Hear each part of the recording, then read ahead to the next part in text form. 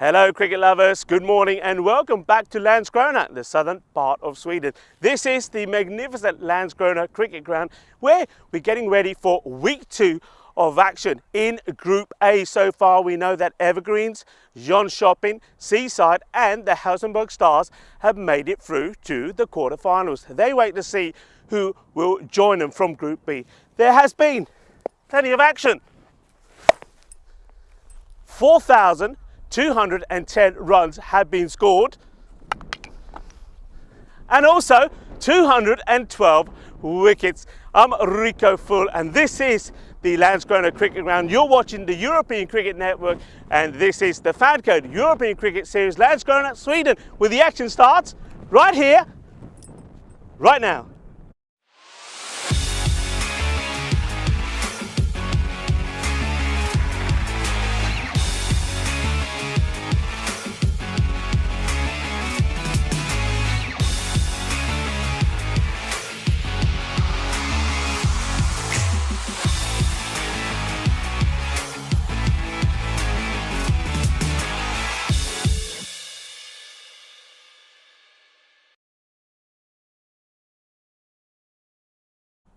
Hello, and we start off with Ariana playing match number 25. They're a team that back in 2020 they were runners-up. Last year they were third, and they're hoping to go all the way this time around. Well, they certainly have the strength and the ability. They got back-to-back wins against Malmö the first time we saw them, and they're hoping that they can continue that unbeaten run. They're going to make it uncomfortable for the team making their debut from Lomma. They're a team from the north of Malmö. We don't know too much about them, but certainly they could possibly be the underdogs in this series. Let's join the captains for the all-important coin toss. Tails. Tails is called. It is tails. We are betting first. Bashar Ahmed winning the toss, and he's going to have a bat first. Of course he is. He's got all the powerful hitters in his side. There is, of course, Nusrallah Sultan. We know all about him, and he showed us just why he's so dangerous. 57 of just 20 deliveries. And when he failed, someone like Zamin Zazir stepped up, 27 of 11. And also, we have to mention the likes of Kadir Sadat and Omar Zadran, who are just as likely to go big as well for their captain. With the ball, Nusrallah Mohammed was very good, as well as Bas Ayubi. But keep an eye on the man who could be the surprise and also a handful in this match, Hamid Arabzai. Lomma, they're going to find it difficult first up. I think it's all about containing the big hitters, try to contain them to around about 110 and try and knock off the runs themselves. We don't know too much about them, but speaking to the locals here, I've been told to look out for the captain, Najam ul Haq. He's a good hitter of the ball, and also Alfan Mahmood. With the ball, they've got the pace attack of Mohsin Asif. And then the leg spinner, Reyes Ahmed. Is going to be a challenging, interesting match. And I know one man that's certainly looking forward to it after his break in Malmö yesterday. And it's Andrew Ryan. Let's go to the start of this, the first match, match number 25. Thank you very much, Rico, for an excellent preview of what is now day 7 of the ECS Landskrona event. We're here in the Skåne region of Sweden, and doesn't it look resplendent, that ground and the ensuing farmland around the area. We've got the coast just out to the side. It is a beautiful part of the world. We're very, very lucky to not only be here for some excellent T10 cricket, but also experience the wonderful and warm hospitality of the Swedish Cricket Federation. Let's see how hospitable Ariana will be to our new guests from Lomma. Big news that the Nusrallah Sultan, the superstar batsman of Ariana, is a scratching for this game. So that 11 there is probably a little bit bowler heavy than what it might be normally. See Yusuf Sahak, he's a crucial man with the ball, come in the later overs. And then on the left-hand side, the team from Lomma, they are a new welcoming to the ECS Landskrona event. As Rico said, there's a couple of good players in that group that will no doubt start to make a name for themselves. Najam ul Haq in particular, highly reputable batsman in this part of the world. Though we're looking forward to seeing what they can do today. 5 teams from this Group B competition. We saw 4 of them on Saturday. We'll get their tournament kicked off today. 4 teams from this group will join those 4 who have already qualified from Group A. Unfortunately, we had to wave goodbye to the Göteborg Royals after they couldn't complete wins on the final day against the Seaside Cricket Club. Both Seaside Cricket Club and Helsingborg Stars finishing the tournament pretty well after a difficult time. Otherwise, Jönköping played some good cricket, but it was Evergreen Cricket Club from that Group A, who were by far the strongest group and certainly the most consistent one. They couldn't be challenged by Jönköping at various times, but as it is, I have to say probably the favourites for the grand final appearances at the moment are the guys we're about to see go out and bat, Ariana Cricket Club, and on the other hand, Evergreen. And tell you what, if that matchup does happen, then the Sultan versus Umar Nawaz at the top of the order will be quite a sight to behold. Still a long way to go though. Here all week in Landskrona. Apparently the weather forecast later in the week, not quite as good as it is for today. It's a glorious morning here in southern Sweden. Blue skies all around. Just a nice cool breeze that present with us last week as well, but just feels like it's warming up a touch.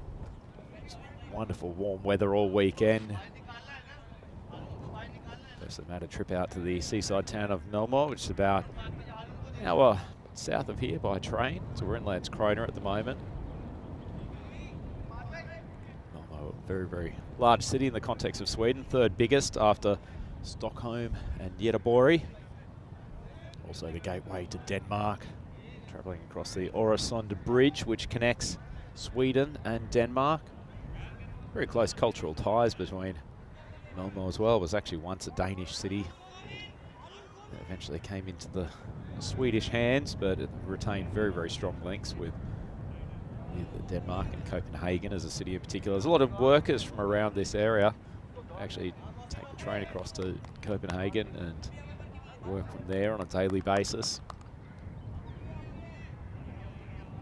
Some work to do here on the cricket field for both of these sides. So it's Lomma making their debut.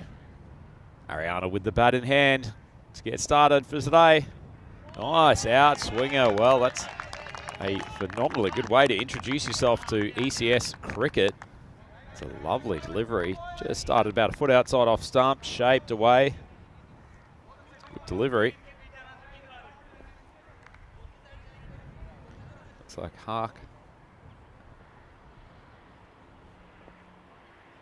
Sorry, just waiting for the batsman to beat out. So Baba and Muhammad, who have gone out to open for Ariana.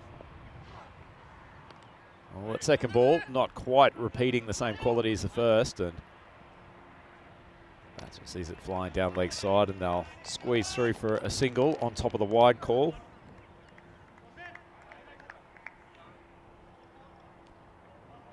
Baba's got a steady batsman. Probably see him unleash later in his innings, but likes to get himself in. Taller figure of Muhammad. Coming to face Aziz. Nice length ball, but Muhammad hasn't wasted any time whatsoever. That's dispatched over the long off boundary.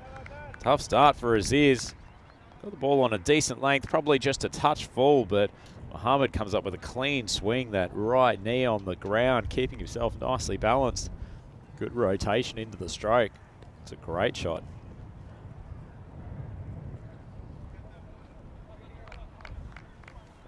Aziz, after a good start, dot ball first up. A bit of pressure on him now. Only 2 fielders allowed outside the circle at the moment in the power play. Oh, drifts on the leg stump, but Muhammad swings it wide of the man who is on the boundary down there at square leg, and that's consecutive maximos. Lovely shot, good timing. Just played it late, swung it around about 20 metres backward of square. Nice shot. Helpful breeze going over that side today as well. The breeze coming to help the outswing bowlers for the most part last week. Switched around today and blowing across will help the in-swing bowlers to the right-hander. Also help those shots going over the leg side boundary too. Better line and length from Aziz, unlucky. Draws the false shot.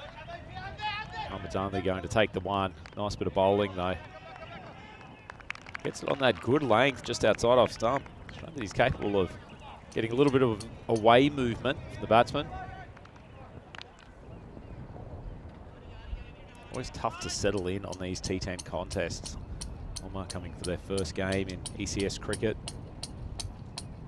Don't really have time to get used to the conditions. Oh, full ball. Tell you what, that's not that far away. Probably going down leg stump, but he actually got it to move back across the batsman. We'll see it on the replay. It's probably a better shout than it looked at first instance. It's pitched on the stumps. It's actually just jagged off the pitch a touch, and so it's a good call from the umpire. Looked like it was starting to shape back to off stump in the air. Nicely bowled from Aziz. Hasn't been a bad over, given it's already gone for 15 runs.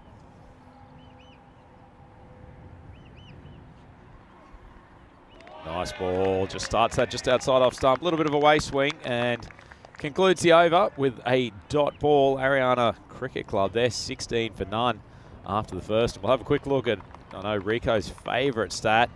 The stats to match 24, looking at the win batting first, win batting second. Batting second, far more successful in this tournament so far.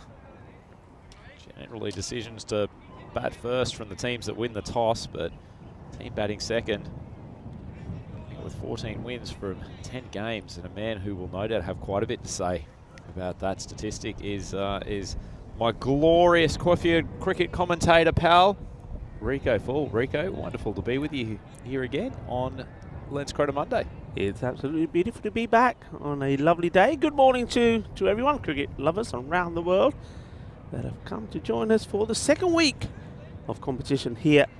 And I'm certainly looking forward to this. I think this will be a good contest. It's the first time we've seen Aloma. We don't know too much about them.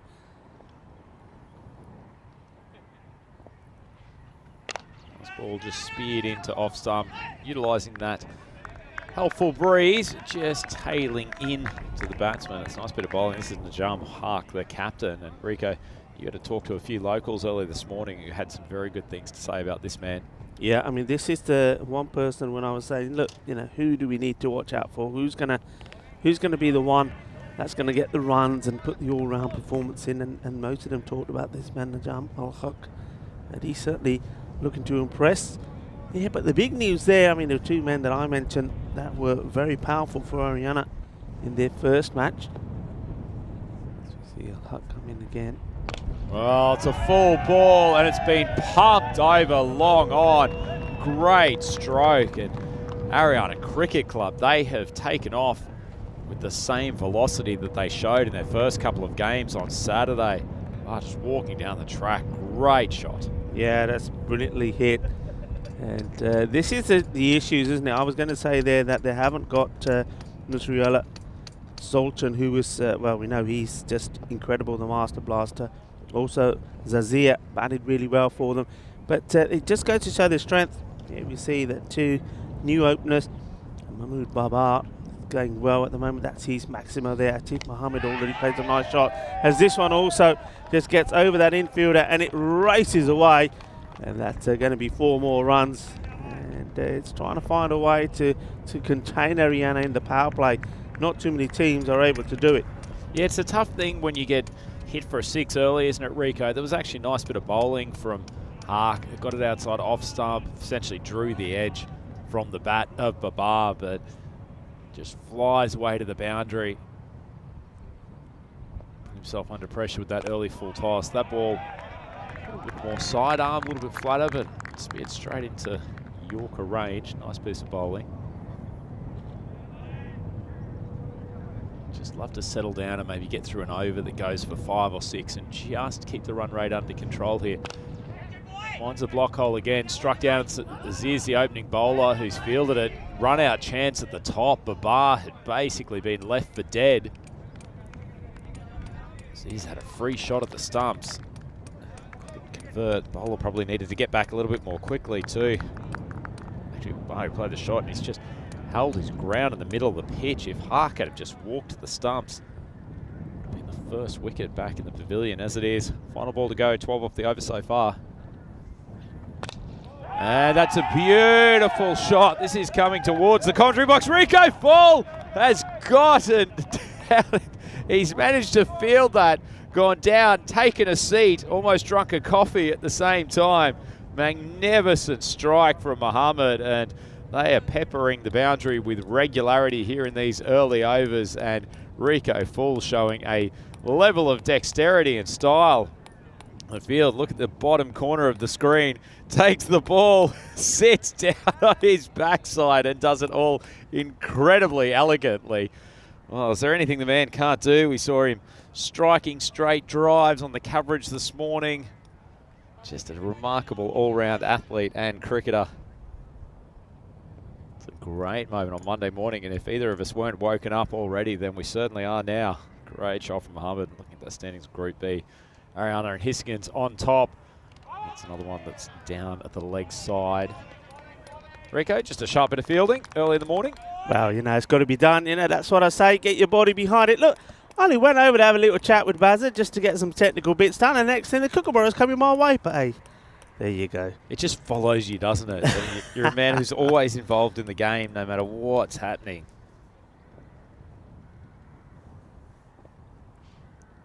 That ball's just a touch too full, trying to get in the Yorker length. That's the right thing to do. But Mahmood's been swung over backward of square for a 4, and Rico, you can see this total probably starting to get a little bit of out of hand. Power play's been a good one for Ariana. Yeah, I mean, it's just been sweet timing off the ball, hasn't it? I mean, one thing we will and see a lot of, and I think, especially when the conditions are like this, it's there was no dew at all this morning, and I'm a firm believer that these kookaburras, if they stay dry, they stay hard, they travel, and that's what we've seen here today. It was always going to be a difficult start, this one, for Loma, and you can see just why such a strong attacking lineup, aren't they? Ball's wide of off stump, and it's called wide by the umpire. Strategically, not a bad piece of bowling again from Mahmood. Went for the Yorker last ball, just over pitched a touch. That one wasn't a bad ball outside off stump, just swung late. It's been called wide.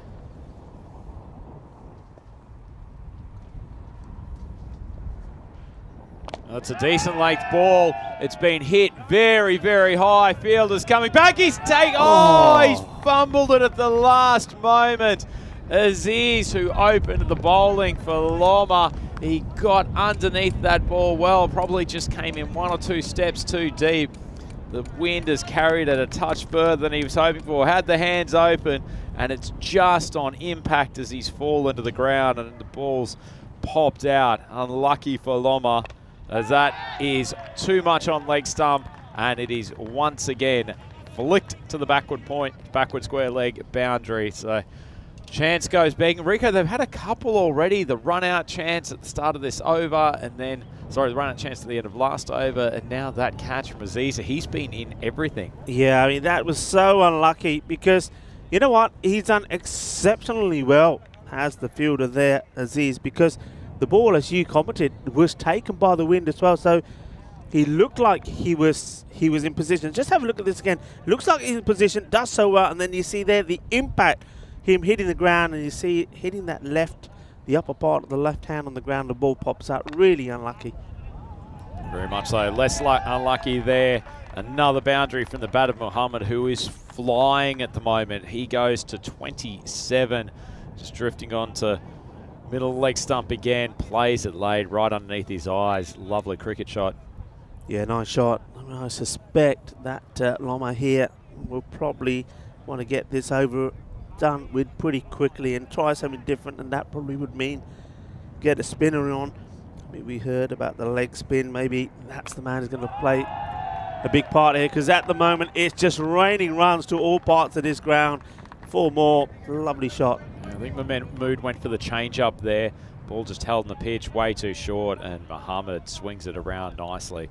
He's putting in a good audition to get some more responsibility up the top of this batting lineup. Yeah, certainly. And look, I mean, they're without, as we know, the Sultan, who's normally up there doing the damage, and they're just sending a message out here, Andrew, sending a message out. Moody's gone for 19 already. 1 ball left in this over. A little bit wideish outside off stump, but it's so slow off the deck that Muhammad just sits, gets the back foot across and swings it around to the mid-wicket boundary. That's yet another 4. Exquisite batting. from Muhammad, and Ariana Cricket Club 57 for none after the end of the power play. Yeah, absolutely racing away, both these batters. And Babar, he's hit 2 4s and 1 6, and you see Atif Muhammad there. He's doing a bit better than that. That's now 5 4s and 3 6s as they've raced away to 57.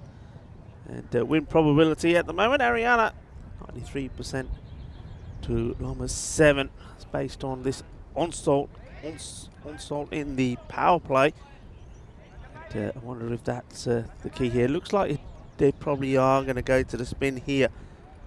It's a good call from the skipper to change it up a touch, just give the batsman something different to look at. It has been an onslaught, to take your word, Rico. 16, 18 and 23 of the first overs of this game. They'll be happy to be able to put a few more defensive fielders out. Gone fairly leg side heavy. Short, pulled out to fielder coming around from mid-wicket. He was just a little bit sluggish taking off, fallen into that awkward half volley area where it's bounced just inside the boundary. Probably needed to take a few quick early steps to get himself in position, Rico. Yeah, just a bit sluggish getting there. Maybe didn't pick it straight away.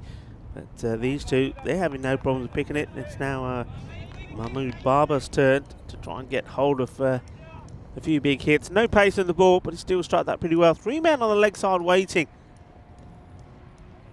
He's Ahmed by the leg spinners. That's a nice delivery.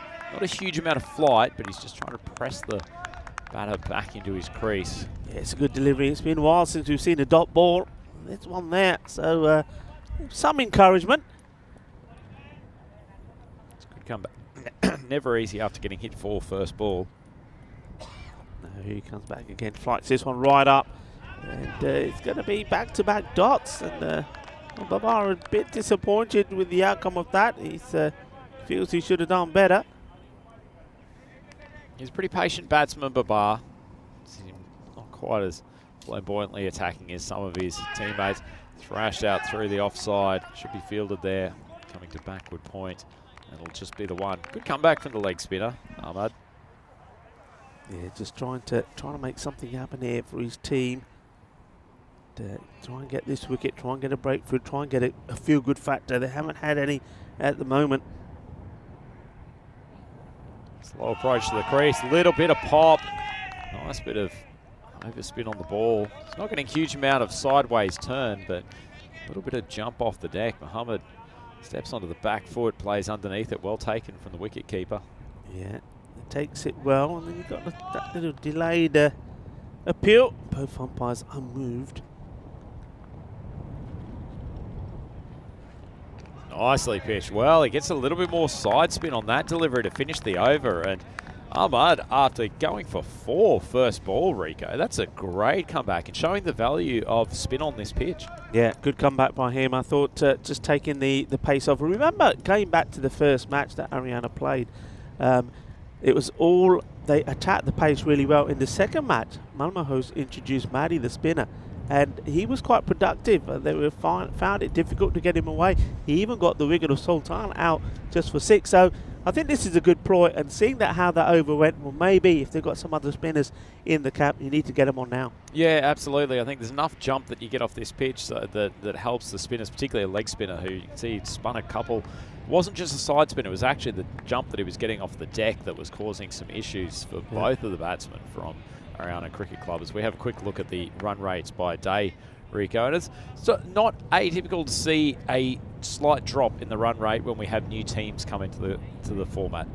Yeah, I mean, we saw that, didn't we? The rates you see there on Saturday just dropped a bit when we had another new team that we hadn't seen before, United. They were beaten twice by Hissingen. Hissingen finally getting some wins under the belt, but yeah, that will happen today. Maybe very much the same, but certainly with Haryana batting first, that will have boosted a bit. One team that won't be happy about it and trying to do something to stop that is Loma.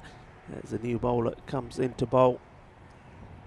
Good ball outside of stump, thrashed through the offside. It's going to be a boundary. Touch on lucky, it wasn't a bad ball, but Babar, now that they've gone 4 overs without the loss of a wicket, is going to up his attacking ante. Just a little bit outside edgy, open the face of the blade. Wasn't a bad bit of bowling from Zulki Rashid, who is the new bowler for Loma Cricket Club. And he goes for 4 first ball. It seems to happen at every single over so far, just about. That's a good ball. Gets it to drift back into Babar, who's trying to create some room on the offside. Yeah, that's nice from Rashid. Just whips this one through just a little bit quicker. The batter just think about charging, but then has to change. Realises he's not quite there to the pitch of it. Nice ball outside off stump, but it's called wide. A bit of late swing. Wicket keeper standing up. He's done a pretty good job with the gloves so far, Ibrahim Ahmed. Bad bit of bowling from Rashid though. That's wide of off stump. Could be a catching opportunity. It's just going to evade the fielder coming in from backward of point. And another boundary off the flashing blade of Babar. Yeah, this is, for me, disappointing because I'm not sure what the fielder is doing where he is. I mean, he's not on the line. You can see that he's out there. He's got to be on the line. He's strayed inside by several meters, then finds that ball goes over his head and bounces as it goes to the boundary. That's not good. And this one was being just whipped away.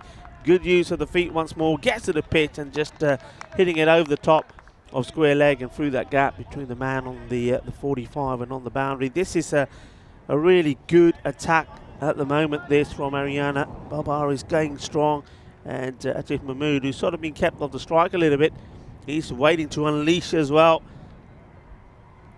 Look at the YouTube chat.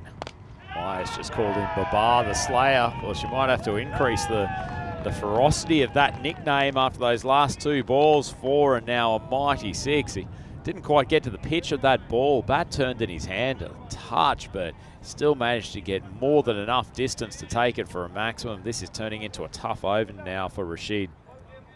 Yeah, I mean, it's what do you do? Yeah, Andrew, you're out there, you're the skipper, it's a new team, you're coming into the competition, your seamers haven't worked, spins sort of worked well the over before, but now even spins being dispatched to the boundary. Oh, unlucky Rashid. He's gotten the outside edge.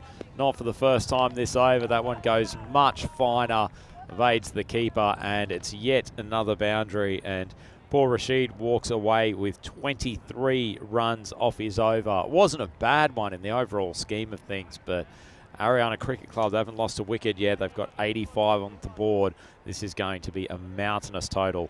Yeah, it's certainly looking that way there. I mean, there have been times in some matches where I've done where the start's been fantastic, just like this, and you're already thinking of a 160 score, and then all of a sudden a few wickets are taken and everything changes, and that's what Loma have to believe. They need to believe that if they can break this partnership, then they can get in and really maybe have the next few overs where they're only giving away 40, 45 runs, and all of a sudden you've got a realistic target.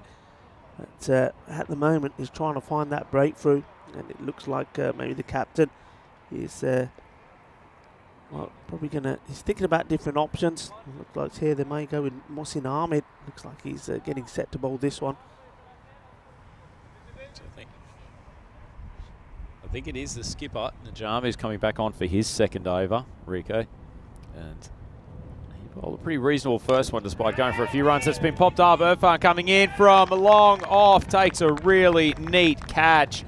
Well, Eureka, you asked me what I would have done as a skipper to stem this run rate. I would have brought myself onto bowl as well. So Najam, a man after my own heart. That's a great bowling change. Didn't bowl a bad first over, to be fair.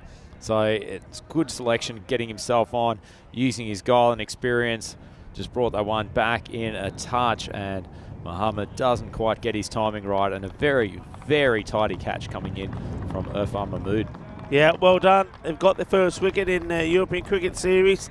And maybe, as I was saying, now that they've got that wicket, they can probably just turn the screw slightly, and maybe, well, they certainly will be hoping that the second part of this match, the second 5 overs, go in their favour. But they've certainly got the work cut out. That's 85 for 1. Just doesn't get this cleanly. And 1 or 2 chances earlier didn't go their way or were put down, but no mistake made there from Mahmood. So they get the first wicket. And the captain, fittingly enough, is the first player in the Loma side to get a European Cricket Series wicket. Yeah, great moment for them.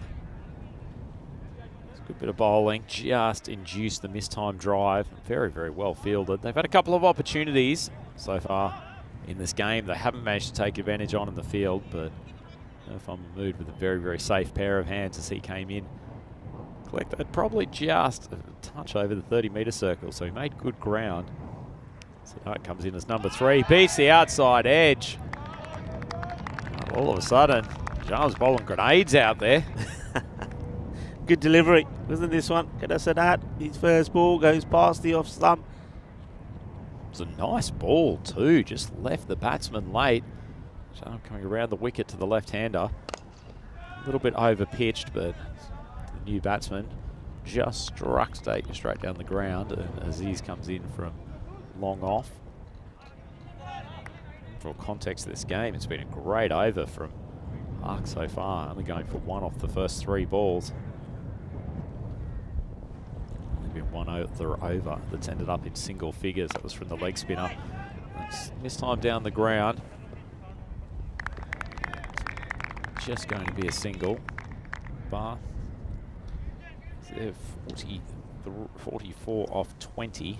He's going along at a pretty nice clip, but Loma will just look to turn the screws a little bit. Hopefully keep Sadat on strike for as many balls as possible in the next over. The new batsman, as he swings wildly straight down the ground. Actually, it's a wide long off at the moment, so he's placed it nicely. Really, really good shot from the left-hander. Yeah, this is a nice shot. Sadat, when we saw him on Saturday when they played the first 2 games, he was the batter that was just able to stroke the ball around, and he's providing the big hitters with the strike. And you can see there, though, on this sort of surface, if he gets his timing right, he does dissect the field pretty well and play some nice shots. This time he'll come back for 2. But yeah, that was a lovely cover drive there that went to the boundary. Yeah, certainly was. At the end of a pretty good over from Hark. He's come back after being slapped for 18 off his first. Ends up only going for, I think, 7 off that final ball, with the courtesy of the final ball around a cricket club. Just into the 90s now. Probably looking at a score of at least 140, particularly with the amount of wickets that they've still got in hand. New batsmen left in the pavilion. They're looking very good, aren't they, Rico? They're looking good, and like I say, I think what they're showing is that they're just as powerful in the batting way, even if they're missing the big players, the big guns. And certainly the start, that 85 partnership from Babar and Mohammed was sensational. New bowler coming in, just checking his field, wants to have everybody in the right place. It's going to be the spin of Faraz Ahmed as he comes again. Oh wow, I like his first over. It is quite incredible when you look at these bowling figures and the scores that we've seen per over. His first over only went just for 5 runs. That was over number 4. So that's how sensational it was in the context of this game. Slipped into a really good length now. The bar comes and tries to charge him. Good length adjustment. Just tucks Babar up with a slightly shorter one. He's been really good so far, Raiz. Yeah. They had a little bit more support for him in the medium and fast bowling lineup. Yeah, he was a nice combination. His captain was singing his praises, Andrew. Said, yes, keep an eye on him. He's one of our good bowlers, a leg spinner, and he's not let his captain down so far. Slow one, drops short, it's drilled, and Aziz does a great job adjusting to what was an uncomfortable bounce. It's an excellent bit of fielding. Yeah, this is really well done. I mean, sometimes I say when the ball pops up like that, ask me, I know all about it. You just got to get something behind it. He does really well. That's another good delivery. What a good length that is. He's keeping the batter in the crease. Only a single. Only a single, and Babar's trying to put him off by moving around the crease. He's already taken a couple of steps down the track to one of the balls earlier this over, but the bowler's adjusted well. It's been a super start for Ahmed. Just as I say that, he lands a half tracker, but delivered at such slow speed that Sadat was already through his shot. I'm sure he's going to want to drop that short again. Sadat's got a reasonable amount of power over that leg side, although he has got the protection at least of deep mid-wicket over there. Gives that a bit more fly, beats him. Beautiful bit of bowling. Not sure the appeal was for a stumping. It didn't look like it was particularly close from our vantage point. We'll see it on the replay. He's so unlucky though, isn't he? That is such a good delivery. He's expecting it to have cleaned up the left-hander, and somehow the ball evades the wickets, and the stumping opportunity really wasn't there. So that did keep his foot planted in his crease. Nice bit of bowling though from Ariz Ahmed. Looking forward to seeing more of him during the course of this week. We're into Group B now, and if you want to stay up to date with what's happening on everything European cricket related, just jump onto any of our social media accounts. We're across Instagram, YouTube, Facebook, Twitter, TikTok, and of course the Telegram channel, the QR code there for anyone who wants to get a direct link through to European cricket on Telegram. Make sure that you keep up to date with all the news, views, and information regarding the world's premier T10 Cricket League. We've got plenty more action for you here this week in southern Sweden. It's a nice ball. Full gets under the bat. Well, they're going upstairs here, and the batter, I must admit, the striker here probably thinks he has gone bye-bye because he's taken his gloves off like he's ready to depart, and yeah, he's well short. Nice bit of wicket keeping again from Ibrahim Ahmad. He's been on the ball so far, and it was a nice delivery, just tailing away outside off stump from Rashid. I think bowled a much better over in his first than his bowling figures would suggest, and Babar has been given out, dismissed, stumped. He goes for 46 off 24. Very nice innings for him at the top of the order. But they've managed to reel in this run rate a little bit over the last couple of overs, Rico. It's been a good collection of overs. First from Hark coming in with the 6th. He went for 8, and then Ray's bowling an exquisite 7th over. So it's actually a nice change of course for Loma. Yeah, and that's what a wicket does, and that's what, when it was that partnership got to 85, and I was saying, well, look, 85, 5 overs, well, if they can get a wicket, the next 5 overs could be different. And you see there, that's a fine bit of bowling, and yeah, good work, good hands from Ibrahim Ahmed. Certainly liking the look of him behind those stumps. But that rate just starting to slow down. Look, they're in the 90s here, and you just think, okay, it's going to be after this over's completed, 12 deliveries to go. So if they can just keep it tight, get another couple of good overs in. I mean, unfortunately, you know that Rez Ahmed has bowled out, and this is Rashid's 2nd as well. So they may have to revert back to the seam and the pace, and that is probably what Ariana would like.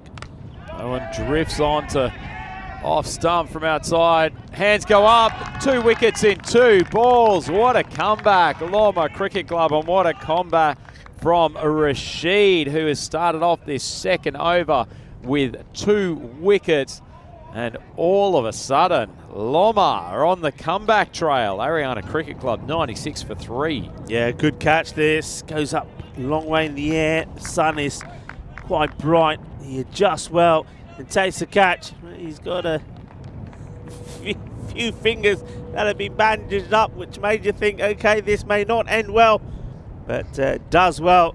So a new batter comes and goes straight away. Zidane was not able to get any runs on the board. And, would you believe that the way this innings is going? That's it. One of those is the duck. It is the first baller as well.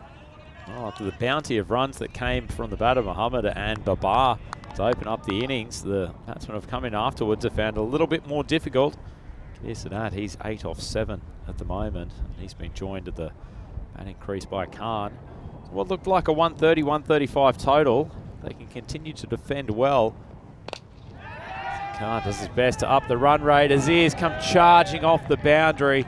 Was never going to be an easy catch, but not sure why he decided to go in such attacking fashion. He stuck the right hand up, and unfortunately for Loma, the hat-trick ball evades him.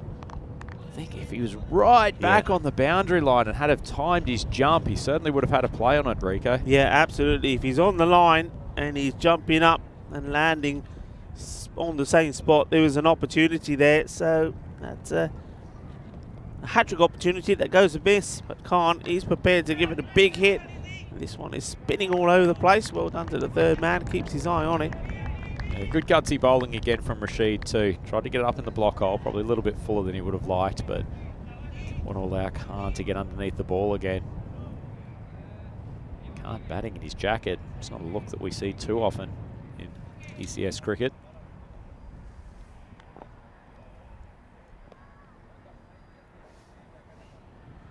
So now comes charging down the wicket. Oh, the wicket keeper's done well. Lost his balance, chasing the ball. Just squeezed out to the offside. Tried to throw it back over his head blind, and he hasn't missed the stump spot too much. Well, this would have been a sensational way to get out. I mean, look, he's ended up sliding on his backside, but still has the vision and alertness to get the throw in. Well, if that was out, that would have been one of the most amazing run-outs that we'd seen. Does well. He's had a good day behind those stumps, Ibrahim Ahmed. Slow ball, Khan swings it to the leg side, fielder coming in off the mid-wicket boundary. Jamal Bajwa, he had a choice to make whether to take slightly sideways route or to go straight at it. Fortunately, the ball's just swung past his right hand as he's tried to get in there for the diving attempt, and Amsa Khan 2 boundaries off his first couple of balls. Yeah, that's a disappointment for the man who took a really good catch. That one goes through him to the boundary. So it ends up another productive over. And also means that they're now well on their way. So 2 overs to go. The 108 is on the board. And they'll be looking for, well, a minimum of 20 of these 2. That'll take them to the 128 mark.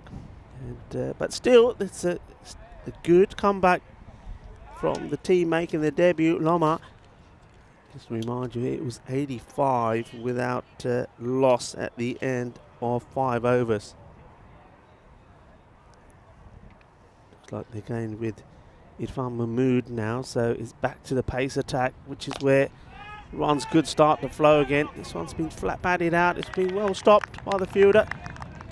There at long off, had some ground to make up, and it's Zulki Rashid after his fine bit of bowling. Irfan coming in for his second over. He had a tough time of it first up as well. Oh, the ball's gone very high. Fielders converging. And he stopped short. Aziz, well, he's had a tough time in the field today. I think if he had a run at that full pelt, he would have at least had a play on the ball. And given the way that Khan's been striking in his first couple of deliveries, really needed to have a crack. Yeah, you got to go for these. I mean, this could make the difference between sort of that's a wide delivery, and a good stop again from Ahmed behind the stump. So yeah, just going back to that catches. You take a catch there, and this over could end up being one where new batter's coming in to strike, doesn't get hold of the ball a few times. It's a good over, and you claw yourself back in this match. You keep it to less than 120. Well, that'll help. Straight down, and it's Jack the Fateh Khan has to go. So Mahmood, after seeing that the fielders are not prepared to take the catch, he says, don't worry, I'm just going to knock the timber over instead. Yeah, nice bit of bowling.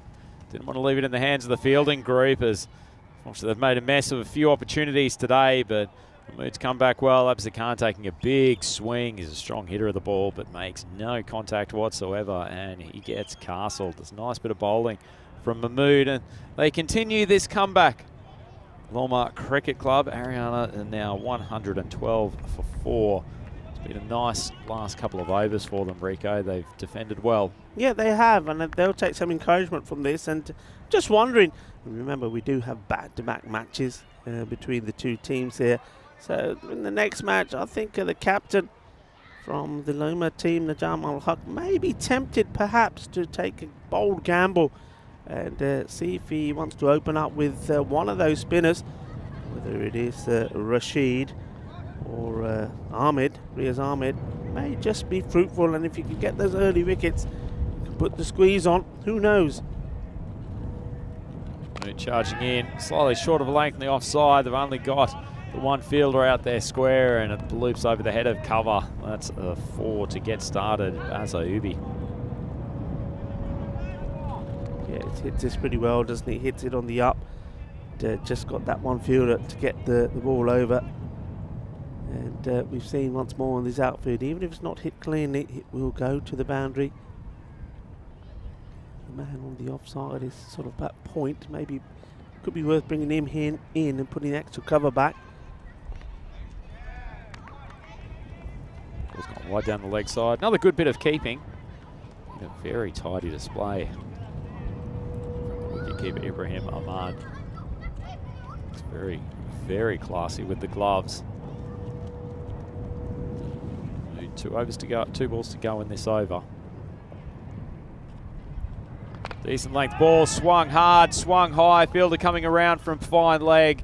Unfortunately, that's going to be about 2 metres out of his grasp. And an opportunity for an overthrow. That's sloppy after when you've come back so well after looking like having such a challenging total put on the board, Rico. That's just wasted runs being given away. Yeah, very much so. He said it's 2 metres short of the fielder. Well, that was 2 metres over the wicketkeeper's head, and just allowing the batters to get extra runs there, which at this point you can do without. Oh, swung straight down the ground.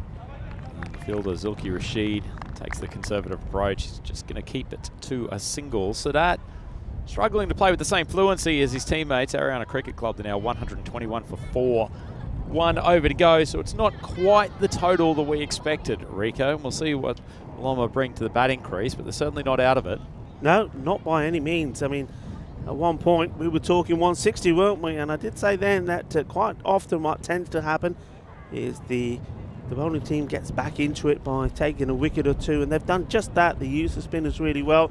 It's very important that they do finish well. I mean, if they can keep this to around about 130, I think that, you know, depending on what batting that Loma have, and I know their captain once more, the Jamal Haq, will feature strongly in that it gives them the opportunity. Aziz, who opened up the bowling for Loma, he's been given the responsibility of the 10th. He's got Sadat on strike for the first ball, pushes it across him.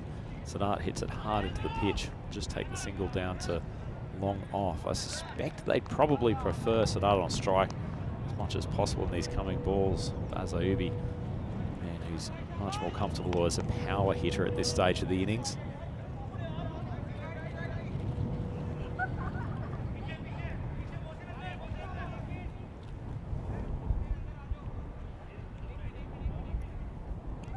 Standing at the top of his mark. Fielder's just having him moved around because he's got the left and right combination. Not sure at this stage of the innings that I'd have the fielder on the boundary at third man. I think particularly at the medium pace that Aziz is sending it down, you've got to take the risk and bring him inside the 30. Give some additional protection forward of the wicket. It's a big gap over that area between what is an incredibly straight long off and the fielder at point on the boundary. Oh, Ayubi decides to go the other side of the wicket, swings it hard. I think that's just landed inside the boundary. We'll get confirmation from the umpires. But nice piece of hitting from Ayubi. He's a very valuable contributor at this stage of the innings. Yeah, doesn't he pick that up really well? And then he times it away. And again, it's a message that's been sent out to the other teams in this group. And that message is we're not all about just 1 or 2 players. We can all hit the ball pretty well, and we've seen that here without the Sultan and Zazir. It's made no difference. They still can score at quite a rapid rate. This goes for length again. Ubi swings it nicely down to long off. Going to take the second. Aziz, once again, he's had some opportunities. Fielding side of things in this 10 overs. Nice throw coming in from the man at long off. Yeah, good throw. The bowler's a little bit late to get there. Look, he's saying, okay, don't worry. The fielder says, what do you mean don't worry? Get behind there, you've got a chance. And if he takes this cleanly, he's got it. He's a long way out here. And, well, that's another one that gets away. And you put all of these chances together as this one goes up in the air as well. And that's another one that escapes. And, well, that's what it's all about. Take the chances. And you try and keep this score much lower. There's too many that have gone that they've missed out on. Yeah, certainly. They'll be better for this run, though, Rico, as almost 3 fielders converging on that ball, including the wicket-keeper who might have had the best play on it. Yeah, that's one that you leave for the keeper. The bowler's seen the keeper was coming, but as a bowler, I think you want to try and take it yourself. It's understandable. Keeper's got the gloves, and certainly when you've got someone like Ibrahim Ahmed behind there, he's been very good. You let him do the work. This noise here. the wicketkeeper. It must have come off something because the umpire hasn't signalled wide, so perhaps it's taken the top of the pad flap. In fact, that is what's happened. He got down low. He's not a tall man to begin with, but he got down low to play that ball. Yeah, good take. And you can understand the appeal, but also good umpiring from our man in black, Ajit Raja and Adnan Gill. Good ball to finish off. Well, Aziz has saved his best for last. Cracking Yorker, and Ubi stepped out to the leg side, tried to give himself room, and he gets congratulations from his teammates for a good finish. Certainly a better second half of the innings from Loma Cricket Club, and that's a great seed from Aziz. They've done pretty well to keep Ariana to a total of 130 for the loss of 5 wickets, Rico. They'll at least go into the batting innings with a little bit of momentum. Yeah, certainly. I think so. I mean, 130, we were saying at one point, you can keep them to 130. You'll feel that you've done pretty well. And I think on a day like today, the 120 is probably an average par score. So it's only a few more than that. If one of their batters can get going and they get a good power play in here, anything is possible. Yeah, well, they certainly had a tough introduction to ECS T10 cricket as Muhammad was timing the ball beautifully to begin with.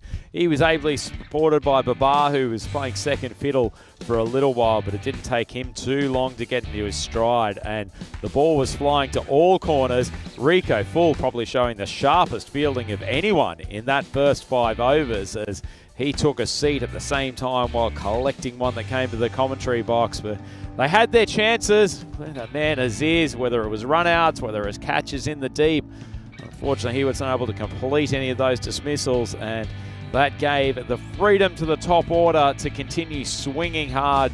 Babar really found his rhythm in the middle of the innings and manipulated the bowling both straight and square of the wickets. It's good to see him show his wares out on this Landskrona pitch. Even the odd outside edge, so when things weren't fully in control, they were still going Ariana's way. But that first wicket of Muhammad, who sent it straight down the throat of Irfan, he took a good catch coming in from long off. Sort of hit the skids a little bit from that point on, Sadat. He played a couple of nice shots, but certainly not having the same fluency as his fellow top order batsman. And then eventually Babar went charging down the wicket. He was nicely stumped by Ibrahim Ahmad, who was very impressive with the gloves for the Loma Cricket Club. Babar just falling slightly short of a half century. Gets congratulations to his teammates, and the arms went up in celebration from the Loma fielders when they also finally held a catch out on that mid-wicket position. Could have been a hat-trick at one hand for Irfan Mahmood, who came back very well in his second over. Fortunately, Aziz went charging. Other fielders went charging as well, but the ball escaped their clutches, and Absar Khan could have done far more damage before he was castled. He hit a couple of nice boundaries during his stay at the crease. And Baz Ayubi, he's a very useful cricketer. Gets shifted around the order a little bit by Ariana depending on what they need, but he's an excellent man to have coming in the latter stages. But he was sent packing by Aziz, who finally got on target to conclude the innings. Ariana Cricket Club 130 for 5 off their 10 overs. All nice round numbers there, and they've continued to show that they are one of the better power hitting teams in this part of Sweden. We'll have a quick look at the batting scorecard. Babar up the top there, 46 off 24 was a nice innings from him, but it was Atif Muhammad, 35 off 12, who really got the innings rocketing along from ball one. Great striking for him, and he's certainly thrown down the gauntlet to the rest of their top order, saying he wants a more permanent position up the top. Sadat, he was undefeated, 12 off 11, and contributions down the order from Absar Khan and Baz Ayubi, who both struck at a good strike rate after Zadran went first ball to the bowling of Rashid. But all round a pretty good batting performance by Ariana Cricket Club, and Loma have a pretty tough task to score 131 against what is a good bowling attack. Bit up and down with the ball. Aziz bowled quite nicely at times. He took one for 24, including that wicket at the end. Hark got things started with the wicket of Muhammad. Irfan Mahmood, better than his bowling figures would suggest, but Raiz Ahmad, the leg spinner, was the undoubted star of that bowling performance. 2 overs for 8 in what was otherwise 10 overs of absolute carnage. That was wonderful bowling from him. Didn't pick up a wicket, but bowled some exquisite quick leg spin, and looking forward to see what he does later in the tournament. So 131 is the target for Loma Cricket Club as they look to get off the mark in their presence here at ECS Landskrona 2022. We'll be back with the second innings in just a few moments. It's Andrew Ryan along here with Rico Full for the European Cricket Network. Please come back and join us for the second innings.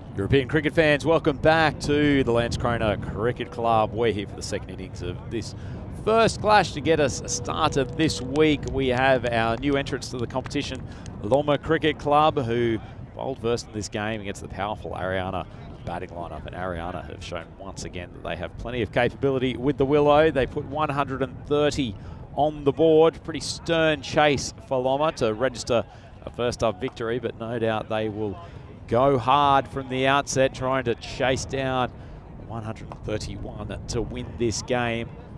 Got a good bowling lineup to try to get through from Ariana, but some positive signs for Loma, particularly in the latter stage of that innings. The leg spinner Rees Ahmed, he was superb. 2 overs for 8. His first spell, and an innings that went at 13 and an over. That is a remarkable return. Got big Absa Khan standing at the top of his mark.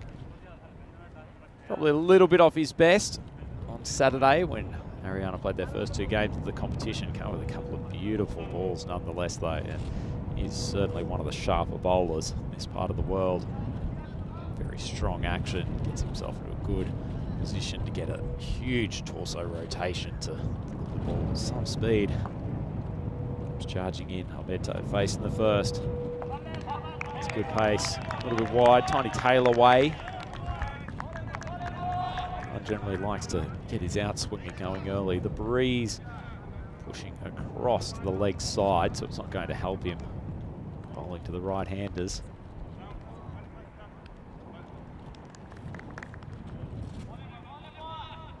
Joined at the crease by Hark, the skipper, for these opening stages. Move off stump, just tailed away late enough that it probably clicked past the crease to stay as a valid delivery. Nice start for Khan after the 2 wide ones. So I suspect he'll try to get this to start on middle stump and aim at the top of off. With a couple of beautiful delivery to get Ankit Gupta on the week. Again, essentially like that. Swung early, in fact, it's gone the complete opposite to what I said. Started short, wide, great ball. Like he needs to get a couple of games under his belt to start reaching top pace. Sitting it down with pretty reasonable velocity at the moment, but not quite the same speed that we saw from him in the Malmo 2021 competition. It's also here at Landskrona Cricket Club. That's a much better ball. Starting just on off stump, tailing away. Got the batsman fending at it. It's still to lay bat on ball in these opening stages. Job for top order batsman against a man of this quality and a man of this pace. It's a big wicket taker for them in the last event. Generally always kept the run rate down well at the top of the order too. Another nice ball. Ahmed flashes. Turns in his hands a touch, but it at least gets Loma their first runs in ECS off the bat.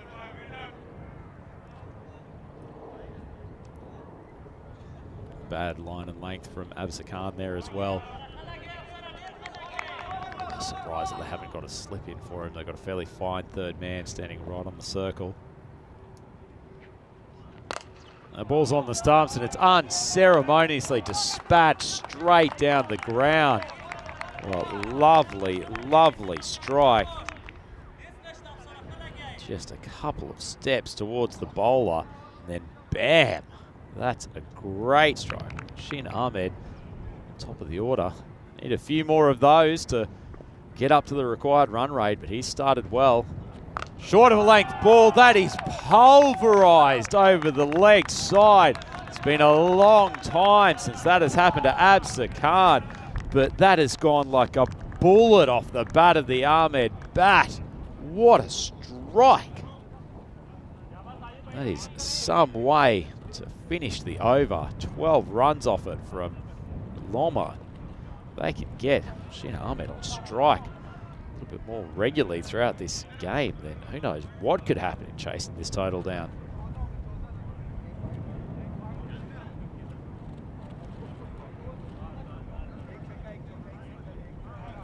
Looks like Hamid Arabzai coming on to bowl the second.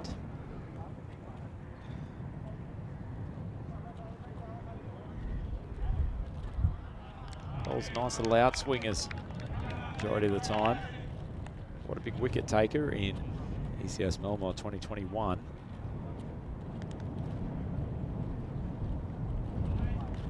Starts very, very wide.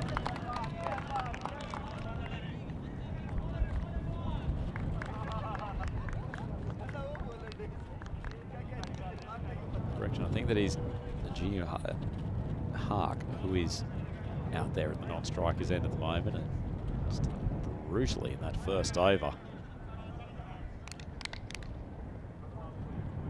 Arabzai coming in.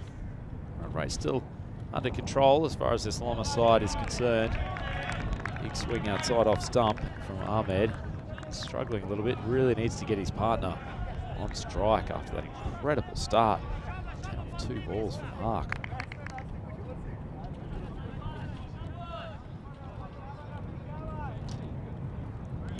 I mind a bit of an outswing breeze to work with, but conditions not helping him today.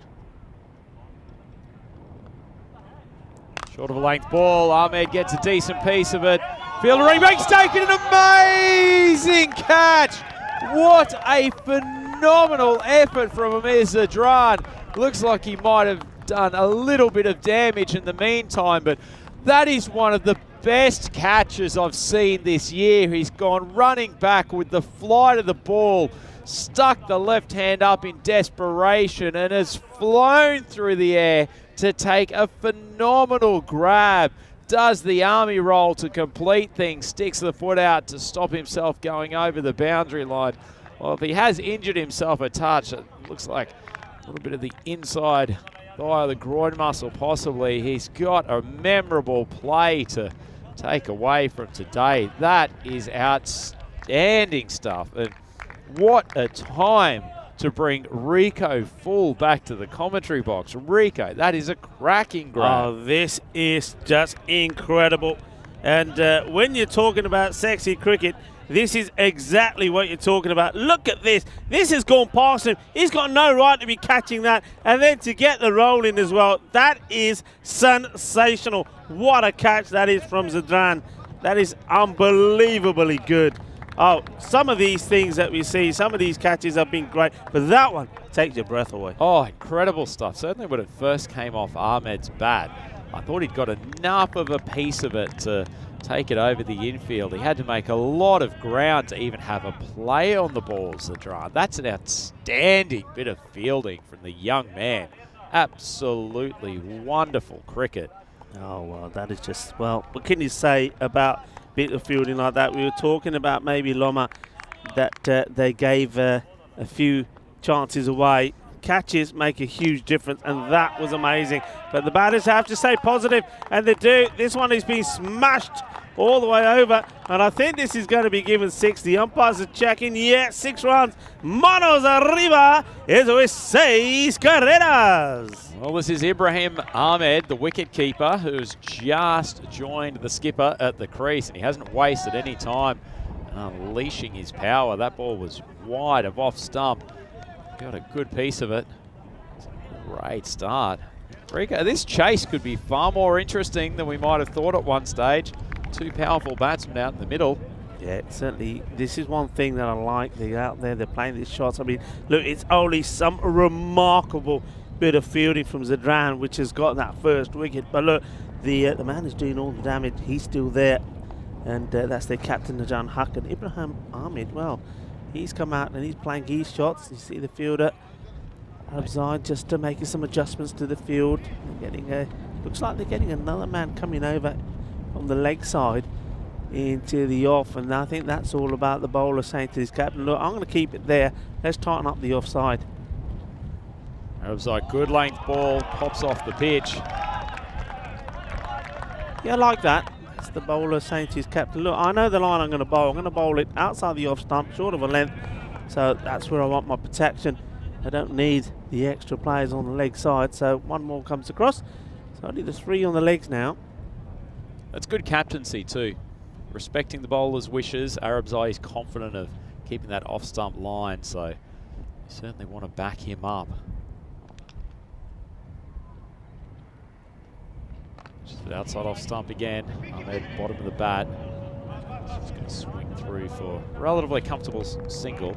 Gets Hutt back onto strikes. Can't believe we haven't seen him face a ball since he monstered 6 and a 4 off his first 2 balls from Absa Khan. It was a huge hit. I mean, monster's the word. He went ballistic, muscled it over, and now he's got a ball to face in this over. They're just having a look around at the field. Talked on Saturday about how hard the ball comes off the Sultan's bat. I'm not sure he hit anything that rocketed with the pace of that 6 from Hark in the last over. He's facing the final ball here from Arabzai. Comes down the track, swings hard. Says no to his partner. There could have been an opportunity up the bowler's end, but the throw coming in, it's a bit sloppy. Arabzai had lost his footing in between. Yeah, I mean, look, he's stranded here in the middle. He wants to go, and Huck is saying, what are you talking about? Sends him back. It wasn't a good throw. To anything back over to stumps there, he would have been in a bit of trouble. Outside edge from Hark.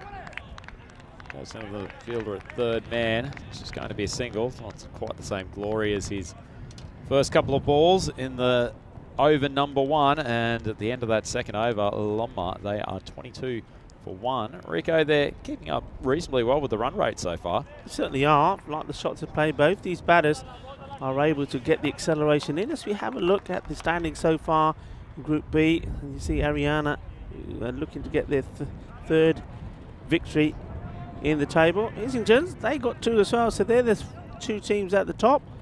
Lomma, maybe it could be the surprise package.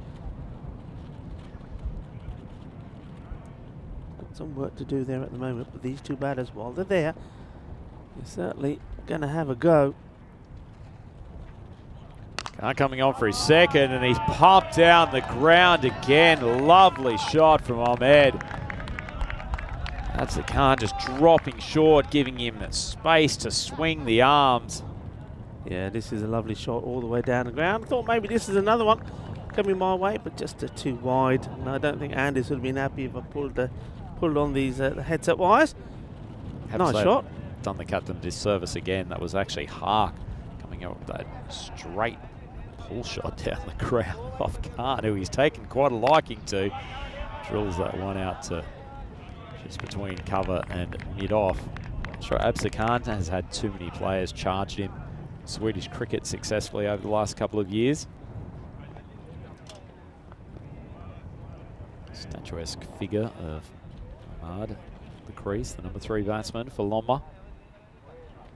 He takes an even bigger swing and has smoked it long off for another 4. Well, Absa Khan doesn't know what's going on. He's used to brutalising batsmen in this part of the world. Khan has just flat batted it, almost taken the paceman's head off in the meantime. Yeah, well, this is where the bowler says, can I have a helmet, please? This was hit so hard at him. And I think there's a bit of a sigh of relief from him once he looks round to some of his other teammates saying, oh, lucky it's still there. Big striking so far from these 2. Just mistimed that, goes out to mid-on for a single.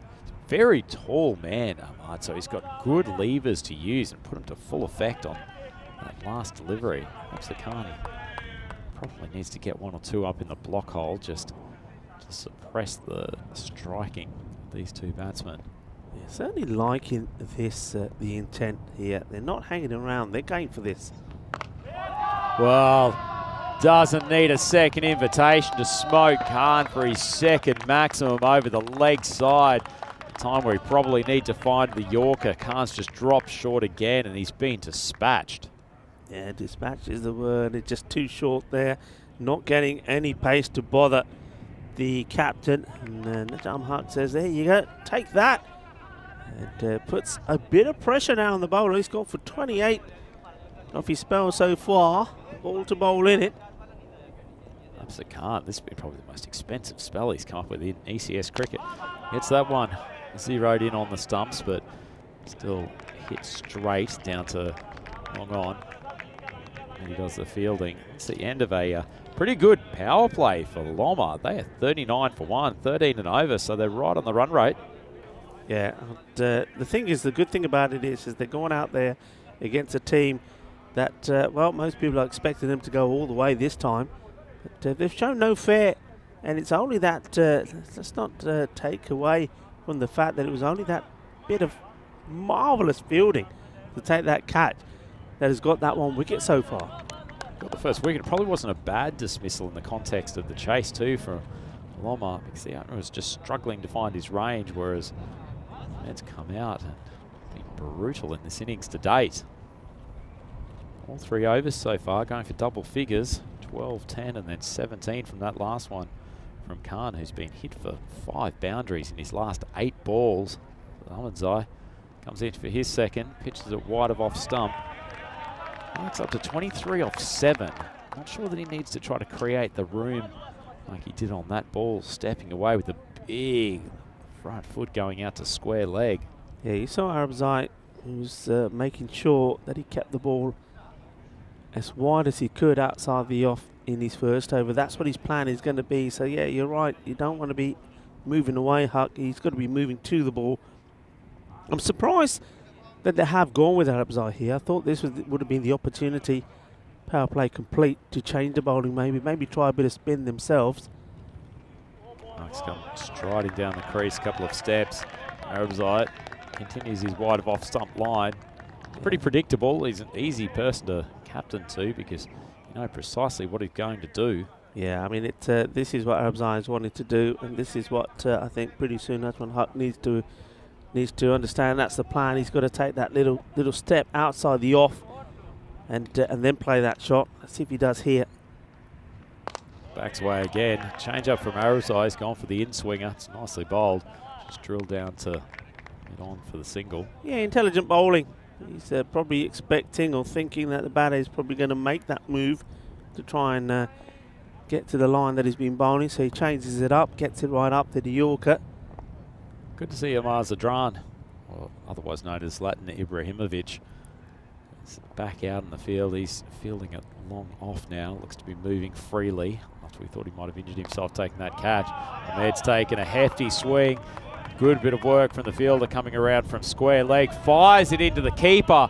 Great throw. If it had been collected, might have had a run out, which they could ill afford at this stage. Ahmed was a little bit sluggish coming back for the second. Yeah, I mean, look, you can see that keeper Basha, the captain, is trying to see if he can maneuver it onto the stumps. And good running, he would have just got there, but the throw, yeah, lightning quick. Another big backswing. Drilled out for just a single. Looks like Omar Sharifi with the fielding there, Mr. 007. Yeah, 007, watch out for him. 007.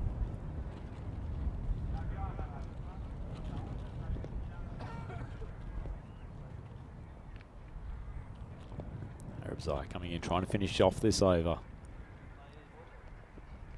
It's a wide of off stump, big inside edge. It's fortunate for Loma that it doesn't come back into the stumps, and that's actually a pretty good over from Ahmedzai. Only goes for 6, and he's stemmed the bleeding somewhat for Ariana Cricket Club. Nice defensive bowling from him, as he actually looks like he's still got 1 ball left in the over. Yeah, he'll want to finish this well, wouldn't he? That's impressive figures. Well, this would be called a no ball. It's the attempted slow ball.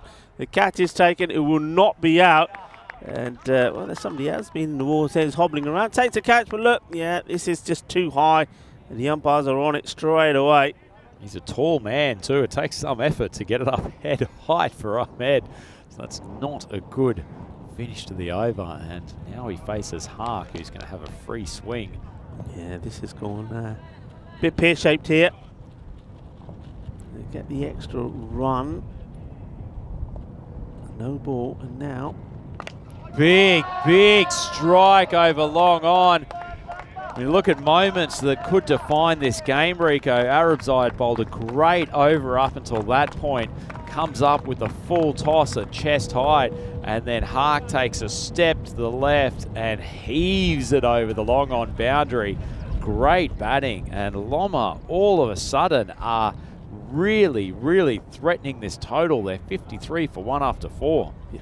Yeah, this is absolutely fantastic. This is what they've got to do. You've got to believe. They've got to play their shots. Hello to everybody. And I'm sure a lot of people, it's a lot of talk on the chat as well. Thank you to everybody on the chat, YouTube chat.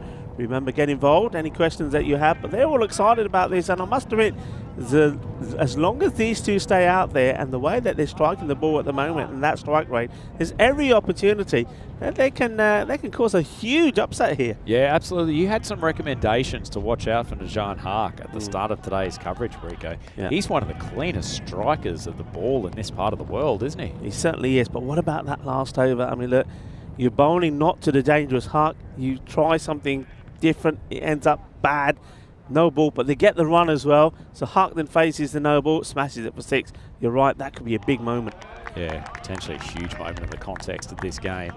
But still, 4 overs down, 53 on the board. They're continuing to keep up with this run rate required of 13 per over, which will bring some confidence into the camp. It almost feels like if you can keep that run rate up until the 5th over, Rico, and then you've got 30 balls for the run home, it all becomes so much more possible at that stage, particularly with wickets in hand. Shy at the bowler's end as Ahmed was a little bit sluggish taking off for the single. Yeah, Ibrahim Ahmed, I think his role here is now to try and keep giving the strike to his captain. This one, I think if he hits them, he would have been struggling. I don't think he would have made it. So that is doing the bowling here. Someone who's a regular at the bowling crease, you'd say, for Haryana Cricket Club. Normally they've got a few more options to work with, but bowls tidy right arm medium paces. That's probably not the place to bowl to Haak, and as much as he hasn't got it cleanly off the middle of the bat, it's a 4, and he continues on his merry way. Looks like, I can't see the fielder who pulled up there at fine leg. It looks like they may have just done an injury to, could be a calf problem. Yeah, I saw him hobbling earlier when he had to fetch the ball. The no ball catch he took, and he was hobbling then, so yeah, certainly got an injury. It's length ball, eventually taken out there by, that's Babar out there at mid-wicket. Probably a little bit frustrated, that ball was in his slot, and he's dispatched a bunch of them already in this innings. He's up to 36 off 13. But he swings hard. It's going to be fielded out to the spy, 007, out there, 30-metre circle. Not a bad over so far from Sonatics outside of that boundary. Haak steps away, swings big, swings very hard, hasn't got all of it, but he's still managed to take it over the mid-wicket boundary. A maximum to add to his total. He races along to 42, and while he is there, Rico, they are a big shout of chasing down this target. Yeah, look, that was a huge, huge shot in the contact of the game. Only 7 was off the over so far, and we know that they're looking at around 13 and over. What he needs to do is hit a 6. What does he do? Bang! He hits the 6, and he's keeping this match interesting, and he's keeping the minute halfway point. They're at 66 for 1. Now we know that Haryana were 85 with that loss, but the second 5 overs is where Loma got back into it. They took a few wickets, they introduced the spin, and both the spinners, Raheem and Rashid, bowled really well.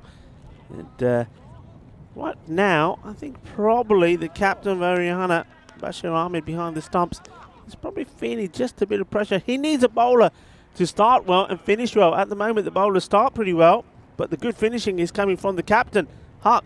Yeah, I think this is a good move, bringing on Ayubi. He's used to bowling at the death, so he's very comfortable when the batsmen are swinging hard at him. It's just a single off the bat of Ahmed.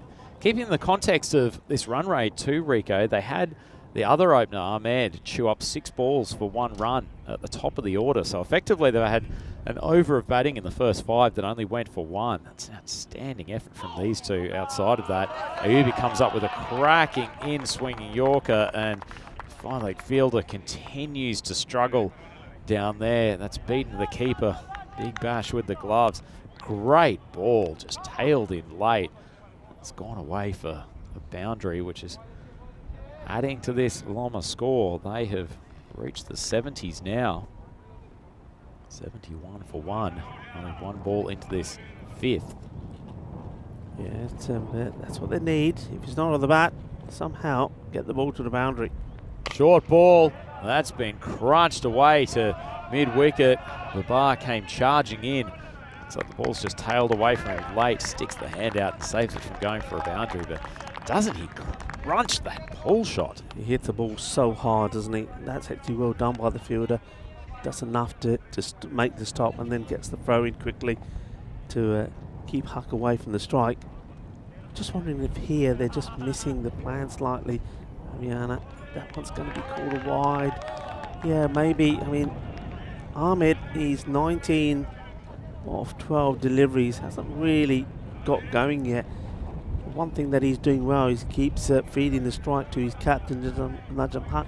Just wondering if mid-wicket maybe just needs to come up to him to stop him getting that single.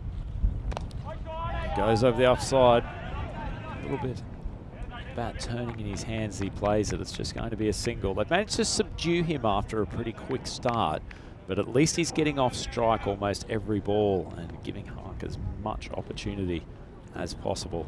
It's been a match of partnerships, hasn't it? 85 with Ariana, their openers.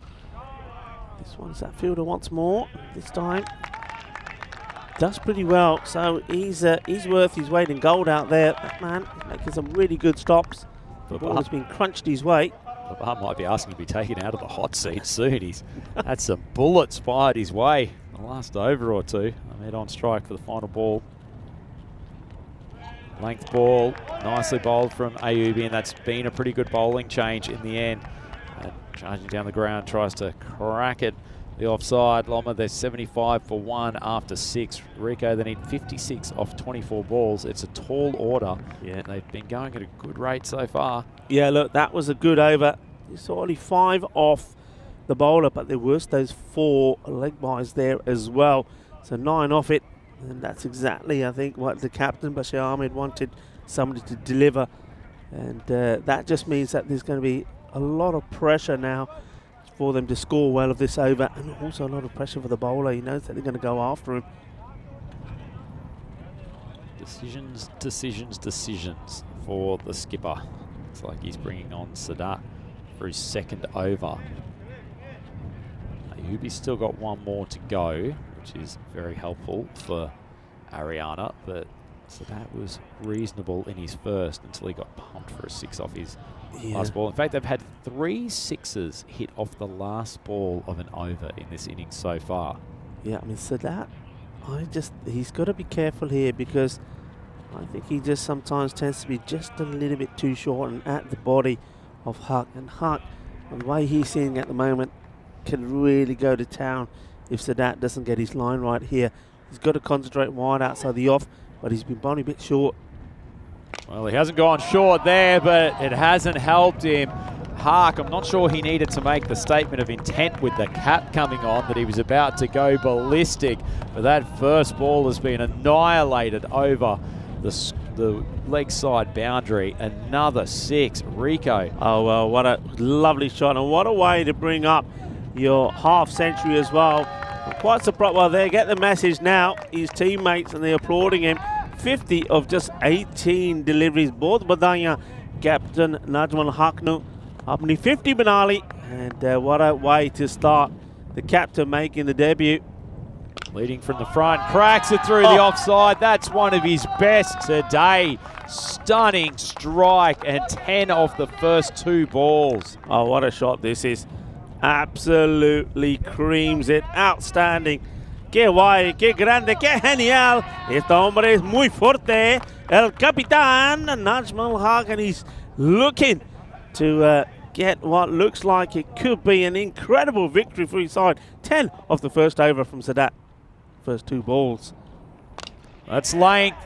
Gone up high. 007's underneath it. Oh. He's put it down. The spy fires in at the keeper's end. Can't get the run out.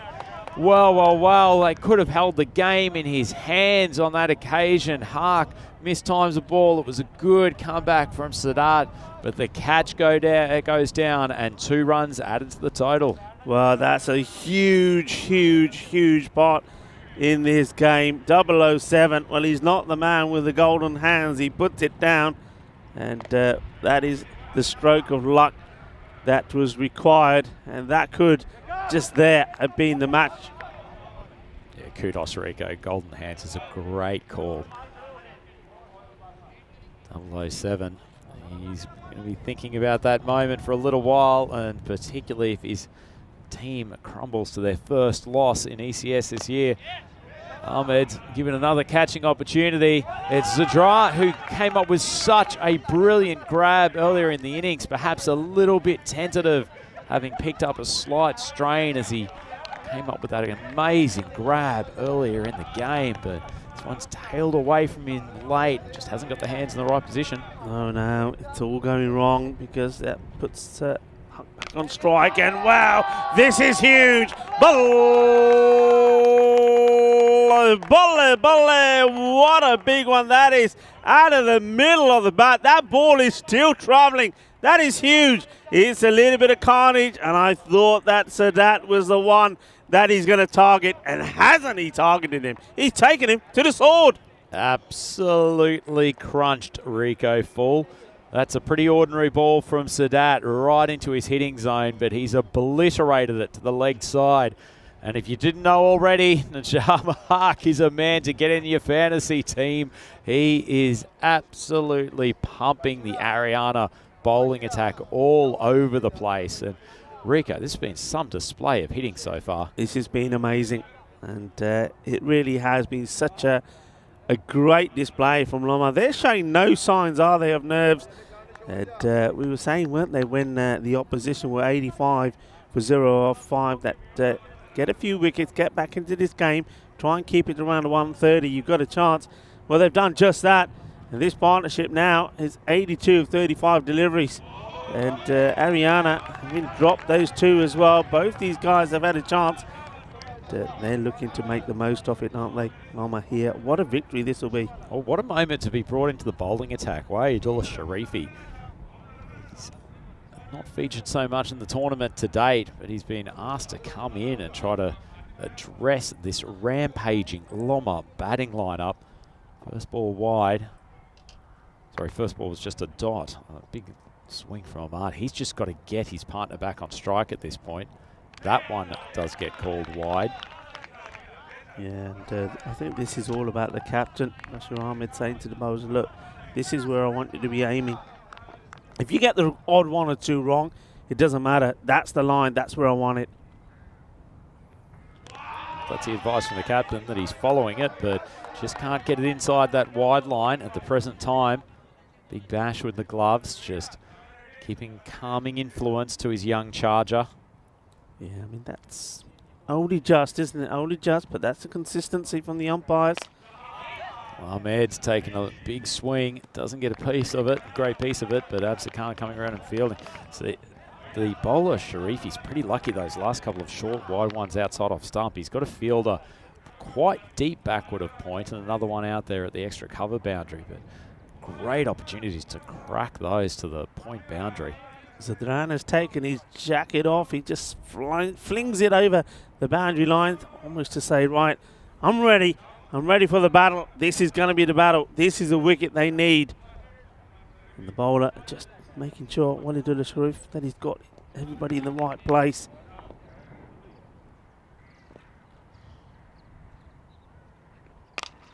Right outside off stump again. It's hit hard by Hark, but he's found Zadran, who had just been moved to a wider, long off position for that ball. Good fielding placing. Yeah, that's a win, isn't it? A big win when Hark just gets the single. Short ball. Ahmed's missed out with the cut shot again. Just gets his body rotation, getting a bit leg side. He's got to get that back foot across a bit further and a bit earlier. Yeah, it's good delivery, good bounce, and you can see Basho runs right up to the bowler, giving him the ball and just gives him a bit of advice. He's probably saying, come on, you've made up for a couple of wides. This is good so far, 4 balls, 4 runs. Oh, big hit down the ground. He's carried Khan on the long on boundary. That's his first maximum for quite some time. Ahmed has finally found the middle of the bat, and it's a pretty good time to do it. Yeah, just what was needed, wasn't it? After only 4 off the over so far, that one takes it to 10 with a ball to go. They're requiring around 12. So this is win-win, and I'm pretty sure here that that Najim Haq is probably just saying to him, look, there's no way we take the single here. I want to stay on strike. So just go for the big shot. Go for it. 100 came up with that one. 105 for 1. All right, they need 26 off 13. Still 1 ball to go in this 8th over. You wouldn't say Loma are favourites at this point, Rico, but this is certainly very much in hand. Only 1 wicket down, 105 runs on the board. This has been a stunning partnership. It's been amazing. I mean, you wouldn't say, but me, in my mind, I'm saying they're favourites because you've got 2 men out there that are hitting the ball pretty well. You've got Ariana that are a bit, I think they're a bit shell-shocked here. And just looking at the options available to them with the ball, well, nobody's been outstanding. Another short of a length one. I mean, probably a time to have a free swing. Last ball of that over, and so he'll get the skipper Haq back on strike. But 26 needed off the last 2 overs. It's basically the same run rate that they've kept for almost the entirety of this chase. 13 and over required. And all of a sudden, the win probability has gone into the hands of Loma. Well, there you go. And we know how that started. We know how that looked at one point. And that's what these 2 batters have done. The captain, Najam Haq, and Ibrahim Ahmed. Ahmed just guilty sometimes of just being a bit wasteful, getting a few dot balls that have gone through him. But he needs to make amends here. There's a long chat there between the 2 batters.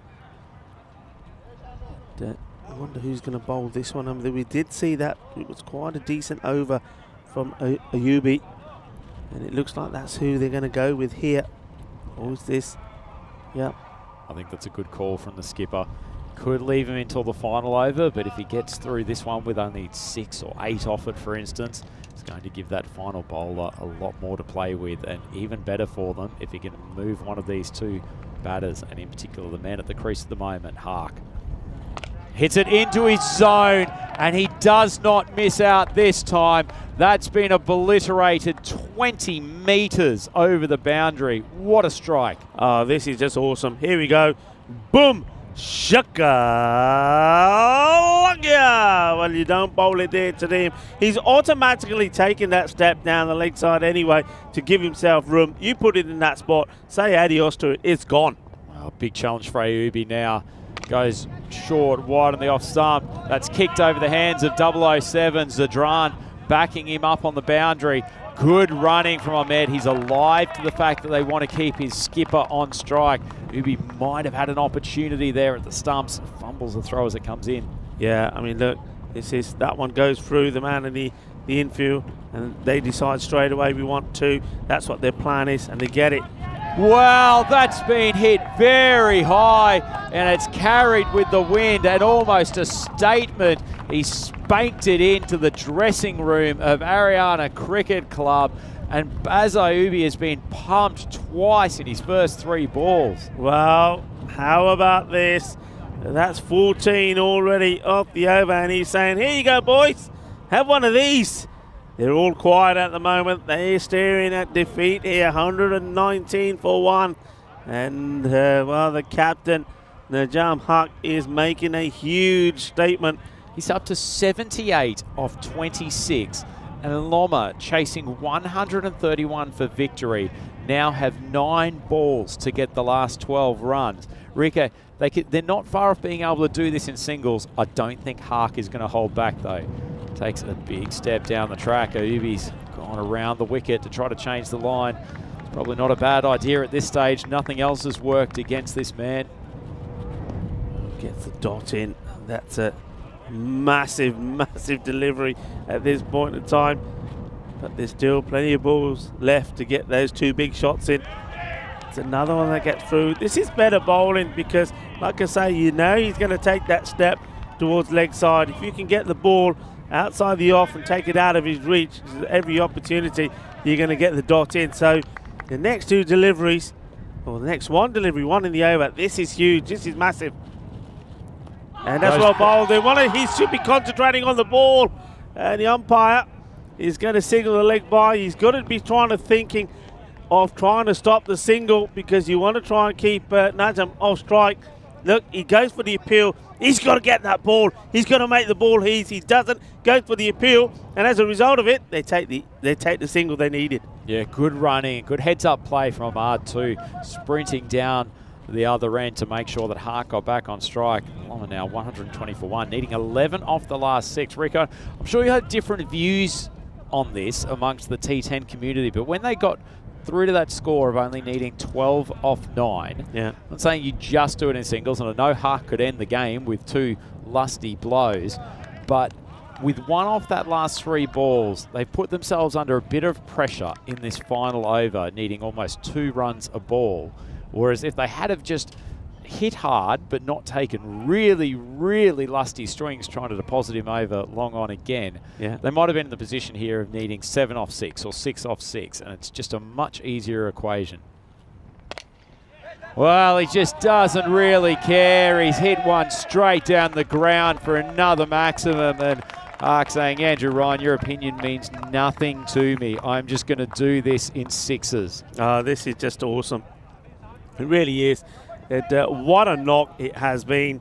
It's just been absolutely wonderful to watch. And he's just saying, you know what? I'm not bothered.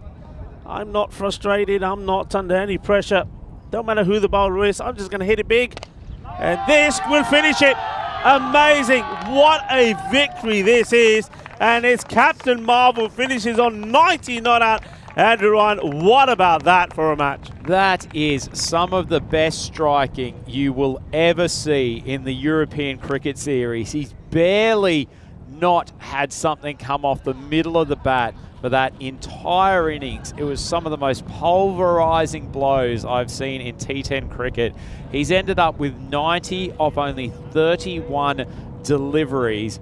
Would have reached the century if they had a bigger target to chase, but that is outstanding batting. That is absolutely superb. I mean, it's I can't think of the last time that I saw a run chase like this that was done in such style and so emphatically. Well, they all said to me, it's Najam Haq is the man you need to know about. He's the one that can do things with bat and with ball. Well, I'll tell you what, Andrew Ryan, they weren't kidding.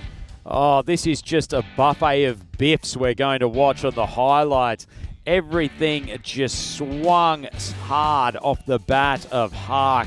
He has done brilliantly. It seems an eternity ago that his opening partner Ahmed was taken out by a wonderful bit of fielding from Zadran. But from that point on, he was joined by the wicketkeeper Ahmed, who came out, showed his intention early and supported Haq very, very well. A couple of wonderful strikes straight down the ground. But this man, Absar Khan, he has been pumped in this innings like I've never seen before. Haq just absolutely taking it to the cleaners, and Ahmed joined in on the fun as well. That was probably one of the turning points, though, that really gave them some belief when they had Arabzode bowled a really good 4th over to that point, bowled the full toss no ball, and then Haq smoked him over long on for another maximum. The ball was just cannoning to all parts of the ground and barely gave a chance in the entire innings. Ayubi came on, bowled a pretty good over in the middle of the innings, but still went for a few, but certainly not as much as his teammates, who were smoked to all parts of the ground. Haq showing he's not just a leg side bully, cracking one through the covers. Zadran, unfortunately, he didn't complete his second catch of the innings, and then Haq went on to just swing hard and swing freely. This is just an array of some of the best hits you will see in European Series cricketing. Even MSP didn't want to get his hands on one of those fireballs, and he decided to rub salt into the wound by cracking one into the dressing sheds of Ariana Cricket Club. And even in the last over, when they still needed double-figure runs, he's just decided that he's going to continue to work in boundaries, and 2 sixes to finish things off. That is one of the most wonderful displays of hitting you could imagine on a cricket field. We've all been very, very blessed to witness that, to get us kicked off here on Monday morning at the Landskrona Cricket Club, and we get to see these two combatants do it all again. What a start from Lomba. They are 1-0, winning their first match in this competition, and Ariana, who started so well on Saturday, have dropped their first game in the tournament, and they've got some thinking to do as to how to stop this man, Najam Haq. That was amazing striking. But Loma will be looking to go 2-0, and if that man's at the batting crease for any extended period of time, well, they will certainly be within a big show of taking down the fancied Ariana Cricket Club again. Absolutely amazing striking on show from Najam Haq. That is brutal stuff. Let's have a look at the batting card. 1 off 6 from Sajid Ahmed. He struggled at the top of the order, but didn't matter one iota thanks to his captain's innings. 90 off 31 balls. That is some striking, people, and ably supported by Ibrahim Ahmed. He did a very good job with the gloves during their fielding innings as well, and supported him with 28 off 20. And he had the best seat in the house for most of that innings. Najam Haq, he swung hard and swung cleanly for almost the entirety of that innings. Wonderful, wonderful stuff, and remarkably chased down a total of 131. Afsar Khan getting slapped at the top, 29 off his 2 overs.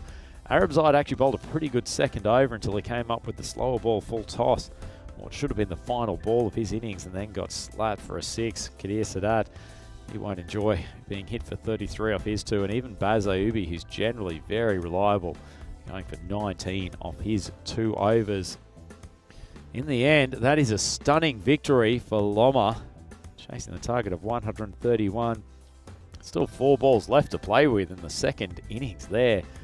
God knows what Haq would have done with those last 4 deliveries if he got to unleash. That is a huge, huge victory, and has shown that Loma will be a force to be reckoned with in this ECS Landskrona tournament. They've chased down a target of 131 thanks to Najam Haq's 90 off 31. We will be back with Game 2 featuring these same 2 teams in just a tick over 15 minutes. It's Andrew Ryan, and I have Rico Full with me all day here on the European Cricket Network. Please come up and join us for Match 2.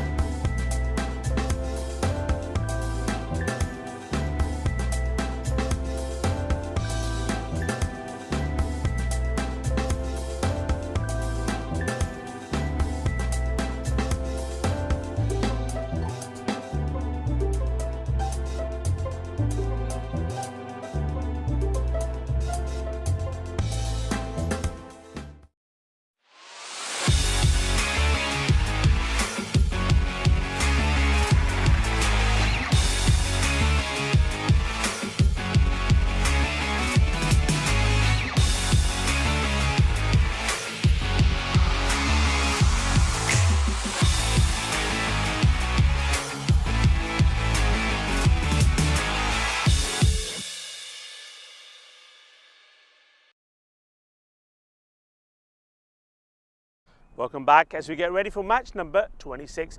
Features the same two teams, Ariana up against Loma. The first one was a little bit of a run feast. Maybe this one is going to go the same way as well. But first, let's join Najam and Bashir for the coin toss.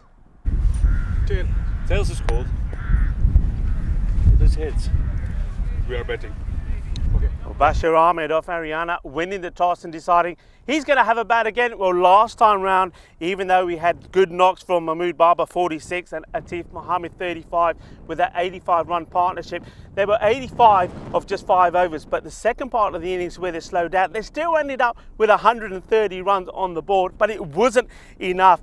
I mean, we thought they were on fire, but the batting from their opponents, Loma, the team making their debut, was unbelievable, winning their first match, and what a way to win it. It was their captain, Najwan Al-Haq, that was in fantastic form, 90 runs of just 31 deliveries. It was unbelievable. Well, I tell you what, everybody is looking forward to this match again. So just to recap, it's going to be Bashir Ahmed. He's going to have a bat first, but how many does he need?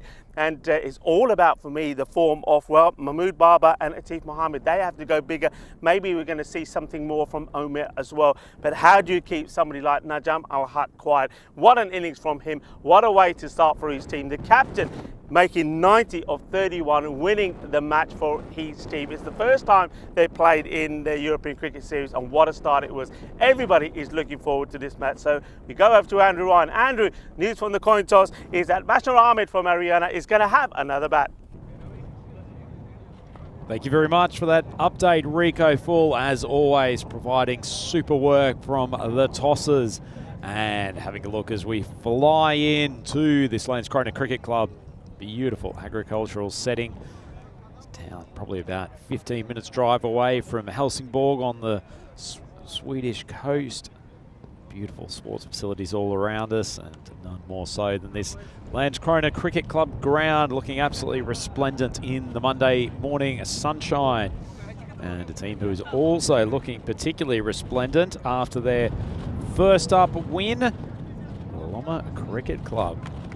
It's our first look at them in game one this morning, and they were up against the highly fancied Ariana Cricket Club, and they have done a wonderful job in chasing out a target of 131, and it was largely down to their skipper, Haq, Najam Haq. That is a name to remember, and if he plays like something like that in every single game, they are going to be very hard to stop. Some of the best striking we've seen in the European Cricket Series this year. They have some work to do with the ball, though. As Rico said, skipper of Ariana, Big Bash, Baba Bashir has decided to bat first, and Ariana Cricket Club thought they would have done more than enough, putting 130 on the board from their 10 overs in game one today, but as it was nowhere near enough to stop the rampaging Haq at the top of the order. Got some work to do with their bowling attack, though. Struggled to take wickets early on. The fielding was a little bit shabby at times. Couple of run-out opportunities, couple of catch opportunities that went down. Probably not going to be one of the better bowling and fielding sides today, but if they can at least take their chances, keep the scores around 100 or thereabouts, then certainly going to win more games than they lose. This event, they put themselves into a pretty nice position. This win on day one of their campaign, particularly against one of the strongest sides here. Going to be Aziz. Bowled the first over for them in game one. Didn't bowl too badly, but still taken apart somewhat by the openers from the Ariana Cricket Club team. Standing at the top of the mark. Just waiting for the all clear from the umpire. It's going to be Babar Mohammed. Looks again to open the batting for Ariana. The play's about to get underway. Nice ball, that's not off stump. Catch goes through, and the keeper, who was so good in game one, just touches the outside of his gloves. Didn't get that right foot moving quite far enough across. That's flown off the outside edge. It's perhaps a touch close given the pace of Aziz. And that ball races along to the boundary. What an incredible start. The action is just coming thick and fast here today.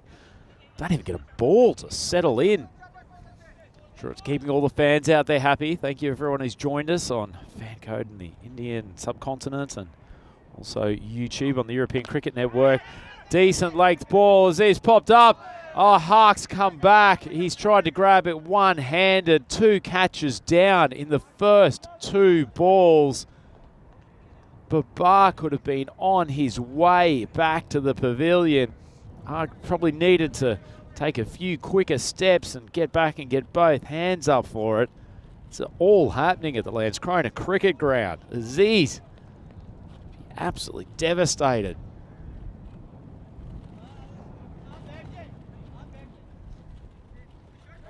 But on strike after Babar's given 2 chances in 2 balls. He's still there. They might regret that later in this innings. At least Aziz should have his tail up. Wide to the crease. This one should be taken. Hark comes in. He's not going to put down a sitter like that. The hands go up. The umpire's finger goes up. And Muhammad, who smoked his first ball to the boundary in the last game, he is out for a golden duck. Fortunately, we haven't got Rico on comms just yet to do the Daddles duck sound, but that is a great start. And Aziz has unbelievably had catching opportunities. The first 3 balls of this over, finally 1 sticks. And that is a great start for Loma.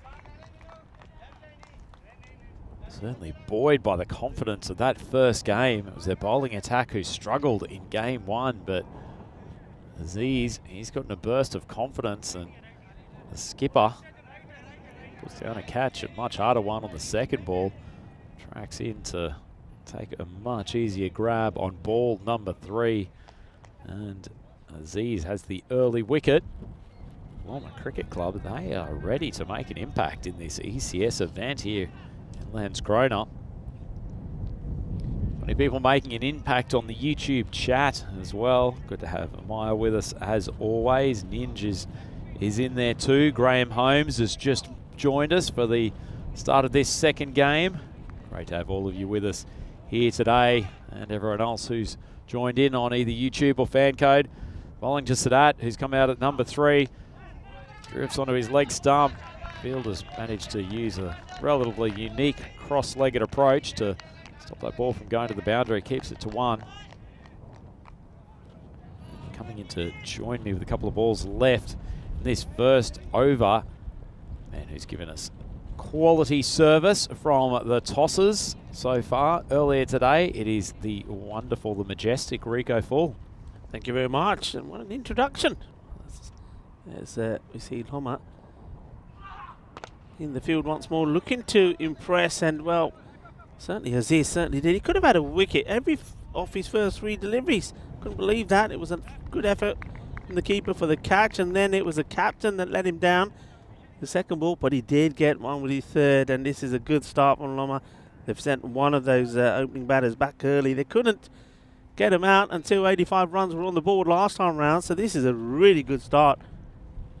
Here comes Aziz to the left-handed Sadat, who has a big wild swing at it. It goes through the fielder who's in close. I do like that position, but he's got to make those stops. He's there for a purpose. And that's to keep the pressure on. Sadat gets himself a single. He'll go back onto strikers. That's the end of the first over. Whatever over it was. Had everything happening in it. 8 for 1. Yeah, pretty good over from Aziz, actually. He had his issues in the first game, Rico, as we have a look at the stats gun. The team batting second. Well, given the total that Ariana put on the board, you did not expect a victory from the team batting second in that game, but they've kept up a trend of the teams chasing, having a fair bit of success here at Landskrona Cricket Club. Speaking of men who have had success, the skipper coming on with the ball. Yeah, and keep an eye on the old social media. And had a quick chat with him and his team. They're absolutely jubilant and jumping with joy with that victory. And can they do it again? Yes, they can, he said. Well, let's wait and see what he can do. Captain Ajam Ul Haq now coming into bowl, bowling to Sadat, the left-hander. And oh, well, he holds his head as he Just sticks his foot out to try and stop this one. Not able to. They'll get the single.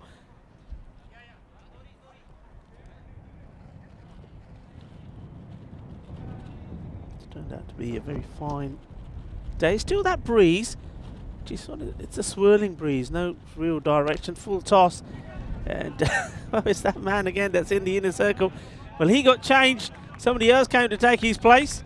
It started off with Mahmoud Malik. Malik was quickly removed from that position after letting one go through him. The new man does get a hand on it, slows it down at least. Big hit. Is this an opportunity? It is, and it's well taken. No mistakes there from Ifran Mahmoud. So Kadir Sadat has to go, and he goes early. And that's his fourth delivery. He goes for free. It's all Lama here at the moment. Yeah, well, the skipper's golden day continues. He put one in the slot for Sadat to take down the ground, but he's just found the waiting hands of Mahmoud, who's looked pretty safe. That fielding position in the deep, that continues. A great start for Loma and Ariana Cricket Club, now 10 for 2 and in some trouble here in game 2. Yeah, they're in a bit of bother. They certainly are. It didn't look like, did it, that they were going to be missing the likes of Nasratullah Sultan today, when they made a perfect start in that first match, getting that 80 partnership between the two openers. Well, one of those openers has gone, and Sadat, who's been a pretty stable number 3, finds himself gone again, trying to get some power hitting done, hits it straight into the hands of Mahmoud. And the captain comes in again. He's hungry for more. That's a good delivery, good bit of pace, good line as well, keeping the ball in the right areas. Yeah, really good line for him, particularly to a new batter. Just about a foot outside off stump, a little bit of movement away off the deck. But an improved over from the skipper. He'll be buoyed with confidence after that batting innings. It's down the leg side. It's an optimistic appeal. The batters will get a leg by from it. Optimistic appeal, but quite a symphonic one. The team all went up in unison. It was a lovely sound. Yeah, it was certainly did echo around this ground. And nice to see a few people now a few spectators making their way to enjoy the sunshine and the cricket.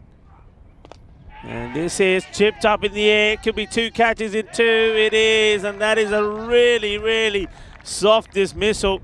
And it's the captain, Najam Al-Haq. He's doing it with the ball this time. We see what he can do with the bat. Now it's all with the ball, and this was, well, a strange shot. He doesn't try and hit it, tries to get the timing in it, but just offers a straightforward catch. Mahmoud, he's not going to put those down.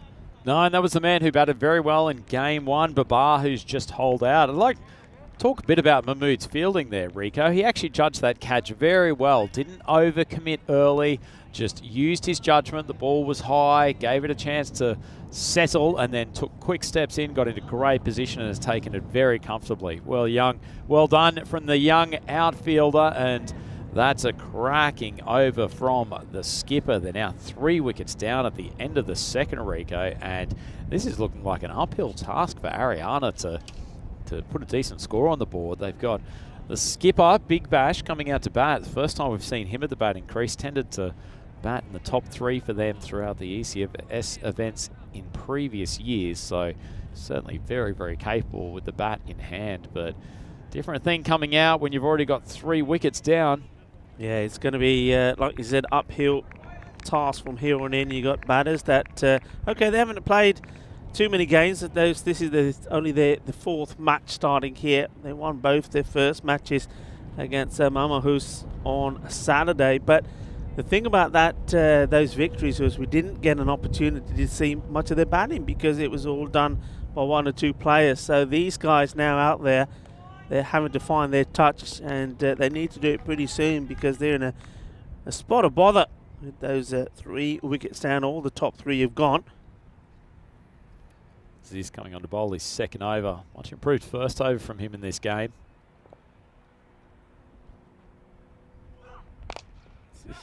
Attackingly hit down the ground, but well fielded. And, well, no guesses. Who does the fielding? It's that man again, the captain, Najam. Yeah, if you're bowling to Baz Ayubi, he's a much stronger hitter when the ball's short of a length. So I think the more that Aziz can put it into driving range, he's got the protection still down here of Irfan Mahmoud the long off boundary. I think tactically that's his go for Ayubi.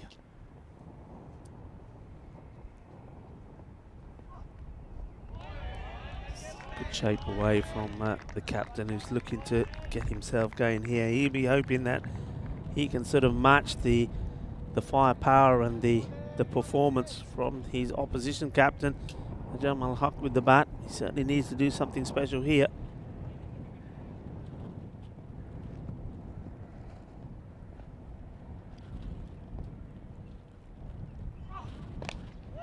It's well bowled, well dug out. He got one that was moving away outside the off stump, and then gets this one right up there. So at the moment, he's keeping Bashir Ahmed guessing on what the next delivery is going to be. Been a much improved couple of overs from Aziz. He struggled in the first game, Rico. Obviously punished quite a few times by Babar in particular, but he's come back very well in game 2.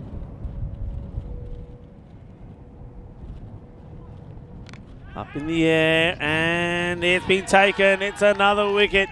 It's a disappointment for the captain of Haryana. Not only does his team lose their first match this morning to Loma, but now he loses his wicket for a... Yes, it's one of them. It's another duck. It's the second in this inning, so it's not a good start for his European Cricket Series with the bat, and his team are in a spotter bother. That's now 12 for 4. Well, spotter bother, that's the understatement of the day, Rico. They are hurtling towards a second loss in 2 games. The skipper, Big Bash, fortunately his stay at the batting crease was very, very brief. And Harris is bowling very nicely in this second over. He's picked up a couple of scalps already and has looked much more capable with the ball. Well, talking about the ball, the fielder doing his celebration there was a little bit concerned when he let go of this one, thinking, well, where's that going to end up? But it's all smiles at the moment from the team from north of Malmo. And talking about where they're from, I think we might hear a little bit more about Malmo from you in a bit, as this one's been nicely played away off his pads. You better just getting off the mark straight away. Ball to go for Aziz. Won't be happy about drifting onto leg stumps. Fortunate that he had the defensive fielder there. Backward of square. Final ball of the power play. Absir Khan is the man who's come out as a fresh batsman. A couple of lusty blows from him in game 1, but he's got a bigger job to do here. He goes for it and he goes all the way. Bolle, bolle, bolle. Well, that's what they need. Landskrona Shakalagya. Yeah, Mr. Reliable Baz Ayubi likes to be able to free his hands. That ball slightly short of a length on the stumps, and he's kept his wrists in front of it beautifully. That's a wonderful cricket stroke, and giving them a little bit of breathing space at the end of the 3rd over. Haryana 19 for 4.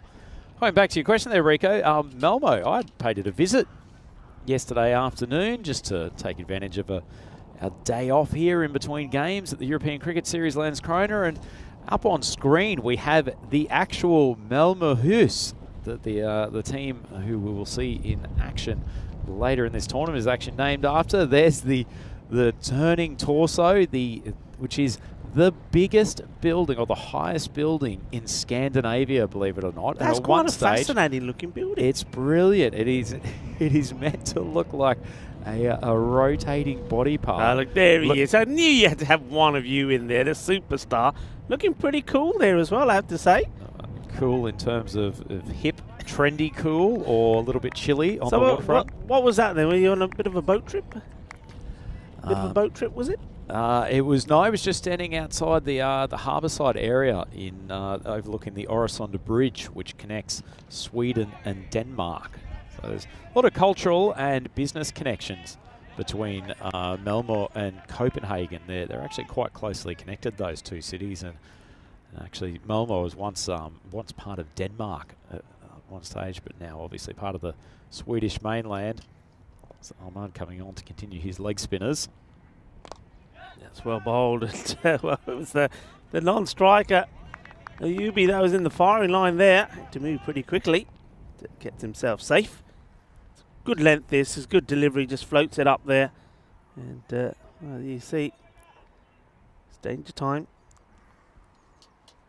This is really flying it up, and well, this one, I think he misses the stump in here. But look at the turn. Oh, does he get him bowled here? I think he's clean bowled him. Wow. With an absolute cracker of a wrong-un. Tossed it up, a much slower ball than he's bowled for the most part. But let's look at this. It pitches outside off stump, and maybe he has taken the stumping. It's hard to see. Because, no, it's taken the top of off. I was right to begin with. What a ball. Yeah, look, I just saw the ball being loose. And, of course, we couldn't see what happened from the other end because the batter was in the way. And I thought, well, maybe the ball was on the floor, but the barrels are off. Is that a stumping that's gone mixed? But it's not. It's a fantastic delivery. That is really ripped. What a ball that is. Well, and the subdued celebration, just pointing the finger in the air. Rico, if I was a leg spinner and came out with that delivery, I would be sprinting around celebrating like a Warnie for his 700th scalp at the MCG. Leggy here is just like he bowls this every day of the week, and he hasn't come far from repeating the dose. Last ball, we'll get to see this one from side on. Just a little dab shot, and the wicket keeper just wondering how far that was away from the off stump, but he's shown some skill so far. Yeah, he was the, I mean, when they were under the cosh in the first match, it was him coming on that really started to get them back in the game and keep that score to about 130. Him and Rashid bowl really well, the spinners, and here he is again, just showing his class, and this one's so nearly another one. Goes right the way through between bat and pad. How this doesn't hit the stumps, I don't know. It was almost a repeat of the last one. Oh, wonderful leg spin bowling. This is a master drama. The man who took a fabulous catch in the first game. He's just getting flummoxed by the leg spin here. Well, he's giving this one a fair crack, but the fielder can't do anything about it. Well, shaka, yeah. So, well, there's at least another one that gets pumped to the boundary, but they still got a long, long way to go to try and get a competitive score on the board. And, well, yeah, you had a good time here in Malmo, and I didn't go too far because I wanted to experience a little bit more about Helsingin. Well, here you go. And I must admit, it is a beautiful area. It was so nice yesterday as well. And look, what we're talking about yesterday, I just want to say a very, very, okay, it's a bit belated, very, very happy Mother's Day to so many women all over the country. 152 nations celebrated Mother's Day yesterday, and it's a good opportunity for me to say a very happy belated Mother's Day to my wife as well, who's done a wonderful job bringing up Sonia. So that's Charlie. Belated Mother's Day to you as well, and I know also have to thank you for all the work you do to keep me at the cricket. She holds the fort behind the scenes. So yeah, happy Mother's Day to everybody that was celebrating Mother's Day. But yeah, that was Helsingin, and it's just a beautiful city. Yeah, once again, happy Mother's Day to Charlie. So thankful that she allows Rico to have the freedom to come and keep us all entertained here at the European Cricket Series day after day. But that one is hit high. Aziz has come in, he's finally grabbed one. He's had his challenges in the outfield today. Didn't look particularly comfortable or confident underneath that high ball, but it is stuck. And that is another wicket down. Ariana Cricket Club 28 for 5, and Baz Ayubi is making his way back to the sheds. Yeah, Ayubi goes, and the catch has been taken. Aziz is saying it's only a matter of time. Well, what a good start this is for the other spin attack bowler who bowled so well. It just, everything seems to be going their way, and nothing at the moment going in the way of Ariana. Do you think they're still shell-shocked from that first match, the way they got beaten? Do you think they just haven't recovered from it? I don't think they have, Rico. I think psychologically it's done a bit of harm to the side. They were basically put in a human spin cycle by the hitting of Haak. And all of a sudden, these Loma players have some self-belief, which didn't seem to be the case at the start of today. Yusuf Sahak, the robust fast bowler, has come to the crease. We haven't probably seen enough of him in this tournament to date, but I'd love to see his involvement more regularly. He's coming out to bat as they've lost their 5th wicket. This is just disastrous for Ariana. About the only upside is that they've still got plenty of overs left. But they're quickly running out of batsmen. I think we'll need to get back and talk about Helsingborg a little bit after this delivery, Rico. He's just quite not ready, so he goes back to his mark. Oh, it's been a superb start. Can he get another here? He's certainly up for it. They're all up for it in Loma. This one just drifting slightly down the leg there from Rashid. All of a sudden, he looks like he's superstar bowler after a wicket first ball and dot on the second. Sahak just playing him very tentatively out to the offside.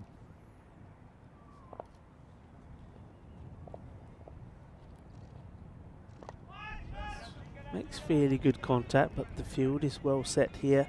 And interesting to note that those men on the leg side field there, they're not actually on the line. Now, I don't know if that's a deliberate ploy to sort of halfway between the 30-yard circle and the boundary, which is always a little risky.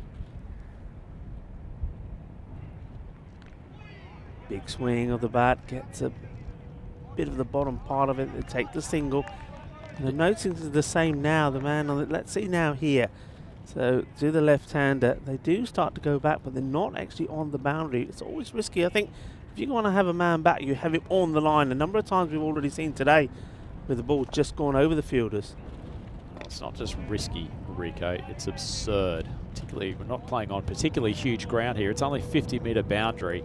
So basically anything that gets hit up to the 30-metre circle is catchable by those outfielders.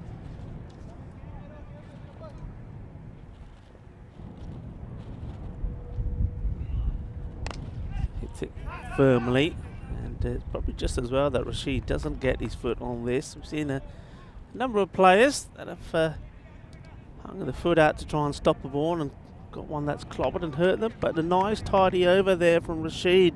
Picked up a wicket of his first ball of that first over, and he just concedes 5 runs. And just have a look at that batting lineup. At the moment, that scorecard resembles a phone number, doesn't it? It certainly does, Rico. And it is certainly not one which Ariana Cricket Club will be particularly proud of. They've actually lost a wicket in every single over of this innings to date. Najam Haq taking 2 in the second. But the overs have gone 8-3, 8-9-4. They have not been able to stem the flow of batsmen losing their wickets as Mood comes in. This could be another, it should be another fielder comes in, and oh, he's dropped a clanger. Oh no, Rico, please don't show that again. Well, it's going to be seen again. And Rhino, does he get there too quick? Is he too excited? It goes up in the air, and I'm thinking, yeah, he's going to take this comfortably. But look, through it goes, down it goes. That could be a let-off that Haryana desperately need as they're in search to try and get themselves at least maybe to push on sort of 80-90 here. I'm not sure I could explicitly say what went wrong with that catch, Rico, so we'll just leave it alone. It's called a wider. What has gone wrong for Haryana? I can tell you exactly. The power play, the first 3 overs in that first match, they were on 57. In this one, it was 19. At this, the halfway point, it was 85, and they're on 32. So they are way, way behind where they need to be here. Mahmood. It's this one up in the air. It goes. Fielders coming across, and it's another one that gets dropped. And this one, it gets dropped and also goes over the boundary. And that's Rashid. Well, just coming on from bowling, a good spell of bowling. He needs to take this catch because that's another one that goes down, and all of a sudden Haryana could use these opportunities and go on to post a decent total. Yeah, he's a fighter, Yusuf Sahak. You don't want to give him opportunities. Silky made good ground, actually. He took off very quickly and got there comfortably. Unfortunately, just didn't get his body in particularly good position to not only take the catch, but at least ensure the ball stayed inside the boundary. That's been well hit, and that's going to be 4 runs. Diana Oro's the ECM photographers out there. She's got a good shot of this one. Watch out for it on the social media. Absolutely crunches this. Nice shot, 4 runs. Yeah, nice shot from Sahak. He is a man for a crisis. We talked about on Saturday that he was the bowler that his skipper turned to bring them an incredible come-from-behind victory against Melbourne Cricket Club last year. He will keep on fighting and he will be scrapping for every single run in these remaining overs. Yeah, certainly will, and they need every single run, so every time they get an extra, that'll help. That one goes wrong for Mahmood. First over that's gone double figures so far today, Rico, as well. Goes up for it, fielder, same man again, and this time, no mistakes.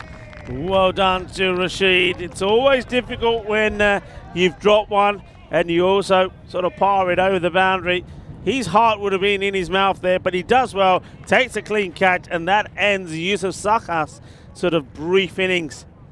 Yeah, pugilistic swing of the bat. He's furious with himself. Zahak knew he didn't get it off the middle of the willow, and Zulki would have felt the pressure after spilling a catch earlier this over, but does very, very well, gets down low and takes a nice clean grab.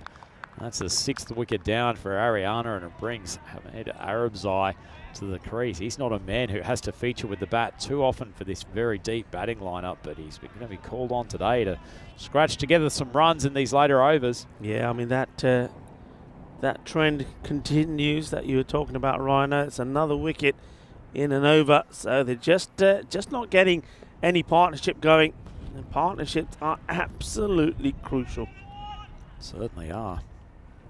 Just wickets being lost with regularity. It's continued that trend of losing one in every single over of this innings to date. 7 wickets down before the end of the 6th over for a top quality side. This is just such a surprise.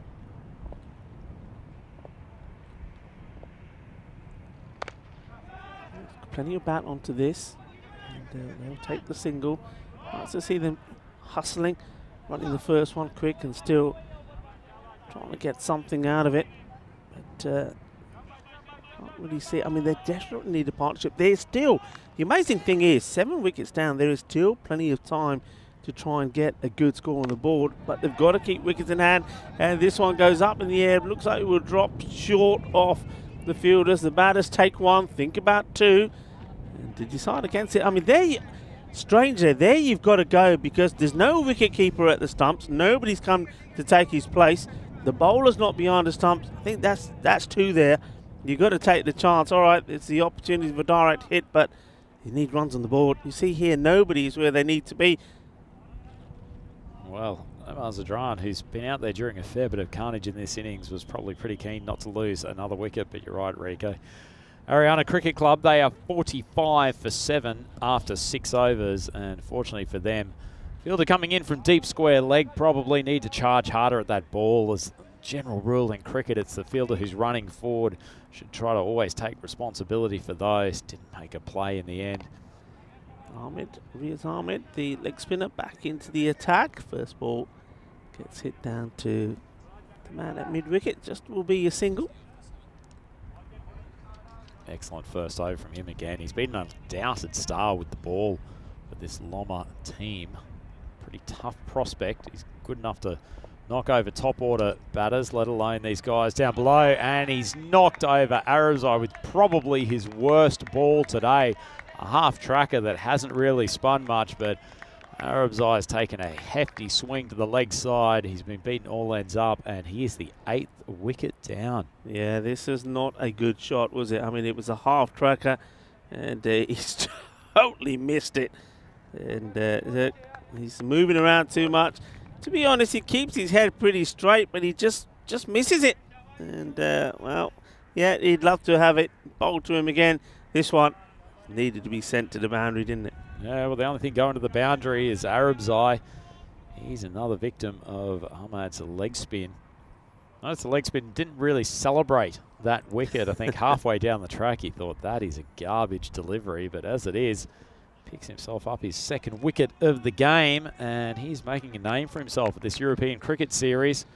Only 2 wickets left for Ariana. Who would have predicted this at the start of the innings? Puts it up, gets a little bit on this, and they come through and complete the single. Yeah, who would have predicted it all? I mean, after that run feast, that first match with over 260 runs being scored in it, and everybody was expecting more of the same in this one, especially when the captain, Bashir said straight away, we're going to have a bat. He was intent on scoring more runs and trying to bat Loma out of the game, but that's just totally backfired. This one's signalled as a leg by, so the extras are just helping them get closer to the 50. A couple of ordinary balls in this over from the leg spin. That one's popped up, but considering the control that he's exhibited over his first 3 overs today, a couple of goody balls. Certainly have been, but fortunately for him, the batters are not there that can put it away. That one certainly does pop up. Gets a nice bit of overspin when his action is high. Another one that he's dragged down, fighted the batsman to put it to the boundary. He doesn't accept the invitation, just pulls it for a single. Shaba, shaba, shaba is all you can hear out there from Loma. Ariana at the moment, a very, very quiet. They're in a bit of shock here at the moment. You see there the percentage Loma now are odds on 92% on the win predictor to go and to win this. And take a quick shout out. Hold on, that's the over. And one thing we're certainly looking forward to coming up is this in October. It is the European Cricket Championship coming up, and this is like the Euros, if you like, of cricket. The ECC last year, it was absolutely fantastic. It was won by England, who automatically go into the championship week for it, but those group matches coming up the first 4 weeks are going to be absolutely sensational. We focused on 1 or 2 of them. We've got Spain, where I'm from. They've got Ireland, Austria, Czech Republic, and Portugal. And Switzerland, for you, you've got Italy, Germany, Norway, Romania. And no group, I'm looking at all of those groups, none are going to be easy, are they? Absolutely not. There's such consistency across the continent these days, Rico, as the skipper comes in to bowl his second over. And I guess look at Group D. They've got the surprise packets of last year, Belgium, who were one of the most powerful striking sides we've come across in T10 cricket. And I'm sure they'll be looking to replicate their performance this time around, but that should be a wonderful tournament. Still a few months away, but can't wait for it. Yeah, kicking off in September, and then, as you see there, you've got the 4 weeks of group matches. And then you've got Championship week number 5, and that'll be, of course, in the magnificent setting of Malaga at the Cardamom Oval. So get that penciled in. So, Rico, you're a man who sees a lot of T10 cricket across the continent. The European Cricket Network, as we see, it's becoming nice little and swinging one of the pads. Who do you think might be a surprise packet for that tournament out of the teams that maybe even regular watchers of European cricket might not expect to be particularly prominent? Yeah, good question. Let's see. I think there are some teams certainly that when I was watching them this time round, and I was thinking, well, with just maybe applying themselves a little bit better and just a little bit coaching, they could certainly cause some big upsets there. And some of the places that we've been to. This one's played out. Oh, that's beautifully bowled. Chakravarti style. Right on the money. Isn't he having a good day? That's his 3rd wicket. And so far, it's all threes. 3 from 3. Only concedes 3 runs. And what a good delivery that is. You see the batter trying to give some room to himself. And, well, Zadran, he has to go for 11 of 12 deliveries. And nothing going their way. And then danger here of being bowled out and not even batting their complete quota here. 50 now for 9. Well, speaking of danger, Rico, the spy himself, Mr. Golden Hands, Sarifi, Mr. 007, is coming to the crease as the 11th batter. He's got some work to do. Very disciplined bowling from the skipper this over, not trying to do anything particularly special, just keeping it in the block hole. Thought we were in danger at one stage of actually not having a wicket this over. He's kept up the trend. Trend is kept. Here we go. 007 in the action hole, and he blocks this one out. And maybe he should have been thinking about getting himself a run. But it ends up being a dot. And end of the over. So where are we at? 50 it stays on. And those figures from Huck, well, from his 2 overs, only has conceded just 3 runs and picked up 3 wickets. That's quite amazing. incredible stuff. The captain is just having an absolute day out here at Landskrona Cricket Club. And Loma, if they continue like they were with the bat in the first game, should have a pair of very powerful wins here in match 26. This is game 2. Yeah, I mean, I was talking, wasn't I, when Ariana were out there batting, and I was saying, you know, they really are sending out a message to the other teams in that first match when they were hitting the ball all over the place. And talking about hitting, this could be it. This could be the end of the innings. And the catch has been dropped. They take a single, and it's the captain. Well, he's got good figures with the bowling. We know he's pretty decent with the bat. He's catching. Well, at the moment, out of the 3 catches he's had, he's only managed to hold on to one of them. This is another one that escapes him. I feel like we can no longer validly say that everything he touches turns to gold, because that is a shocker from such an accomplished cricketer. Yeah. And the bowler, Zulki Rashid, has every right to be pretty disappointed to not pick up another scalp. Oh, well, this one is just a nothing shot. It goes through as another dot ball. So, yeah, I mean, I was saying they were sending out a message, Ariana. Well, I'll tell you what, who sent out an even clearer message is Loma, because they chased the 130 to win the first match. And here, now, they got Ariana on the ropes, and they're just struggling to get any runs on the board. They quickly come through for another single, and I think I'm just waiting. There's no signal from the umpire, so it looks like Sharifi does get himself off the mark.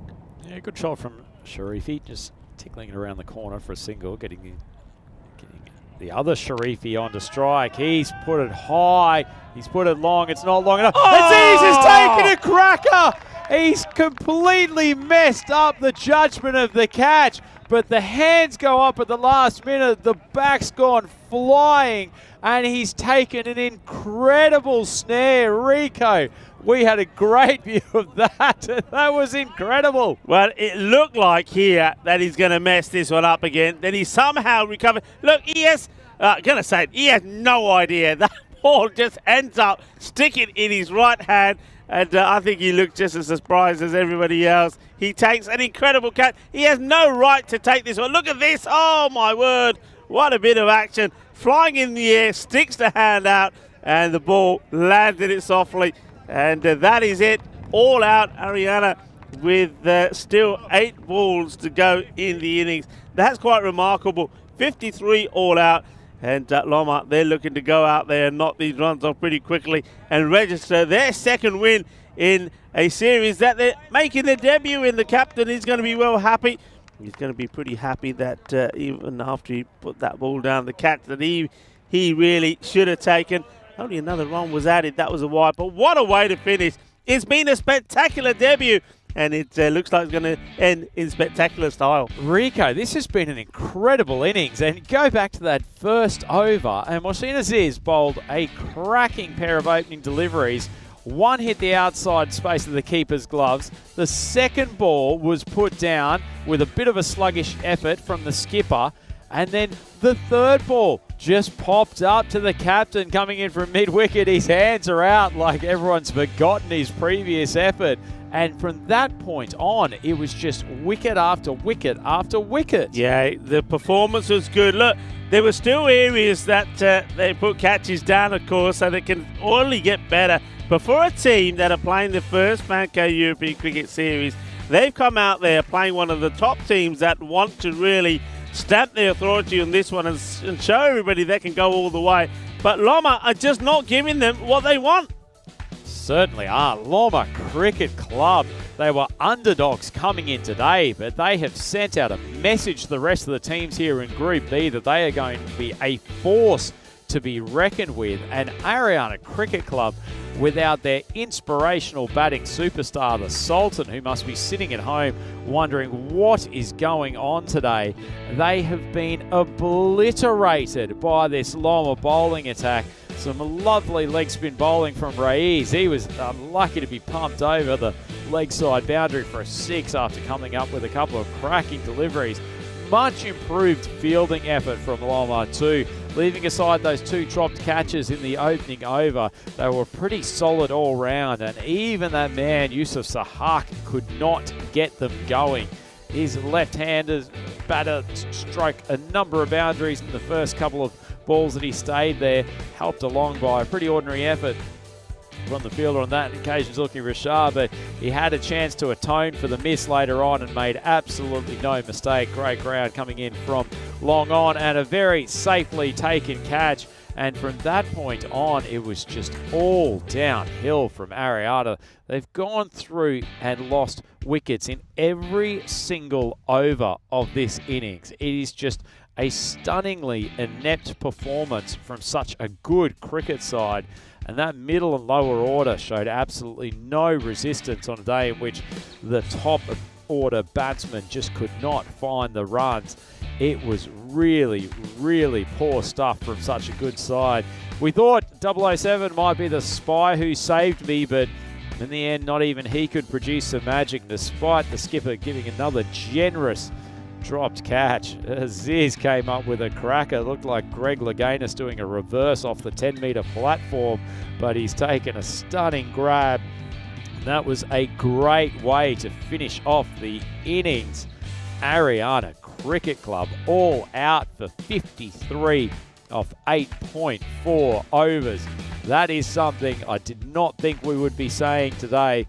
But Loma Cricket Club, they are absolutely pumped. And if the skipper gets going in any way the same fashion that he did earlier today, this will be a quick chase. Have a brief look through the batting card of Ariana, and two batters making it a double figures, Omar Zadran and Yusuf Sahak down there at the end, but very little support otherwise. Babar and Muhammad, who was so good in game one, both went quickly at the top. Atif Muhammad first ball in the first over after he popped one up to Najam Hark. Babar was lucky to still be there after being dropped twice in the first two balls. Eventually the skipper got him in the second over, and it was a succession of poor scores. Not great shot selection and good solid bowling from the Loma attack. Ariana 53 and being bowled out halfway through the 8th over. Just incredible stuff. Seen as is, he was pretty good at the top. Bowled a nice opening over, got a wicket, put them under pressure to begin with. The skipper, Najam Hark, leaving aside his dropped catches in the field, he has been outstanding today. 3 for 3 in this game. Took the second over as well and kept the wickets flying. Rees Ahmed, he's been hugely impressive with his leg spinners. Zulkifil Rashid, 2 for 7 off 1.4, and Irfan Mahmood, he went for a few in his over, but still managed to take a wicket. That is a tremendous bowling performance all round by the Loma team, and they've put themselves in pole position to take their second wicket from 2 games, and against the Group B favourites as well. That win probability sitting very much in their favour, although we know from the first game the win probability was very much in favour of Ariana Cricket Club, and Long managed to pull it out of the fire with some remarkable hitting from their skipper. Hark, if he's out there for any period of time, he will look to polish these runs off very quickly, but it certainly isn't all over yet. Some early wickets for Ariana. This could be a closer game than we expect. We'll be back with the second innings here on the European Cricket Network very, very shortly, so please join us then.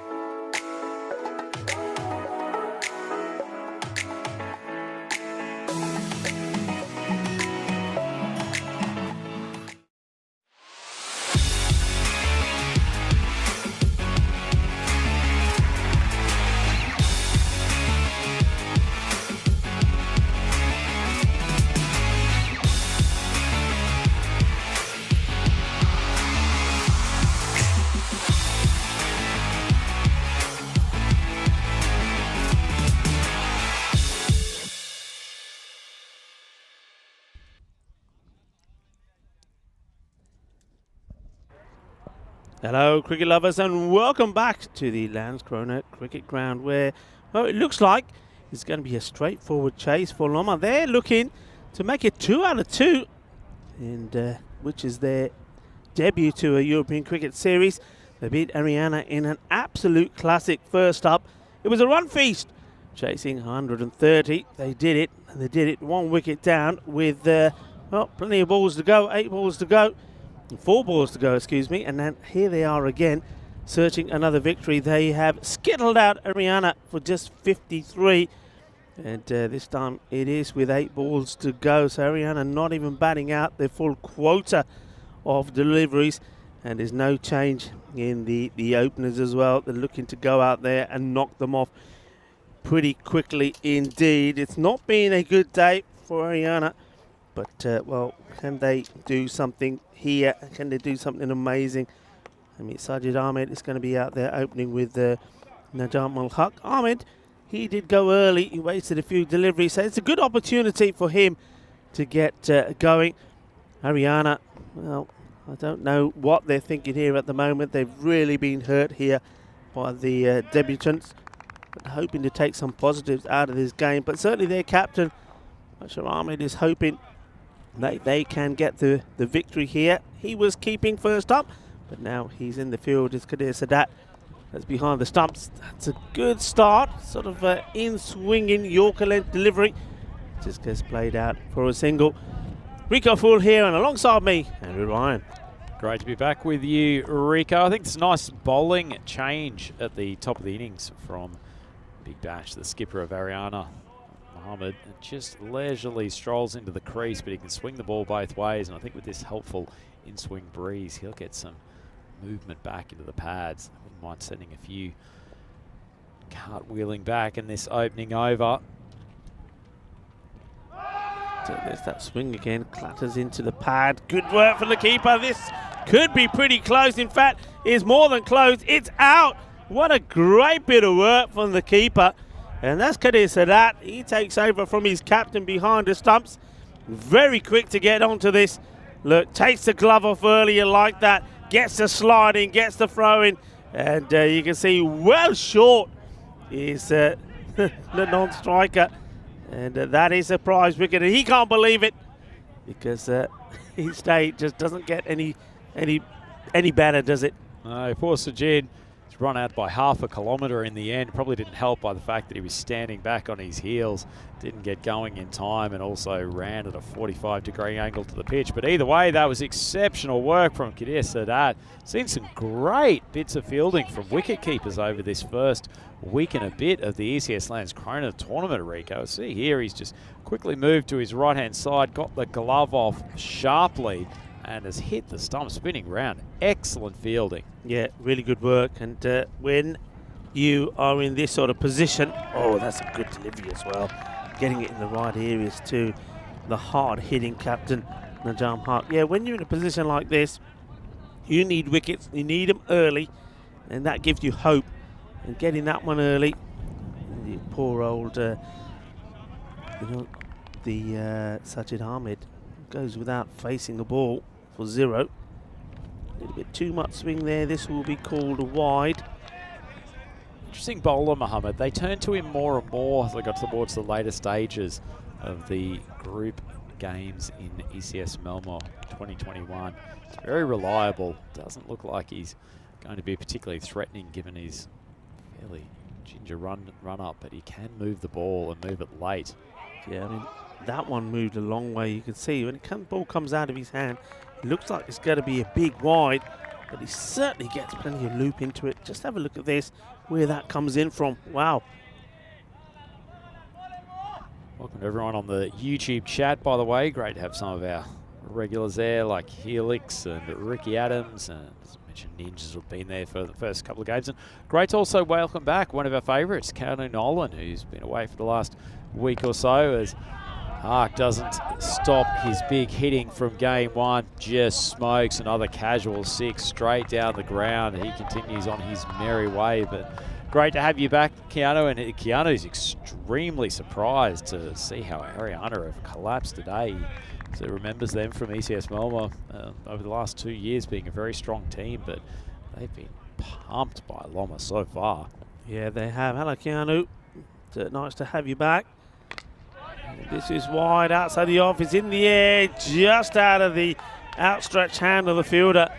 It's a very, very good effort. And that's Omar Zadran. We know he took a fantastic catch first thing this morning when everything seemed to be going their way. But since then, it's all sort of been the way of the team making their debut, Loma. And what a debut, Andrew, this would be. I mean, if they do this and win both these matches, I mean, they could not have dreamt of a better start than this. I don't think anyone at the ground here today expected that they would take down such a strong team. Not once, but certainly the way this match is going, this will be 2 consecutive wins for them to get their tournament kicked off. It has been an immense display from the boys. Come from Loma, just north of Malmo. Lovely little beachside town in that part of the country. So I'm sure they will go and celebrate with a quick dip in the sea after they've finished polishing off these runs today. They've done with the work with the ball in the second game, which certainly would not have been the case in the first game, in which it was all down to the power hitting of the skipper. But they've set themselves up fabulously to take game 2 with a really good performance with the ball. Yeah, they certainly have. And you see there, Basha, the captain, just moving some of the fielders around as Khan, Absakana comes to bowl. It's up in the air, opportunity, you got to take these, and Zadran does take it to the delight of his captain. And, well, he's had a good day out there so far. Well, that's another one that he takes. So 3 have come his way. He's taken 2 out of the 3. And you can see Basha there just trying to keep his players pumped up. It wasn't the best of shots. And there's the catch taken. It's away from his body. But that is the wicket they needed. That's the big one. And now they'll be hoping that they can keep the bowling tight, keep the ball in the right areas. The man they could not get out in the first match, scored 90 of 31 deliveries, has departed for 7. Yeah, certainly, Rico. Well, we'll get to see what the makeup is of the middle order now. 2 wickets down, only 10 runs on the board, so still some distance to go in this chase. Total they're aiming for is 54. And given the amount of runs that the skipper scored in that first game, didn't have to ask too much of the rest of the team. A little bit of pressure falls on the shoulders of Big Ahmed now. He's been joined by Mahmood at the crease. Absa Khan. Nice bit of revenge from him after being slapped around by Hark in the first game. Just digs in a little bit shorter, but gets it outside off stump. Big wicket for them. Khan. Good start to the new batter right up there, and well, he thinks about having a shy. Automatic responses sort of told him not to, and then when he does actually think about it, he thinks, why didn't I do it? I could have had him. I think he also thought halfway down that ball was going to career in the middle stump. It was a good seed and actually really well played in the end by Mahmood. This time outside the off, and the batter moving down leg side, playing and missing. Mahmood. It's incredible. There hasn't been a great change in conditions or anything over the last hour, Rico. The runs were flying off the bat with abandon in that first game. And then all of a sudden, feels like we're batting on a 5th-day pitch. It's another wild swing and another one that goes through.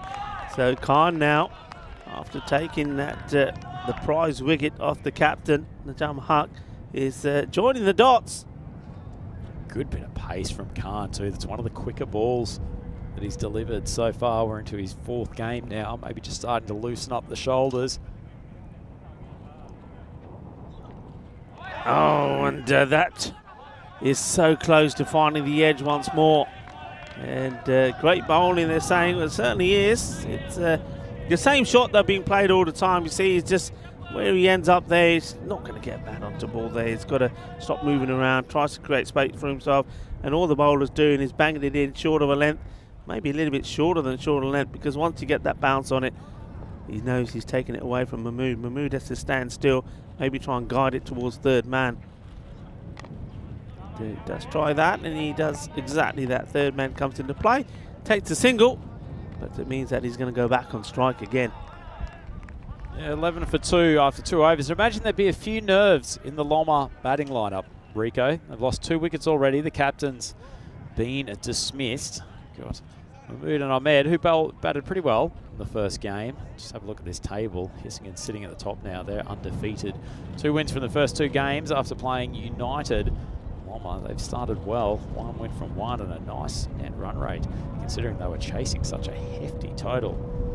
Around a cricket club, they're still sitting pretty. 2-1, albeit they end up losing this game. They won't be happy being 2-2. They'd love to qualify as the top team out of this Group B.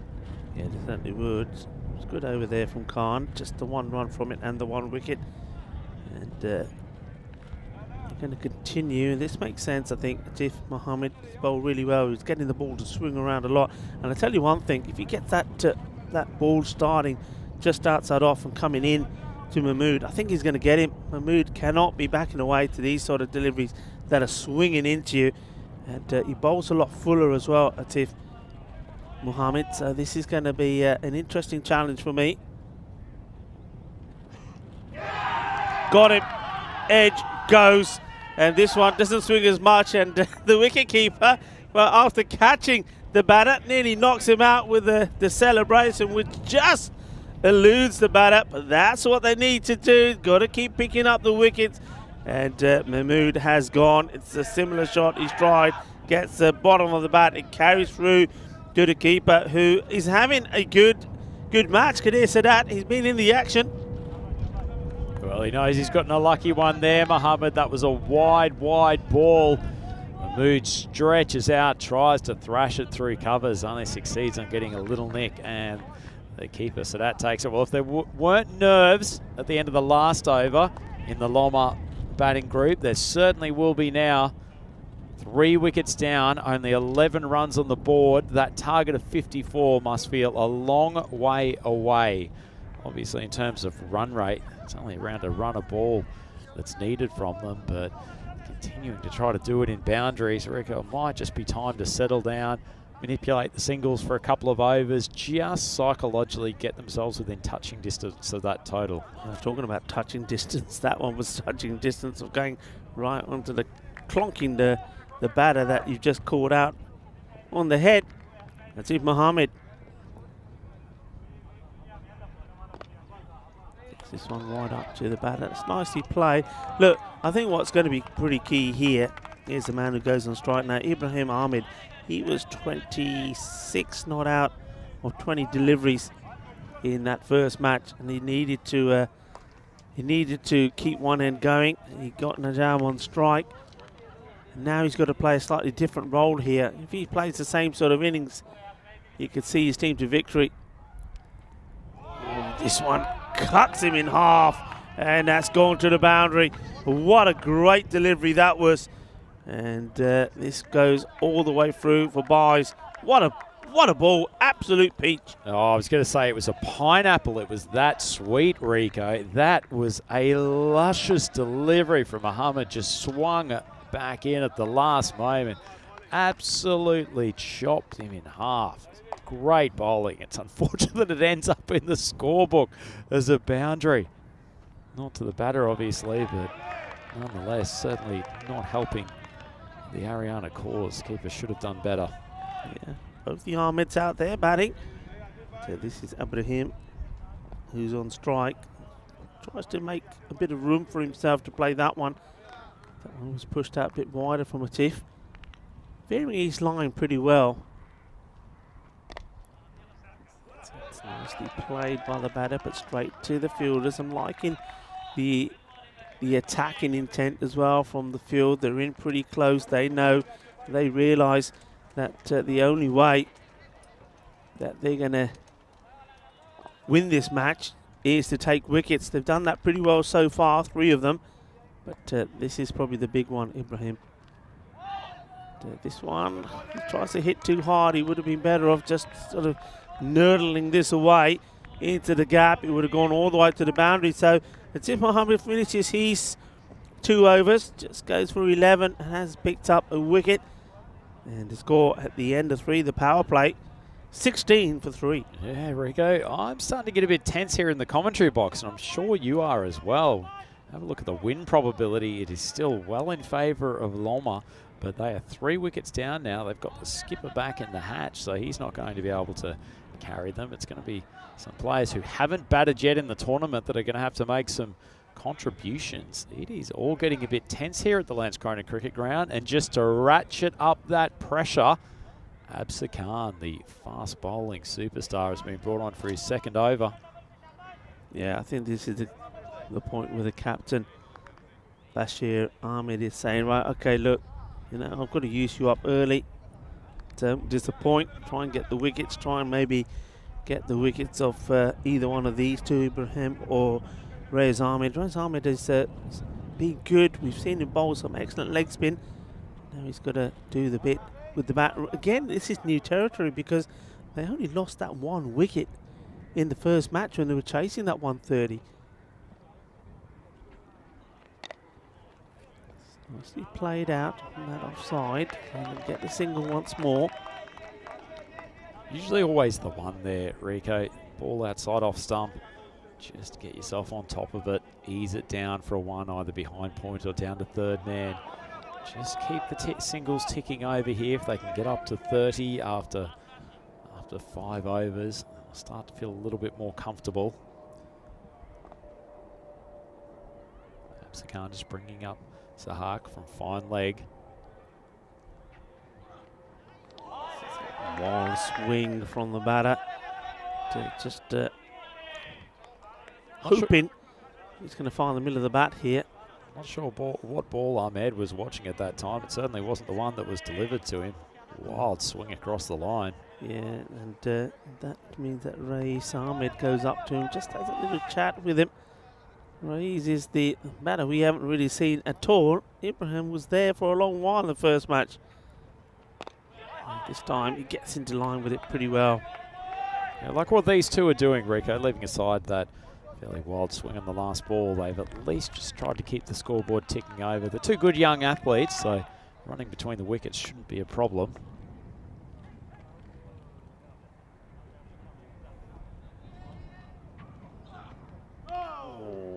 Just the length was good. The direction is what let him down. I think if this one is on the pegs, probably would have been a decent delivery and may have had the batter in a bit of trouble. See, he bats really deep and he was going for the Yorker length delivery. If that was full and straight, I think that would have been successful, but goes down the legs. Good work again from Sadat, the keeper. And well, this one has knocked him over. This one is full and straight. Smashes into the stumps. It's another wicket. And well, a little bit fiery there from Khan this time. And the 4th wicket goes down with the score on 19. Yeah, they're losing their heads a little bit here, Rico. There was a needless big swing across the line. They'd almost gotten through the second over from Absa Khan without losing a wicket. From that point on, it would have been some slightly easier bowlers to deal with coming to the crease. You can ill afford to have Reyes lose his wicket at that time, but they're now 4 wickets down, 19 on the board. This target of 54 is still a long, long way away. 35 runs required in just a tick over 6 overs. Yeah, good bowling from Absa Khan. Certainly did like that. Good bit of pace. And interesting enough, it was Reyes Ahmed that was having a chat with Ibrahim about saying, look, don't play the wild big shot, you don't have to. Yet he's the guilty one that gets cleaned up. And just going to put more pressure on the batters now coming in. It's a really good bit of bowling there, and he just he wants his field right. Left-hander on strike now, so Khan coming around the wicket. It's Jamal Bajwa who's come to the crease to join Ahmed. This ball outside off stump, but he's timed it well and it's gone for 4, and it might even be in the goals. Rico, it's pulled up just short of the line, but what a lovely shot. Just goes to show this, doesn't it? You don't need to be looking to hit the leather of the ball. You just need to time it, and that's exactly what he's done, and it just races away. And despite the lunge there from the fielder, it's 4 runs, well played. Such a good outfield here at the Landskrona Cricket Club. Ball literally doesn't pull up in speed at all going to the boundary. This one is going to be called a wide, and they'll take the extra as well as 2 runs. Just straying his line to the left-hander slightly there, Khan. But what he does do, the batters do change over. He gets another go at Ibrahim Ahmed. On board to come in his spell.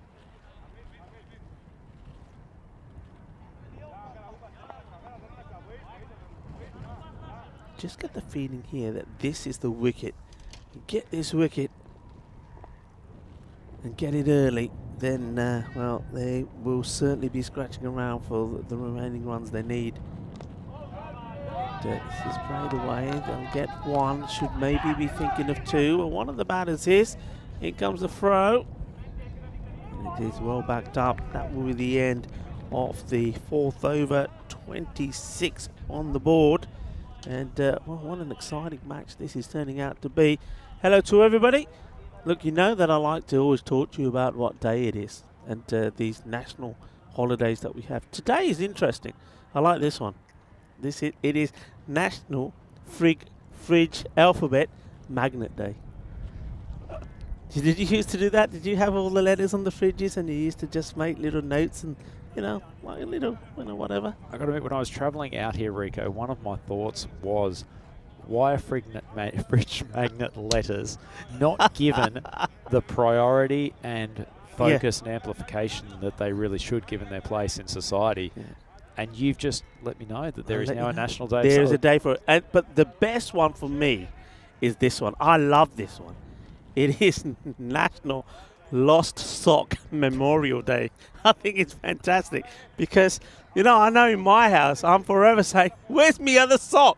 Where's the other sock go? And nobody finds those other socks. It's amazing. And they actually got a day for it. So National Lost Sock Memorial Day. I love it. You think there is some place where all the lost socks end up? There has to be. I mean, there has to be. Where do they go? This one is going pretty quickly to the man at 3rd. He does well, stops it. I think it's our boy 007, Sharifi. The 3rd man position does well. Looks like our umpire's got something dangling down from his legs. I think that's his walkie-talkie. The walkie-talkie's gone AWOL. Just wondering if you'll get a message in a moment. Glad you specified it was the walkie-talkie. If it's not, then, well, some heat on display, bowling crease and as far as the umpires go here at Landskrona Cricket Club. It's played down. They'll take the single. I mean, of course, they will know that singles will do it for them, no problems. Yeah, that is some. It's definitely something dangling there, Rico. Definitely, look at that. There's definitely something there. That's umpire Sagar Hanif. And pretty soon, you'll be wondering where that sound is coming from. Everybody's trying to see. That's the thing. They're probably trying to tell him, Sagar, it's us. Pick up the walkie-talkie. You can't hear it. It's all the way down there. Flicked away. Well stopped. Good throw. Quick throw. The batters had to hustle, but they get there. Bajwa having to do the running. Tell you what, I'm glad it is the walkie-talkie, Rico. I'm not sure he'd find a cricket protector big enough to cover everything otherwise. Man in black here, Sagar Hanif and Ajish Raja. Ajish Raja is the man at square.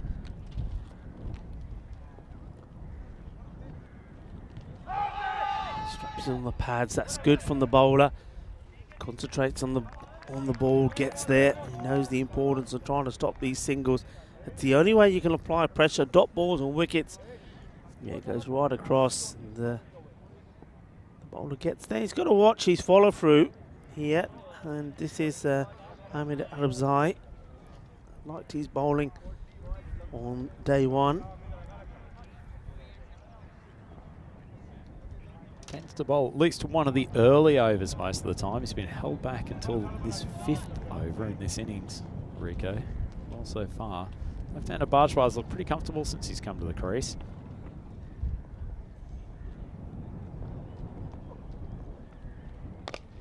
Oh, he's hit this really well, but the fielder comes in and takes another magnificent catch. Well, if catches do win matches, Well, this one is worthy of one. He's hit this so well as Bajwa, and he can't for one believe that it's been caught. It's certainly been a day of some superb catches. This one, it clobbers it out of the middle.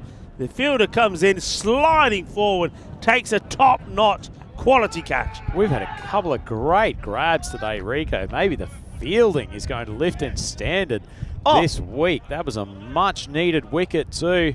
Bajwa played a couple of nice strokes early on. Would have been entitled to think that that might have been on the way to its boundary, but super grab.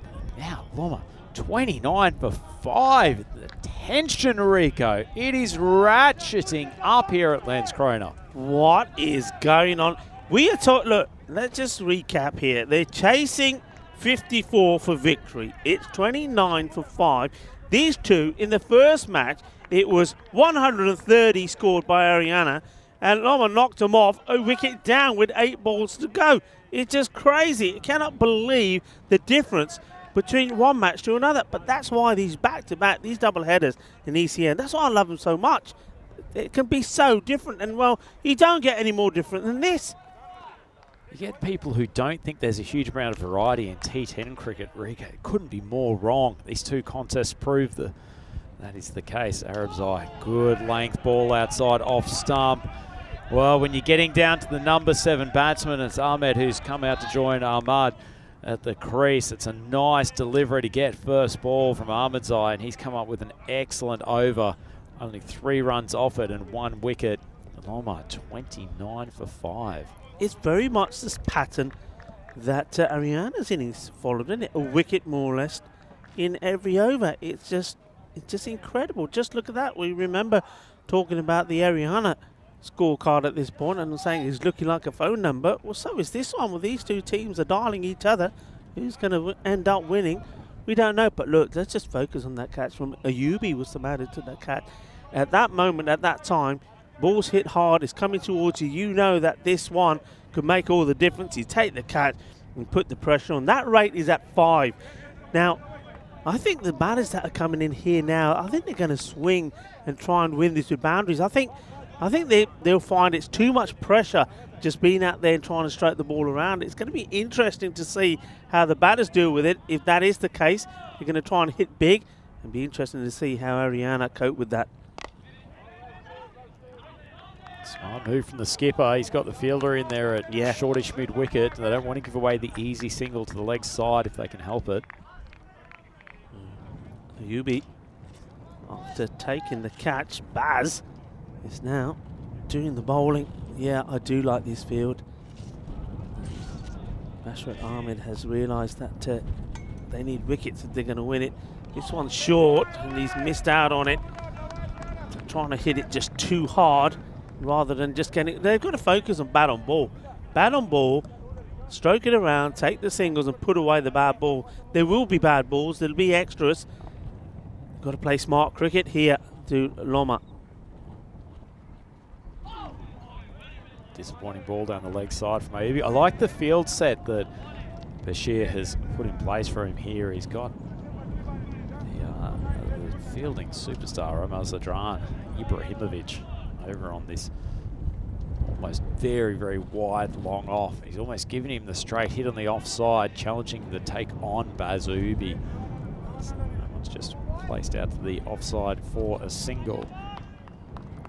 Yeah, now this is where I would get more attacking. This is a batter that we haven't seen before, Mohsin Ahmed.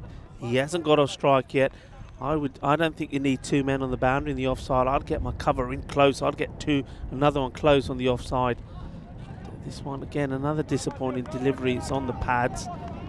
They've got to try and bowl at the stumps. You've got to try. Every ball needs to be one that could potentially be a wicket-taking ball. Putting it on the pads, putting it down the leg side, it's not helping. Certainly not, but I agree with what you're saying there, Rico, and they've actually brought in the short cover now. Ooh, almost, perhaps, one that carries to the bowler. Does well, though, gets down early. To see this again, I don't think it quite carries. That's my initial impression. Yeah. Good ball from Ayubi, just held up on the batsman. He hasn't been able to swing with the same freedom as he did in the last game. Rahim Ahmed, well, it has there, but it hasn't worked for him. Hasn't worked at all. And just keeping the pressure on. That's the end of another over. And score has moved on to 32. 5 wickets down.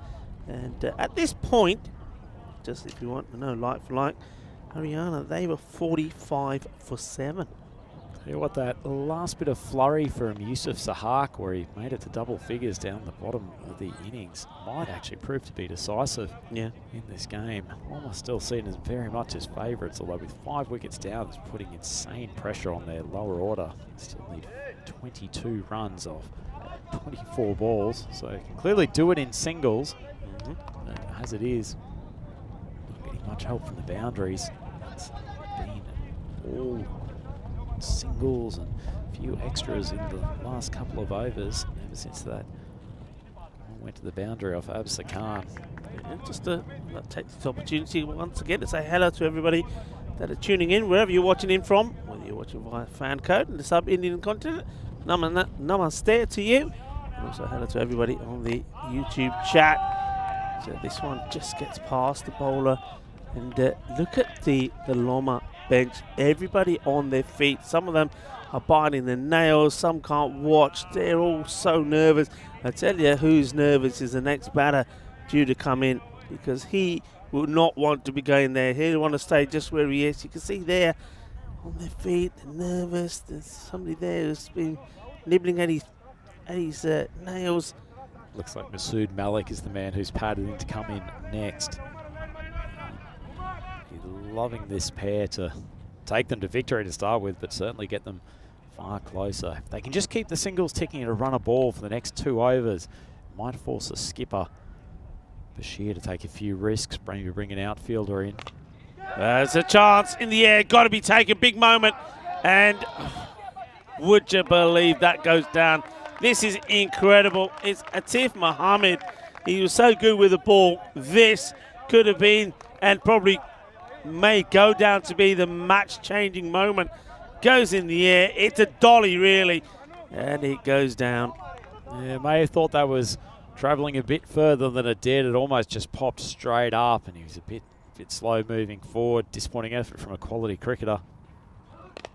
And this time it will go over that cordon of fielders. It will just be the one as the throw comes in. A good throw as well. Yeah, nicely done. Ahmed doing the right thing, just getting off strike. Getting his more credentialed partner. He's only 7 off 17 so far. Hasn't found any of the fluency that he had in the first game, but he's still there, which is the most important thing for Loma Cricket Club.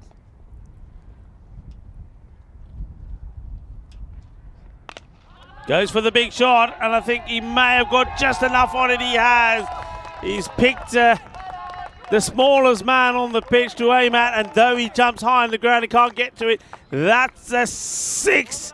It's a big hit. It's 6 carreras, and that certainly is something that's going to ease some of the tension away from Loma. Pretty athletic effort from Bazu Ubi, but you make a good point there, Rico. If you can, you want your tall players out on that boundary as well. That one's swung across the line, so I'm feeling like he's got a bit more confidence. They really should push back for the second. Ubi's come with a diving stop. He hasn't missed the run out at the top end by much. He'll be slightly disappointed at allowing Ahmed to push back for the 2. Well, Ahmed, he gets a bit of a crash landing here. Always 2 there. He was not able to pick this up cleanly, unfortunately. And then have a look. He goes down like a sack of potatoes. But he does get himself in. That's valuable runs. All of a sudden they've got 8, and that rate now, it's just under 4. Goes for the cut shot here. The dot ball and end of the over, and you can see Arab Zai walked away a little bit disappointed. Of course, that 6 is certainly going to hurt them. And, well, we thought this contest was going to be exciting. What we got coming up next is going to be an interesting one as well. Essendon, after winning both their matches, first up against United, they're up against Mamahus, who lost both against a team that's out there at the moment, against Arena. Yeah, Mamahus will be better for those first 2 games that they had on Saturday, though. Need their big guns like Diraj Malhotra to step up. Ankit Gupta, he was done in clean bowled by a pair of absolute seeds on Saturday. So I'm sure he'll appreciate a bit more time at the batting crease. But didn't Hessingens look good with their 2 wins over United? The man at the top of the order, Nathan in particular, batted exceptionally well playing shots, particularly through the offside. See Baz Ayubi coming to the bowling crease for his second over. That run rate pressure's just evaporated a little bit. 11 off 18. Firmly struck and looking to get the boundary, and he will. Again, Zadran, as you'd expect from him, sliding and doing everything he can to try and stop it. Fielding Changi coaches get the per lagya Joka. And well, now with under 10 required for victory and plenty of time to do it on Loma, surely can't mess it up from here. Well, I think we'll have to take the Ibrahimovic nickname away from him. I don't think we've ever seen Zlatan go in for a defensive challenge in his career to date. It's a helpful boundary. Goes in the same area again. Is it going to be the same result again? This time he does get there, gets the throw in, not before the batters have completed the 2. And well, they may have been nervous a few balls ago, but now the Loma players are on their feet and they're sensing a triumphant victory over Haryana, a team that have been on the circuit a while. That they certainly would have gone into these matches as favourites, and certainly you went by the way the first innings went in the first match. You thought you understood why, but this team Loma from nowhere on that one thanks to their captain, and now they're looking to do the double. This is in the air, the fielder comes in, tidies it up, gets the throw in, it's 1 run. But what an amazing start it's been for the team making their debut. Loma CC, as we see 4 runs required in 14 deliveries. Pretty good shot there from Ahmed. That was a nice Yorker from Ayubi. Nicely played, just a confident looking shot out onto the leg side. They do chase to take the 2. This will be close. It's going to really be close. I don't know if the keeper has the ball here, and applaud for the non-striker from Ibrahim. Don't think there was a need to take this on. Here comes the throw, just bouncing awkwardly. Yeah, you see, doesn't have the ball. If he has the ball, then Ibrahim would have been out. Geez, that would have been a terrible result for Loma Cricket Club. Felt like a needless risk. Yeah. Ahmad, the premier batter, still at the crease. He'd have gotten himself run out, taking a completely unnecessary 2 and brought in pressure on the lower order. I'm not sure his captain would have been too happy as it is. He can't complete the run out. He dives in safely home. 2 off 13 balls needed, so you get the feeling that Loma will walk their way to victory. Be flicked away for the single, so scores now are tied. He's batted well, hasn't he, Ibrahim Ahmed, because he's made a very healthy 28 of 20 balls in the first match, put that partnership together with his captain. But I think this innings, this 18 of 22, is the more important one. This is the one that has held them together, because if it weren't for him, it was certainly in a real spot of bother. So it hasn't been out so far here today, but what an important innings this has been. Certainly the case, Rico. He's carried the side on his back. 9th over.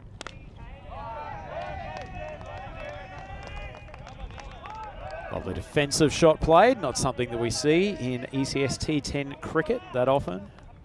Yeah, I think he's toying with him, isn't he? He's toying with him. He's waiting probably for the right ball to dispatch to the boundary. He wants to maybe do it in style, and the Loma players are waiting to run onto the pitch.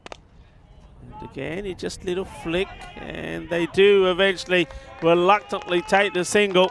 So it's not the finish, or not the way that Ibrahim Ahmed would have wanted to finish, but he has steered his team to a victory with that 19 of 24 deliveries.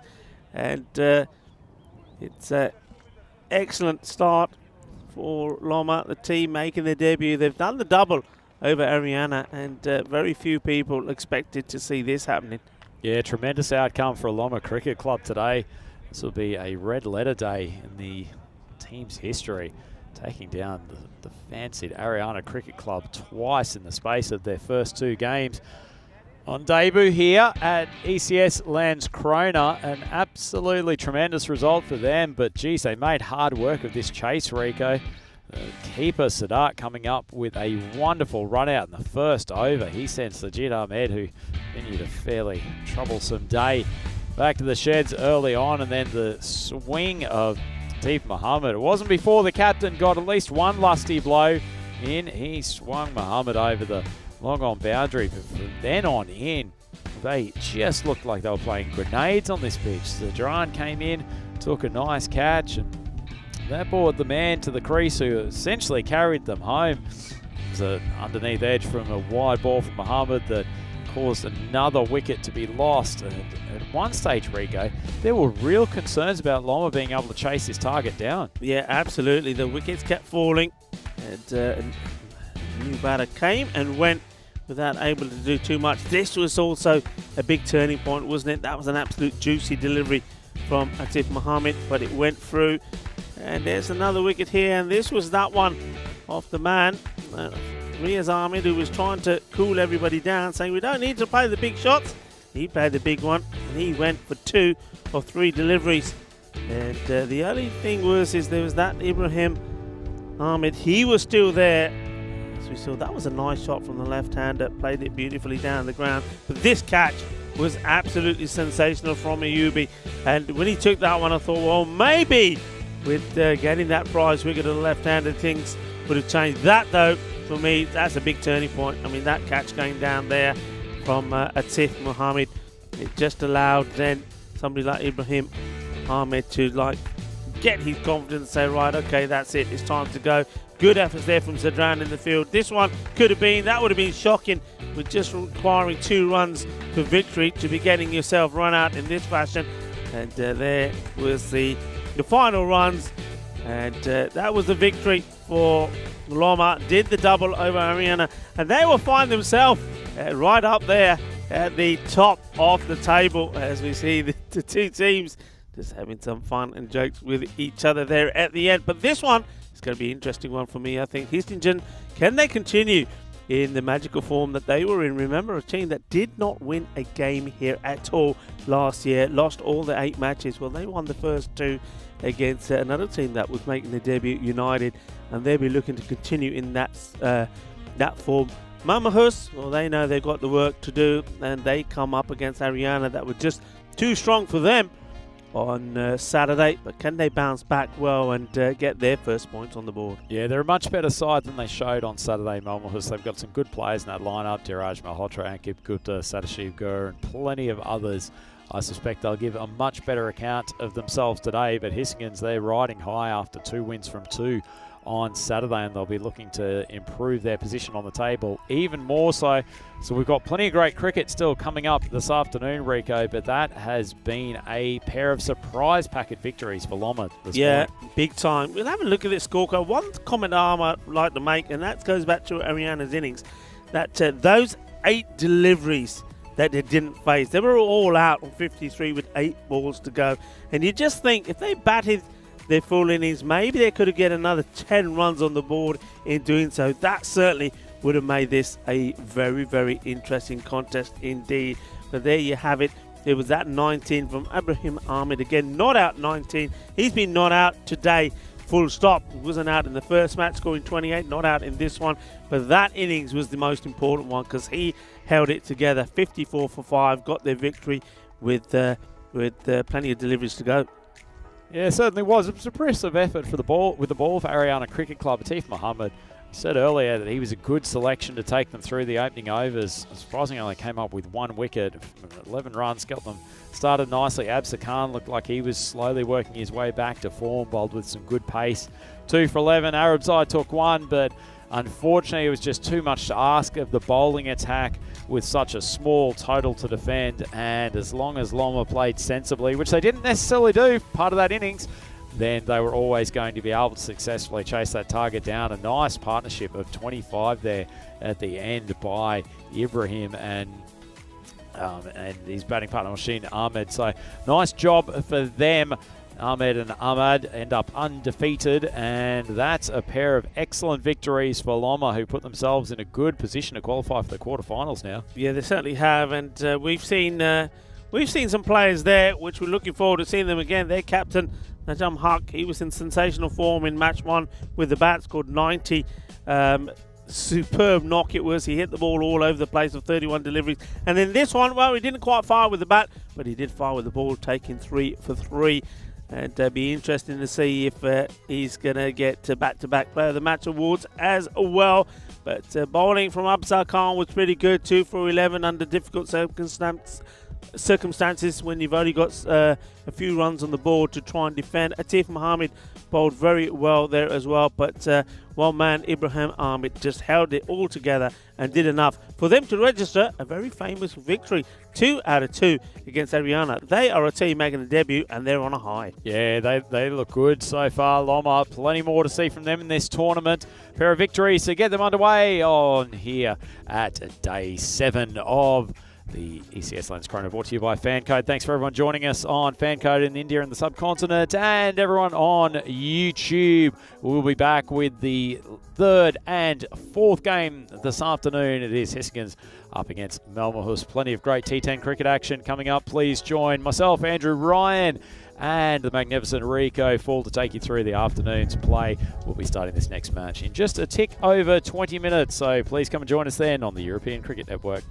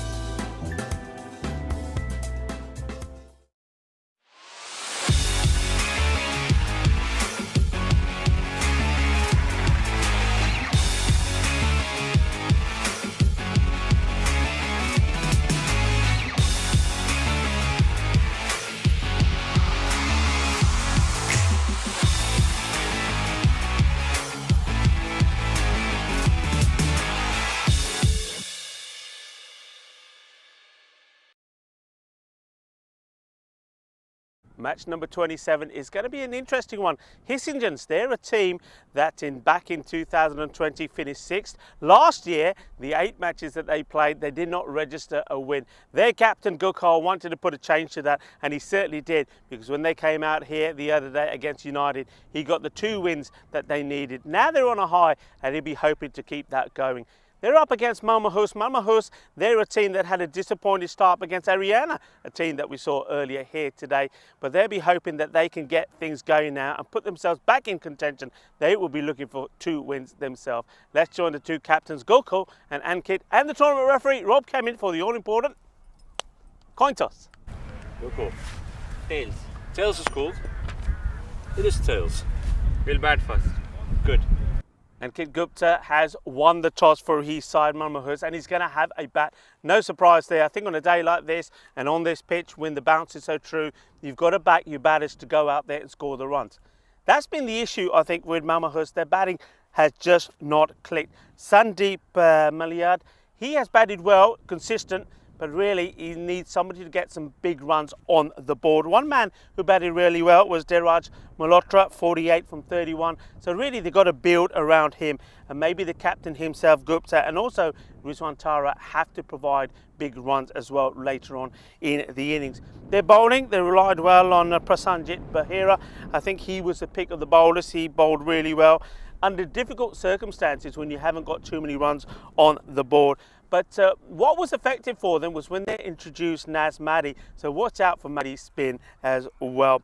Hissingens, well, they led well by their captain. He's going to be key for them again. He was in fine form when he scored 41 of 24 deliveries against United. But keep a lookout for Nitin Ramakrishna. I really did like his batting. Hit the ball well and he timed it really well as well. And he scored 51 of 18 deliveries last time we saw him. And Kilari, he's another one that can come good when they need to. With the ball, I like the bowling of Vabab Joshi, bowled a good line. Took 3 for 4. Well, another man who took 3 wickets there was also Santosh Nalge. He bowled really well, took 3 for 7.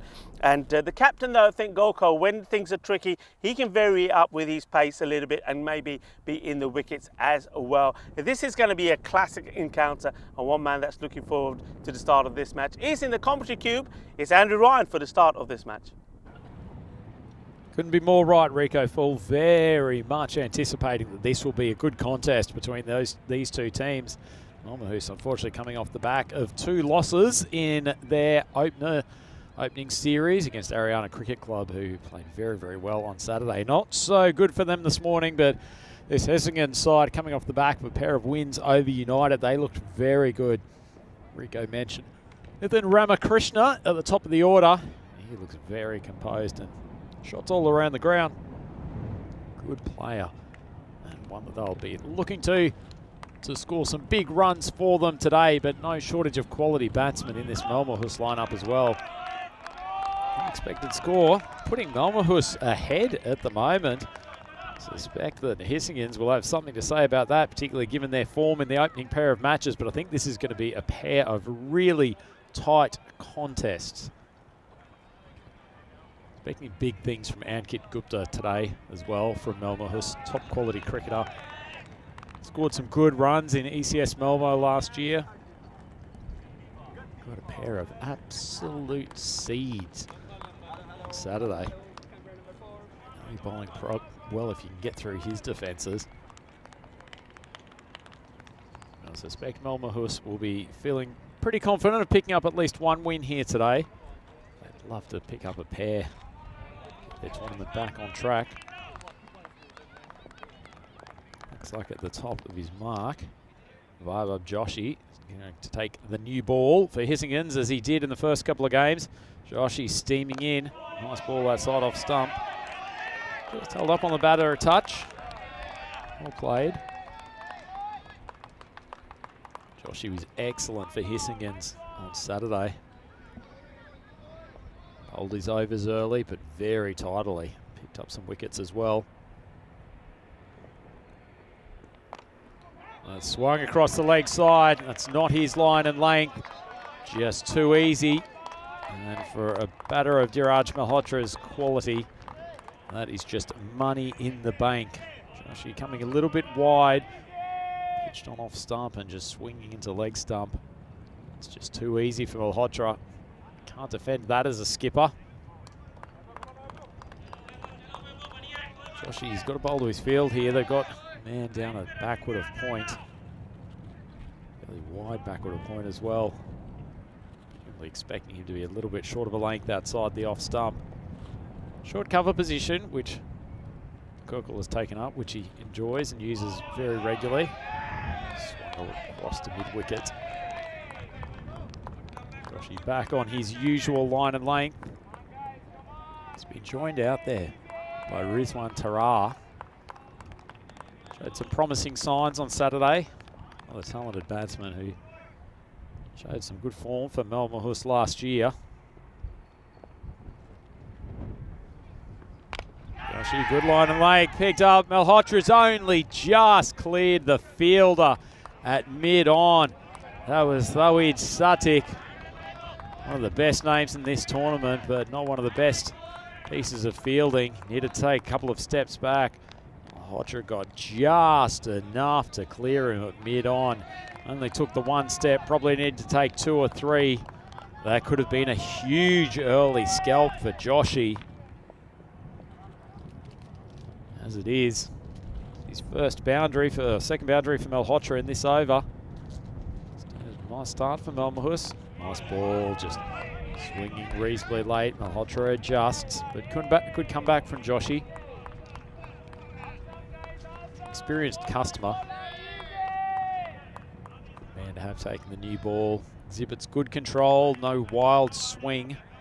Just getting to move enough to keep the batsman honest.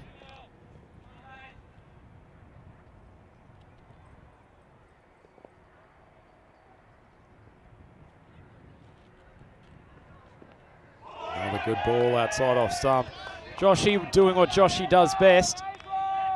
And a couple of dots to finish the over. It's well bowled.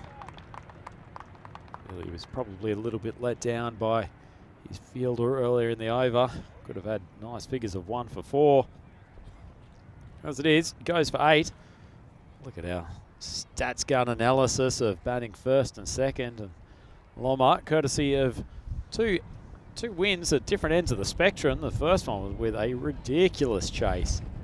The second innings against a massive target put on the ball by Ariana. On the second game, it was a paltry target, but literally was sleepwalking to an unexpected defeat at one stage before Ibrahim managed to get them through some late runs. Almost 8 for none after the first.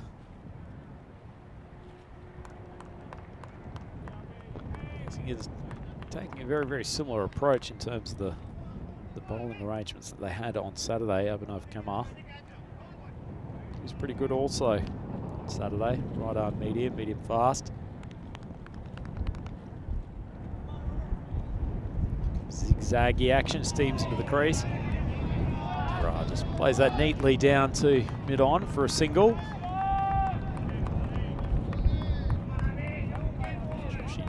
Work coming in from long on. Brings Malhotra back onto strike. Really does favour the leg side, Malhotra. You don't see him carving too many balls through the point region.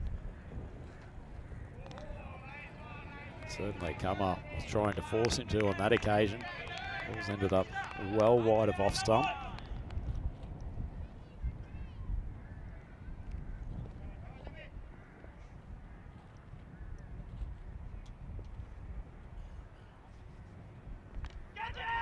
Just drifting into off. Malhotra's taking a big swipe. The fielder coming from fine legs got absolutely nowhere near it. And that's probably the second life that Malhotra has had. The ball was in the air more than long enough for him to come around. Big top edge trying to swipe it over to the leg side. Maybe the keeper needed to make a bigger play for it, but as it is, giving him some opportunities. And Tarar has smashed this over the onside boundary. That's a beautiful strike. Have a look on the replay, the position that he gets into to play this. That's just a glorious swing of the cricket bat. And the first maximum of today. Oh, they're up to 17 for none. Halfway through this second over. Lovely strike from Tara.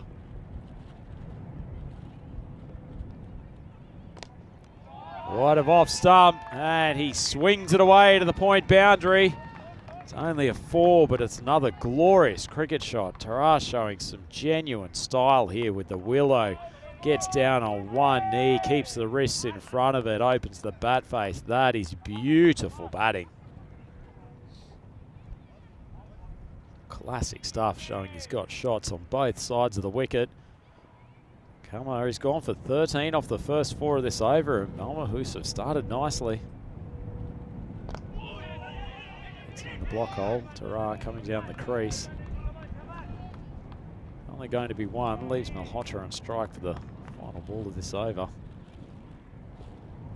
Fielder backing up, so here loses his footing, goes tumbling behind the bowler. He was trying to come in and take the stumps.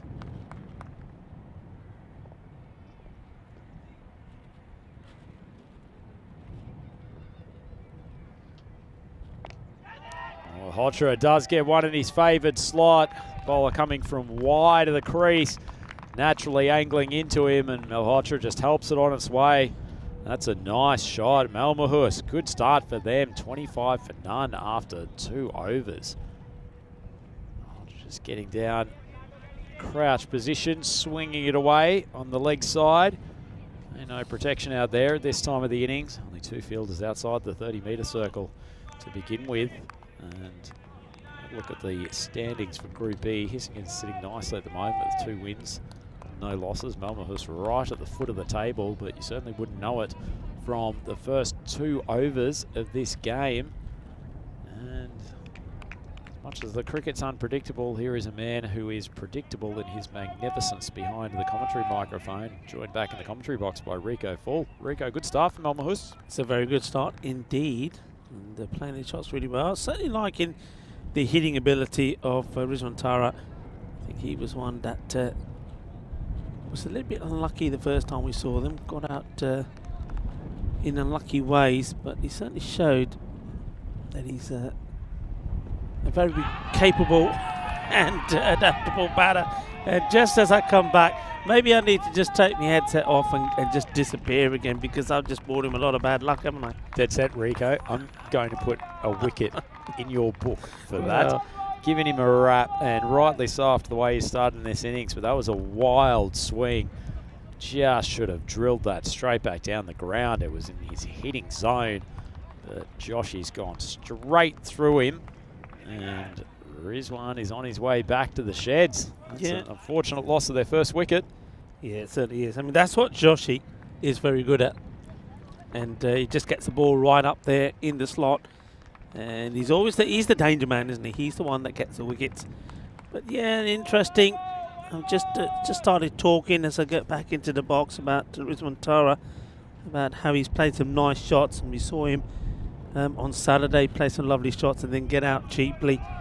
And he's done the same thing here. Just needs to be able to control himself better and think more about getting a good score together. Good bowling though, Joshie. I do like the swing he gets. Get a bit of late in swing as well. Just looked at those tables again. Loma there, I think they had a good opportunity, didn't they?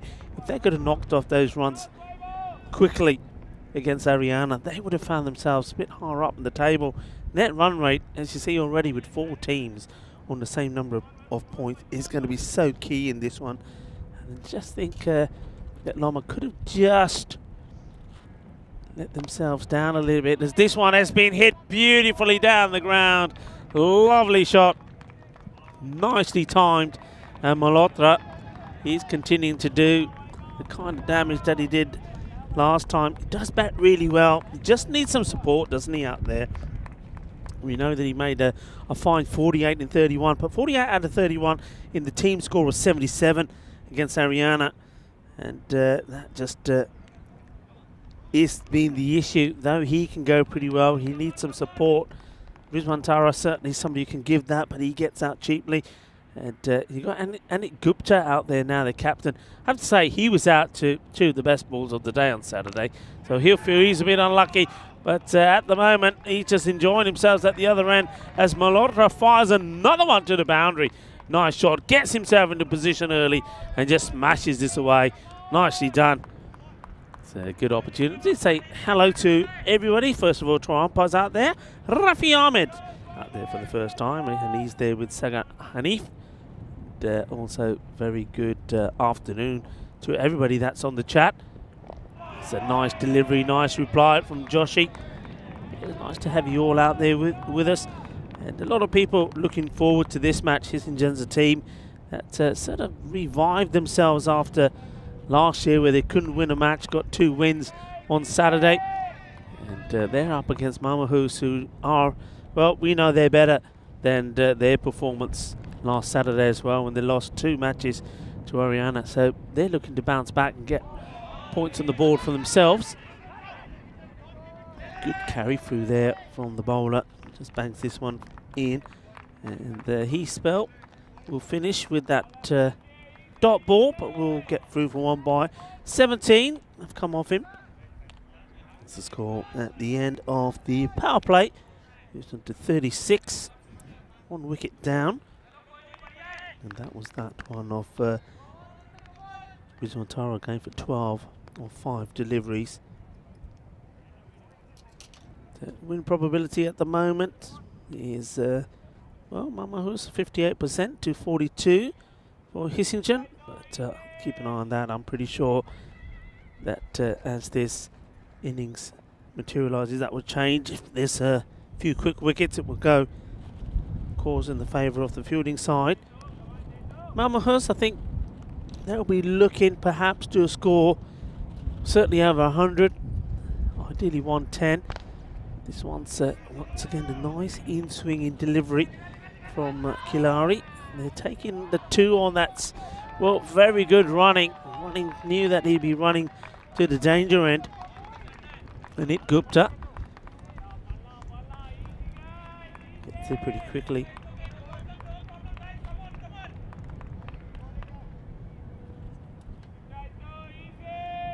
I'm not trying to the 20s already.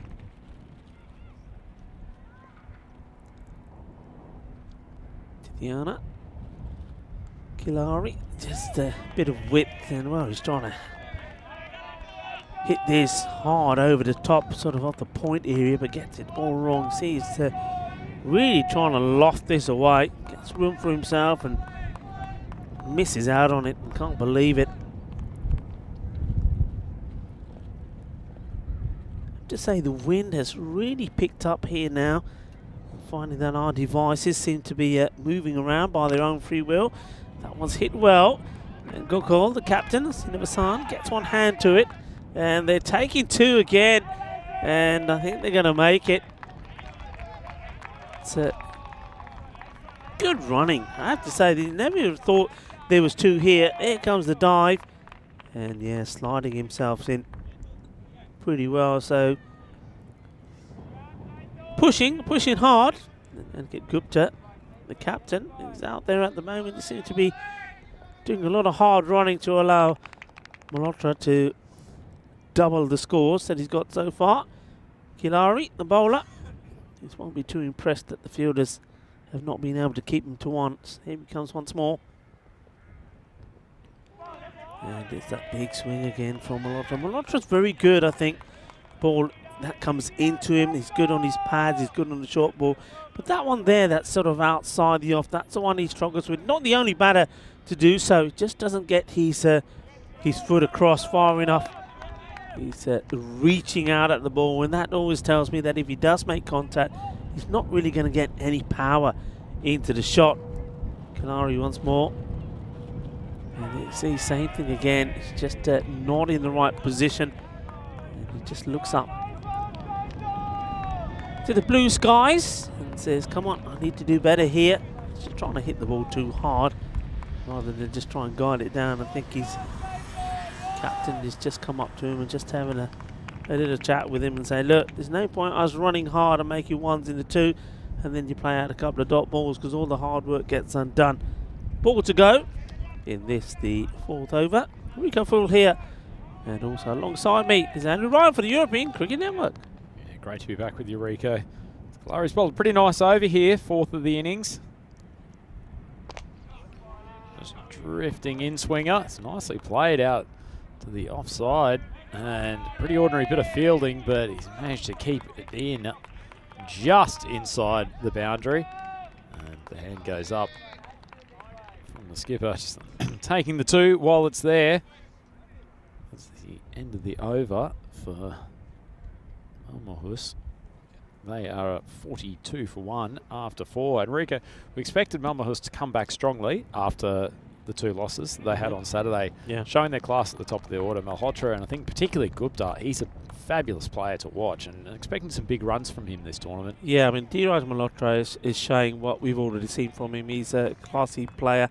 Missing out on a few there outside the off stump, which I think is something which he'll get better at. They're probably a little bit rusty, the batters. But yeah, Ankit Gupta, he's the one that I want to watch. I mean, at the moment, he's showing a lot of urgency with the running, making those, turning those 1s into 2s. But he's been unlucky. I mean, if you remember at the Saturday, he was bowled twice and was bowled by 2 of the best balls off the day. So he's looking to try and get some runs on the board here. I think he's quite a key player, I think, for their side. I think with him in good form, they're a team that will score 120, 130. If he's not in good form, if he doesn't score runs, they may struggle to get sort of to the 100 mark. And there you go. See there, and once more, this time this is more like it. This is Gupta. He's getting a full toss, and he makes it count. He puts it away. That's what he's got to do, but he's got to play this supporting role here with Malhotra. I think this partnership up in the order, the top 3, 4 batters, is so key. One of them has to go well, but they need support, and that's one thing they didn't have when we saw them Saturday. They weren't losing wickets,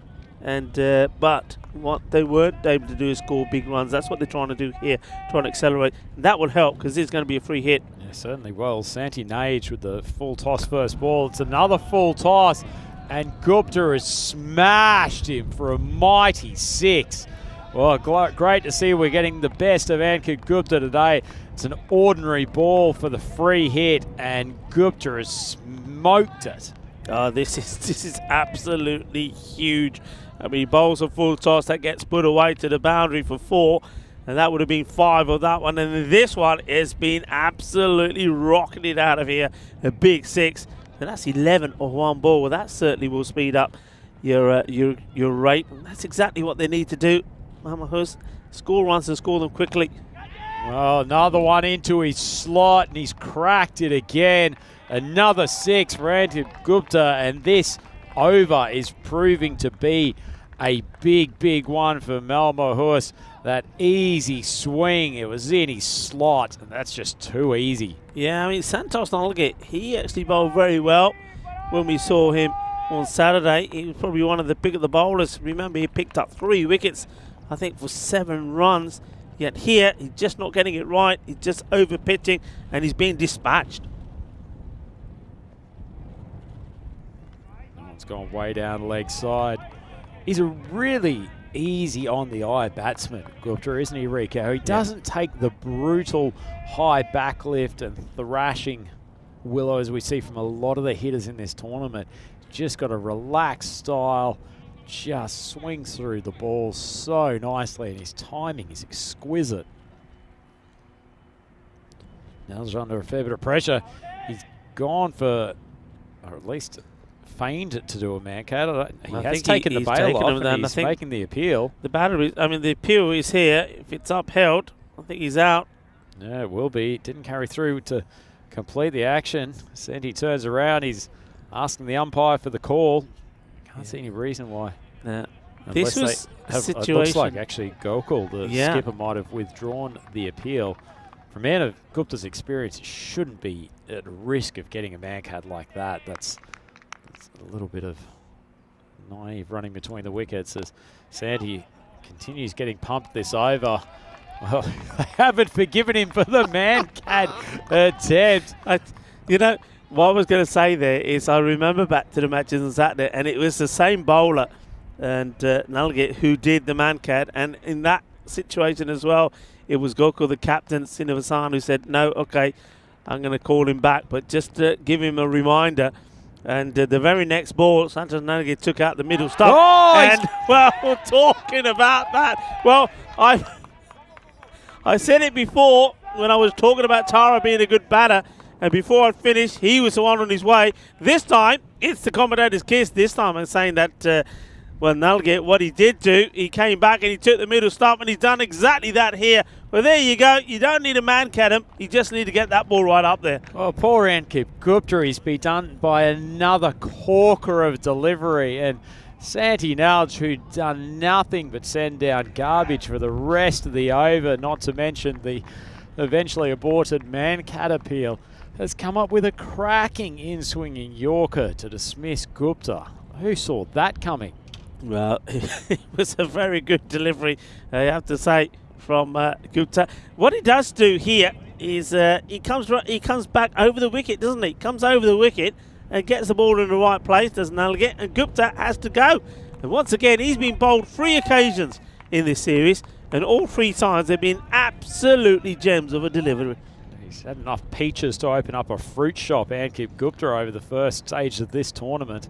Should apologise to him as well. It was actually Malhotra who was the man who was the victim of the man-cat appeal that was eventually withdrawn by Gupta. But he might have 2 and 2 balls. This one's sitting high in the air. Fielder coming in from deep square leg. Nithin Ramakrishna. He's a good quality cricketer. Expected better from him there. That ball was in the air for a long, long time. It's Sambit Patanaik, who's generally opened for Malmahus, who's now at the batting crease, joining Malhotra. Well, Santi, he gets sent packing. That has been brutalised over the boundary, and Patanaik has responded to his demotion down the order, saying to the skipper, I got plenty of power as well. Swings freely. Beautiful cricket shot, and after a very eventful over, Malmahus now 71 for 2 after 5. That was a great over. Everything happened in that one, didn't it? And, well, yeah, you're right. Sambit Patanaik, he will be wanting to prove a point to captain. He could have gone, though, couldn't he? I mean, that one was up in the air a long time, and somebody like the ability of Nithin Ramakrishna, I think you'd have to back yourself to take this. But I will say this, Andrew, that anything that goes up in the air at the moment, the ball is swirling around a lot because that wind has really picked up. I mean, you're looking at the screen there, wherever you're watching from, you're probably thinking it's a lovely sunny day, but yeah, it is sunny, and if you're out there in the middle, you do feel some of those rays, but you're also feeling that wind. And maybe just have a look at that one of those flags there. They're really blowing around quite blisterily, so anything goes up in the air, it's not an easy catch. It's almost like the Skåne swirling wind is starting to take control here at the Landskrona Cricket Club. That last over from Santi Nage now went for 30 runs. Absolutely pumped. Skipper Gok will bring himself on to bring some control, and not only bring some control, but a much needed wicket as Dheeraj Malhotra attempts to swing him to the square leg boundary, and Gokul taking his team, leading from the front. That's a much needed wicket. Yeah, that's what Gokul does so many times, doesn't he? He doesn't charge in, he doesn't try to bang the ball through, but most of the time he just gets it spot on onto the stumps, and you can see there that Malhotra just trying to keep the pressure on, just trying to keep the pace going, but plays right across it, gets bowled. And this will be interesting now because you see a lot of the key batters have gone. I mean, Patanaik, he's still there, he's come in slightly lower than he normally does, but they've got to now here really pull together to Malmahus, because this was a point where when they've lost, certainly when you lose Malhotra, they just failed to get quick runs on the board. Certainly the case. Still in a pretty good position, Malmahus. The run rate's fantastic at the moment, almost 14 runs and over. Gokul right on the stumps as always. Doesn't do anything particularly special with the ball, but he's just so accurate and doesn't give the batters room to free their hands. He's a really impressive cricketer all round, isn't he, Rico? He certainly is. I mean, he just, like you said, with his bowling, he just sort of plods in, and most of the time he gets the ball right up there. Sometimes he is skilled, you're spraying it down the leg side, and then, of course, with the batting, he's just an awesome hitter of the ball. Oh, nice ball. Well, he's got no shortage of skill. Let's face it, Gokul with the ball. That is a beautiful in-swinger. Just putting it up there, the breeze, taking it back into the batsman, and Sambit Padanike trying to swing it away on the leg side, gets beaten, all ends up. Yeah, he's been joined out there by Sandeep Malidi. Right in the block hole outside off stump, continuing a fabulous over. The one run off it so far. Wicket of Malhotra. After the 30-run over from Nalj, the Hissingans couldn't have asked for much more from their skipper. Yeah, after one went supersonic, this one is pretty good so far. Malidi, yeah, he's a guy that can stick around there, and he's shown that already. Not a particularly big hitter of the ball, but he can give them some stability, which they could do with here. That's a glorious cricket shot. Goes inside out. Padanike showing he's got plenty of quality. That is a super strike. Yeah, he's hit this absolutely beautifully, hasn't he? I mean, look at the swing he gets on it. Gets just that little bit of whip, doesn't he? That was the early difference here. But it starts really low. And I like the way the batsman comes in as he lifts himself up. And he pumps that all the way over extra cover for a big 6. Certainly has pumped it. See the crowd starting to build up here, the Landskrona Cricket Club. Plenty of interest in these final two clashes between Hissingans and Malmahus. Gokul drops a big short, and he's been battered almost out to the horse stables. Padanike has lofted him over square leg. Rico, look at the footwork here, gets it back and across and pumps it to square leg. That's a super shot. He's absolutely mullered this and muscles it over the boundary. But yeah, you're absolutely right. The footwork there was classy. Steps up, then rocks back, gets deep inside the crease, and then, well, he absolutely hooks it over for a massive, massive 6. That's what they need there. And then up until those last two deliveries, it looked like it was going to be a super over from the captain, Srinivas Hunt, but finds that it still goes for 13, courtesy of those two boundaries. Yeah, certainly does. Great finish from Padanike. He's 20 off 6 already. What a start. Malmahus there, 85 for 3 after 6 overs. So prime position to get a score up in the 125, 130 range. Difficulty for Gokul is that he's used his premier paceman, Joshi, for the first 2 overs in the power play. He's still got one from Kamar, although he was expensive. Came on to bowl the second over. So looks like Ravi Kumar is coming on to bowl the 7th. It's just driven straight down the ground, and Kilari fields. He bowled a good first over as well. Have a quick look in the top scorers for Group E, and Rico. That innings from Hark this morning has raced him to the top of the charts. Yeah, what an innings it was indeed. And another man that's done pretty well is Ramakrishna. And he's certainly hoping that he's going to be in good form again. Malhotra, he's been and gone, but he certainly has added to that. This has been hit pretty straight, needs to be stopped, and they can't stop it, the two fielders. It's a little touch on this, but just diverting it away from the other. So valuable runs. His runs keep coming. This has been much better, hasn't it, for Malmahus? We know that they were really slow in scoring when we saw them on Saturday. Just weren't able to up the tempo with their batting. Scored 77 for 3. And then in the next match, 76 for 7. So they weren't getting out in the 70s. And look, here they are. They're already in the 90s. They're absolutely flying. Ball just drifts onto leg stump, swung away to square by Padanike. They'll just take the single. They've got some classical batters in this lineup, haven't they, Rico? I mean, Padanike is a beautifully relaxed player at the crease, or Ankit Gupta. And Tara with some very free swinging at the top. They're pretty players to watch.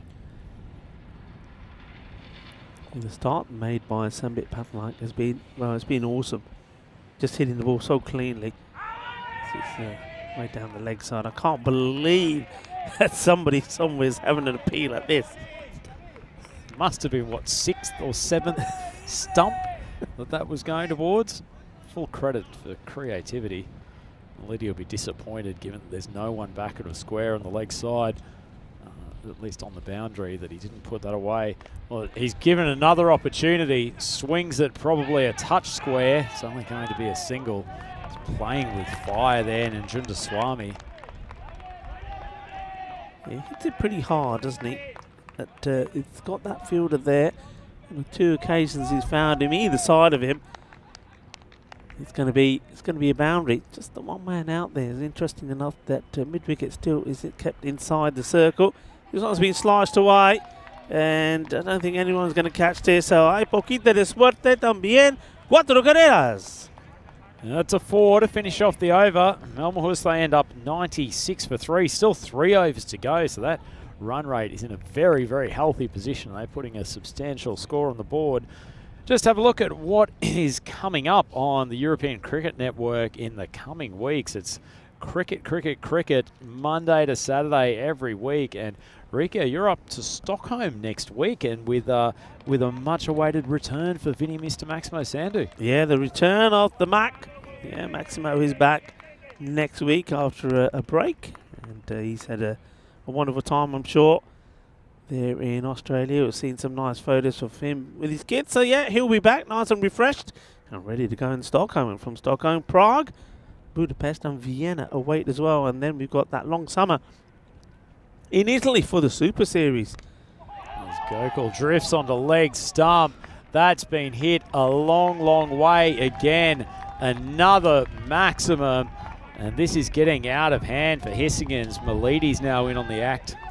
Yeah, this is the problem sometimes that Gokul Stevenson gets. He just goes a little bit too much on the leg side. And that man, Sandeep Malidi, says, well, you know what? I'm going to cash in on this one. Srinivasani needs to do a bit better. Well, another one down the leg side, and Malidi hands out more punishment. Another boundary. Malmahus up to 106 for 3. 2 balls into the 8th. Yeah, I mean, this is not good bowling, is it, from the captain? This is the issue that he has. I mentioned it when he bowled the first over. Normally he is very tidy, wicket to wicket, but he does have the tendency to stray on the leg side. And so many times I've seen him do this, where he'll get thumped for a couple of deliveries and then he'll come back with an absolute corker of a delivery and pick up a wicket. But if he could only just iron out those loose deliveries down the leg side. Yeah. Speaking of things that need to be ironed out, Rico, I've got to convey some concerns coming from the YouTube chat, and thank you everyone who's joining us there today. A few people have raised the fact that we haven't had a single bowley in this innings to date, so your fans are demanding you bring that out as soon as possible. Hopefully one of the batters will give an opportunity. I'm not sure that shot justifies it, but either way, it's race to the boundary. The fielder will come in from mid-wicket. Yeah, that gets the 4 carreras, not quite the balle, but yeah, gets enough on it. The fielder, well, he chases it. Well, this is more under, iba, but he can't get there. 4 carreras. If they keep on going at this rate, we'll certainly have a balle opportunity at some point. Srinivasan, after his great start, getting crunched here.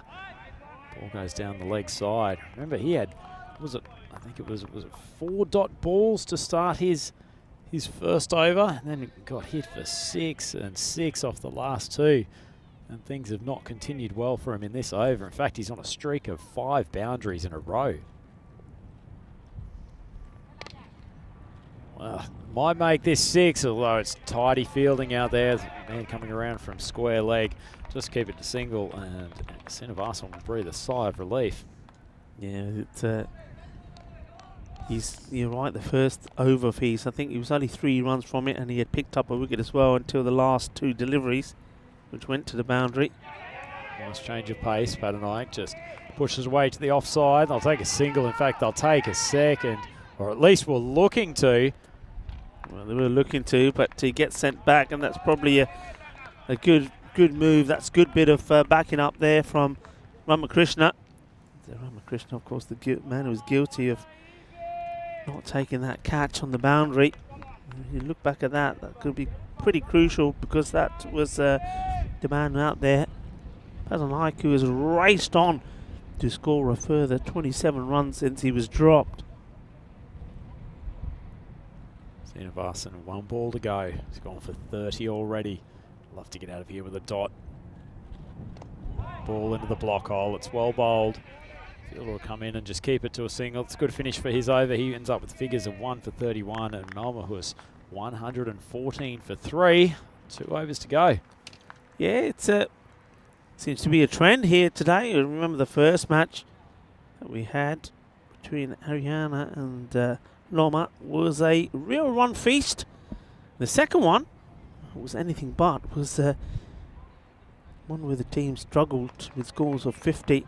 This one so far, with 12 balls to go, looks like it could be another one that ends up around about 130 mark. Certainly, that's what Malmahus will be looking for. They're looking for at least a minimum 10 and over. That'll take them to that score. Patternike's in the middle of a great innings so far. He's 30 off 10. Malidi giving him good support. He's 19 off 9. He'll be on strike to start this 9th over. Ravi Kumar and Jundaswamy coming on to bowl the 9th. Good ball once again in the block hole, just coming back from outside off stump. Well played though from Malidi. Drives it down the ground. Gets the one. Yeah, it's turned out to be another match which I think is going to provide us with plenty of action in the second innings, because we already know that Essendon's have made 2 good performances with the bat. And swung out to the offside, be a fielding catch. Managed to at least keep it inside the boundary, which is a positive for Hissingens, but would have loved to see the back of Patternike. He hasn't played too many false shots today, just the 1 run. Yeah, he's living dangerously, isn't he? He's a complete transformation from what we saw when they played their first 2 matches and lost to Ariana. When he was a little bit hesitant, he was cagey. But here he's come out just swinging the bat. Well, big swing of the bat out to the leg side. Hasn't timed it perfectly. Pushing through for the second. Great running from Patternike. Took off quickly for that first run and enabled him to get back to the bowler's end for the 2. Yeah, putting the pressure on, and the bowler is giving some applause to the fielder. And then Junda Sahami says, well done, well fielded. They still did get the 2. It was well run as well.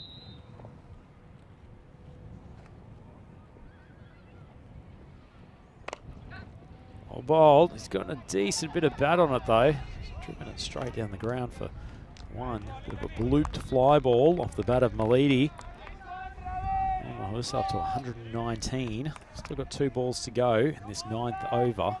Still be eyeing off the 140 if they can continue to find the boundary with regularity. Wide of off stump. It's called by the umpire.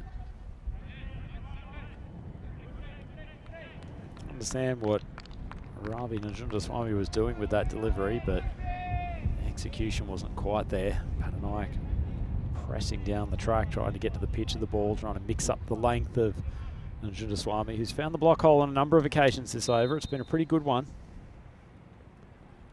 Does it again, flicked off the pads. Fielder coming around from deep square. Does nicely. They push again for the second. That's excellent running. Malidi returning the favour for his partner who pushed for a 2 earlier this over. As you can see, he took off very fast from the bowler's end, turned, knew he was going to come back for the second, and gets there. Wouldn't say completely comfortably, but certainly a well-judged 2. Yeah. Finishing the over. Big swing from Patternike, no run.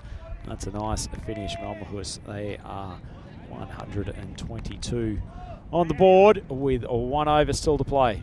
Yeah, they're batting well, these 2. I'm liking that. Look, one thing that they did against Ariana is they didn't score runs quickly. They weren't pushing hard. They weren't turning the 1 to the 2. This is a team that have come together after those 2 disappointing defeats. They've talked about what they have to do better. They know that with the bat, they had to get to a better start. They had to play these shots. They had to push.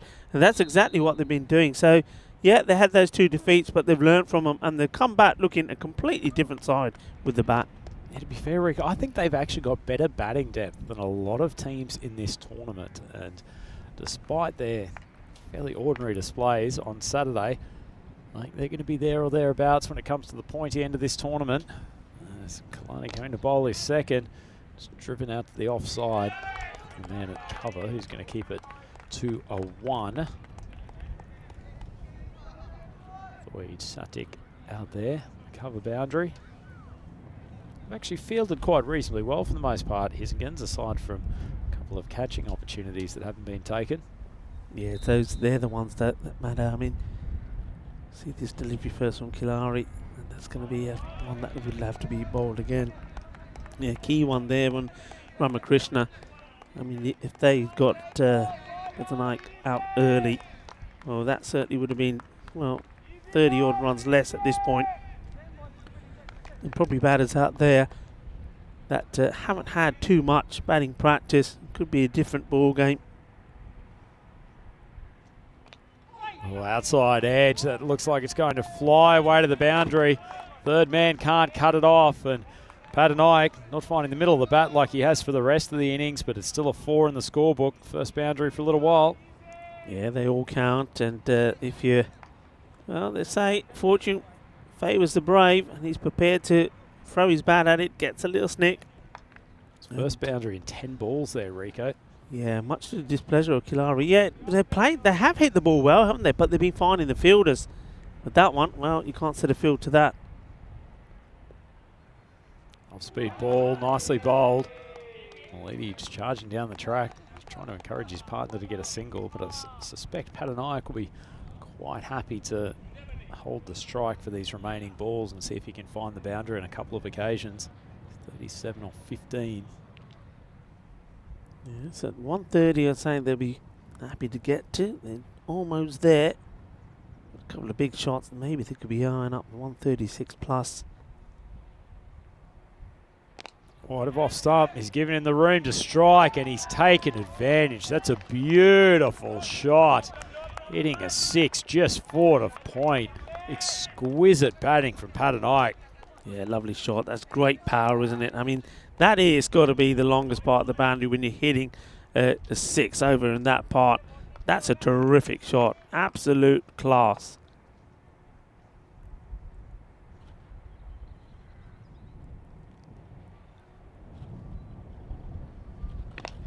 Good block hole delivery from Killarney. Driven straight to Gokul, who defensively fields it. They take the 1. That'll leave Malidi on strike for the final delivery of the innings. Malmahus up to 135. This is a really good performance from them.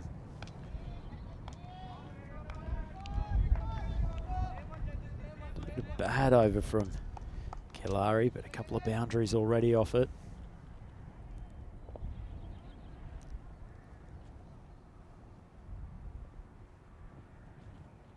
Goes off speed, the final ball. It's been hit high and long enough. Dropped catch from Adnan out there on the boundary line. He'll be disappointed with his effort, but Malmahus will be very pleased with theirs.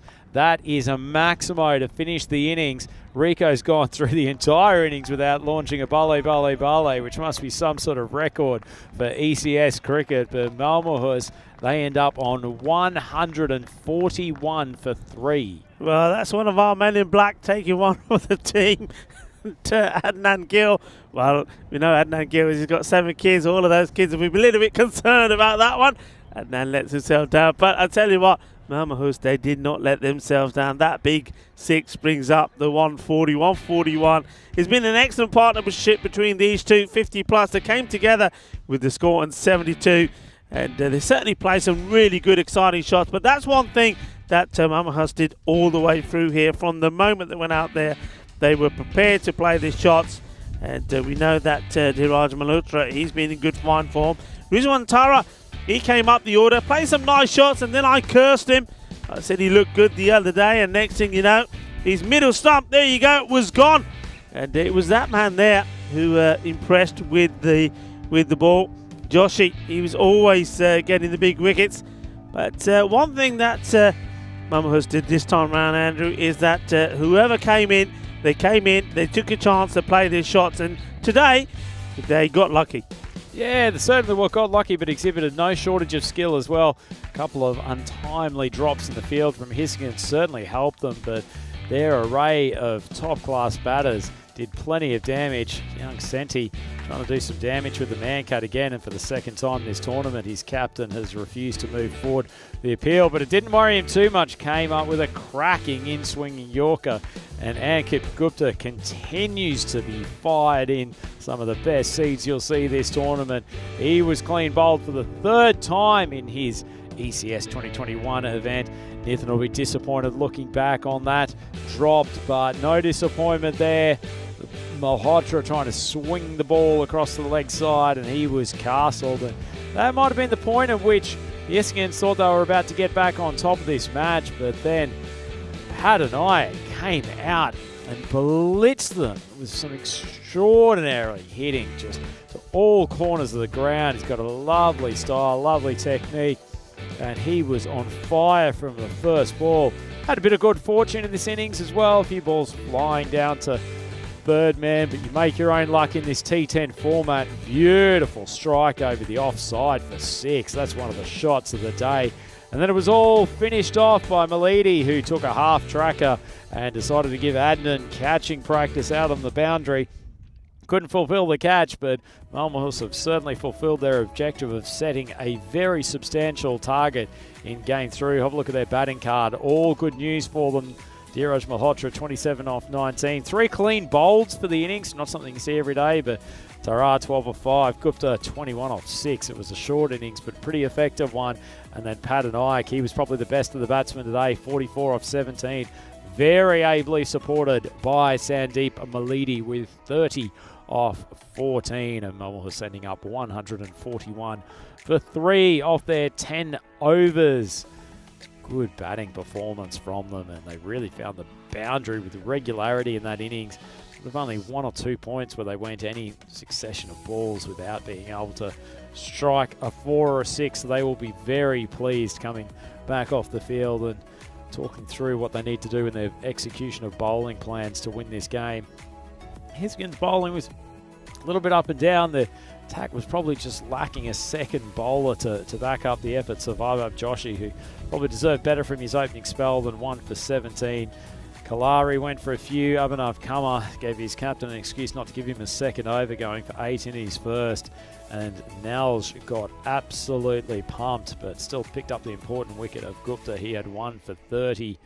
And Srinivasan 1 for 31 after starting very, very tightly. So Essendons, they've got a lot of work to do here with the bat, and you have to say the Malmahus are favourites to take their first win of this ECS Landskrona event. In pole position, setting a beefy target of 142 for Hisingen to chase down in 10 overs. I'm sure they will give it a very good crack, though. We will be back here on the European Cricket Network in a couple of minutes to take you through the second innings.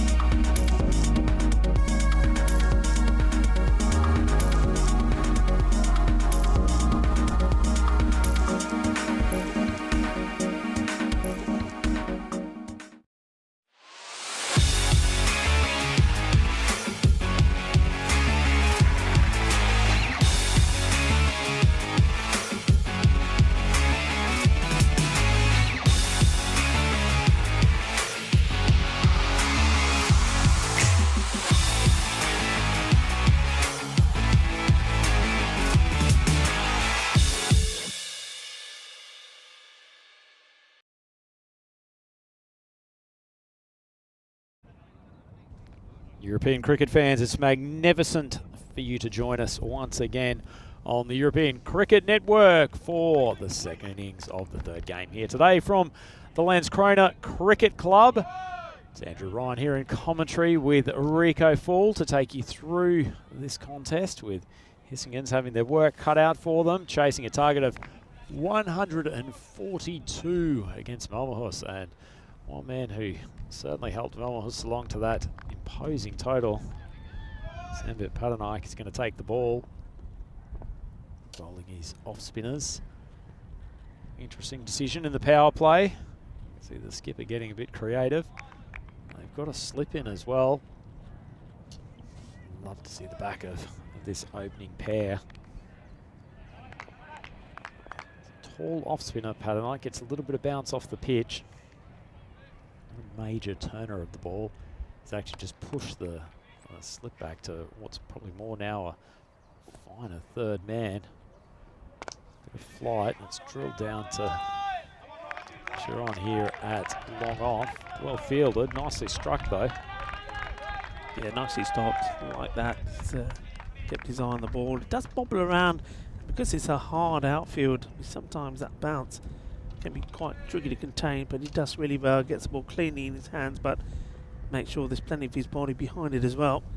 Nice flight again from Padanike. Not afraid to give the ball some air. The wind's still swirling here at Landskrona Cricket Club. Actually feels like the breeze has even picked up a touch, but it's not easy wind for fielding. But off spinner giving the ball a bit of flight. It's probably helpful. Faster one outside of stump. It's going to be called wide. It's Kalari and Ramakrishna opening up for Hissingens, the successful opening partnership from the weekend. Ramakrishna in particular, very impressive with the bat. Padanike has started that one well wide of off stump.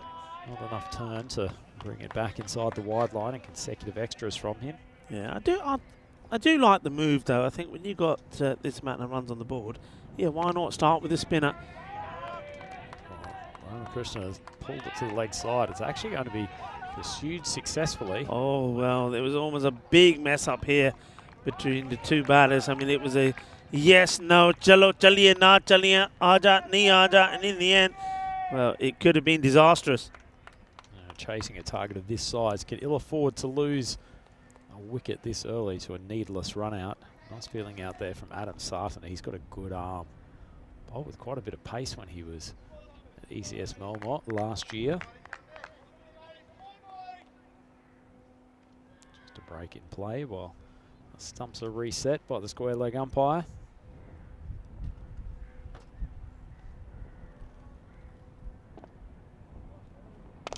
Ball outside off stump, heaved down the ground. Pretty ordinary fielding effort from the man coming around from long on.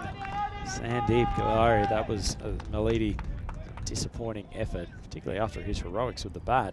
Yeah, I mean, he won't want to see this again. He needs to stop this. What he needs to be doing is trying to sort of slap that back into the field of play. And all he's done is sort of edged it over the boundary.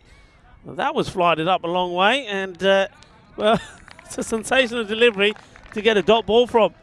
Bit of ping pong going on there. Hey, but it's gutsy bowling, Rico. He hasn't got any protection out of that deep mid-wicket area. It's a lot of air. That one's much flatter, but it's given plenty of air by the batsman. That's a great strike. And this Hissingens total is moving. They're now 14 for none at the end of the first. Well, they needed this one. Boom, shakalaka. Now that one goes where it needs to, over the boundary, 6 runs. And, like you said, they've got started. And that's 2. That's the 1-4. And he now could we've be got one that to 1-6. watch in. Yeah, so we have a look at the top bowlers in Group B so far. And Joshi, that doesn't surprise me. He's been good. But then, of course, Najam Haq, after taking the 3 for in the second game that he played in for Loma. And they got another player of the match award there. And Rashid there on Loma as well on 4 wickets. And Nalgate, surprisingly, he didn't bowl as well in this match. He got taken apart, didn't he? The Hissingens bowler, but he'll be looking to bounce back in the next match. Well, imagine if he'd gotten credited with his 2 mancads so far. That bowling performance would be top of the table. As it is, we've got Sharon Nord coming in to bowl the second over. He bowled with good pace the other day, but that is a beautiful strike. Nathan's just eased him over the long off boundary. Sensational batting. Yeah, Ramakrishna deciding he wants to get in the act as well. That's just a lovely shot. It's pure timing, and he makes it look effortless. And, well, that's one to be appreciated by some of those spectators.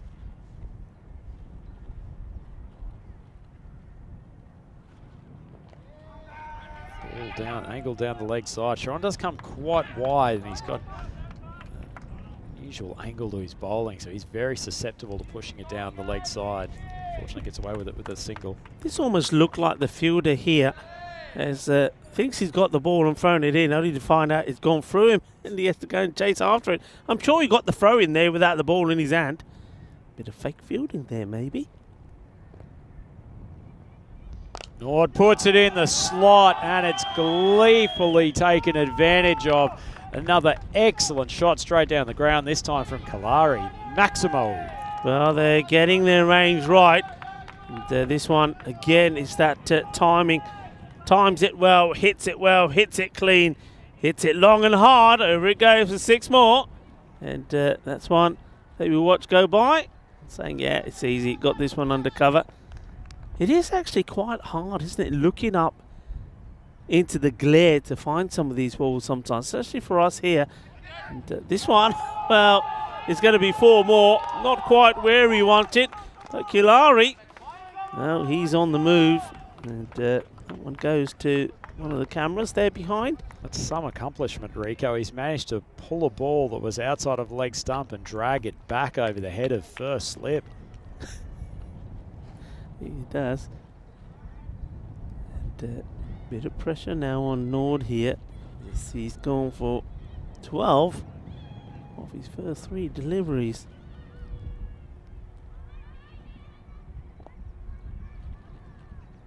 Nice ball, just jamming him for a little bit of space, but Kalari adjusts well. Just going to be a single straight down the ground. He's now 22 off 7 and he's motoring along. Probably he was overshadowed by Ramakrishna on the weekend, but certainly putting his name up in lights with the opening overs.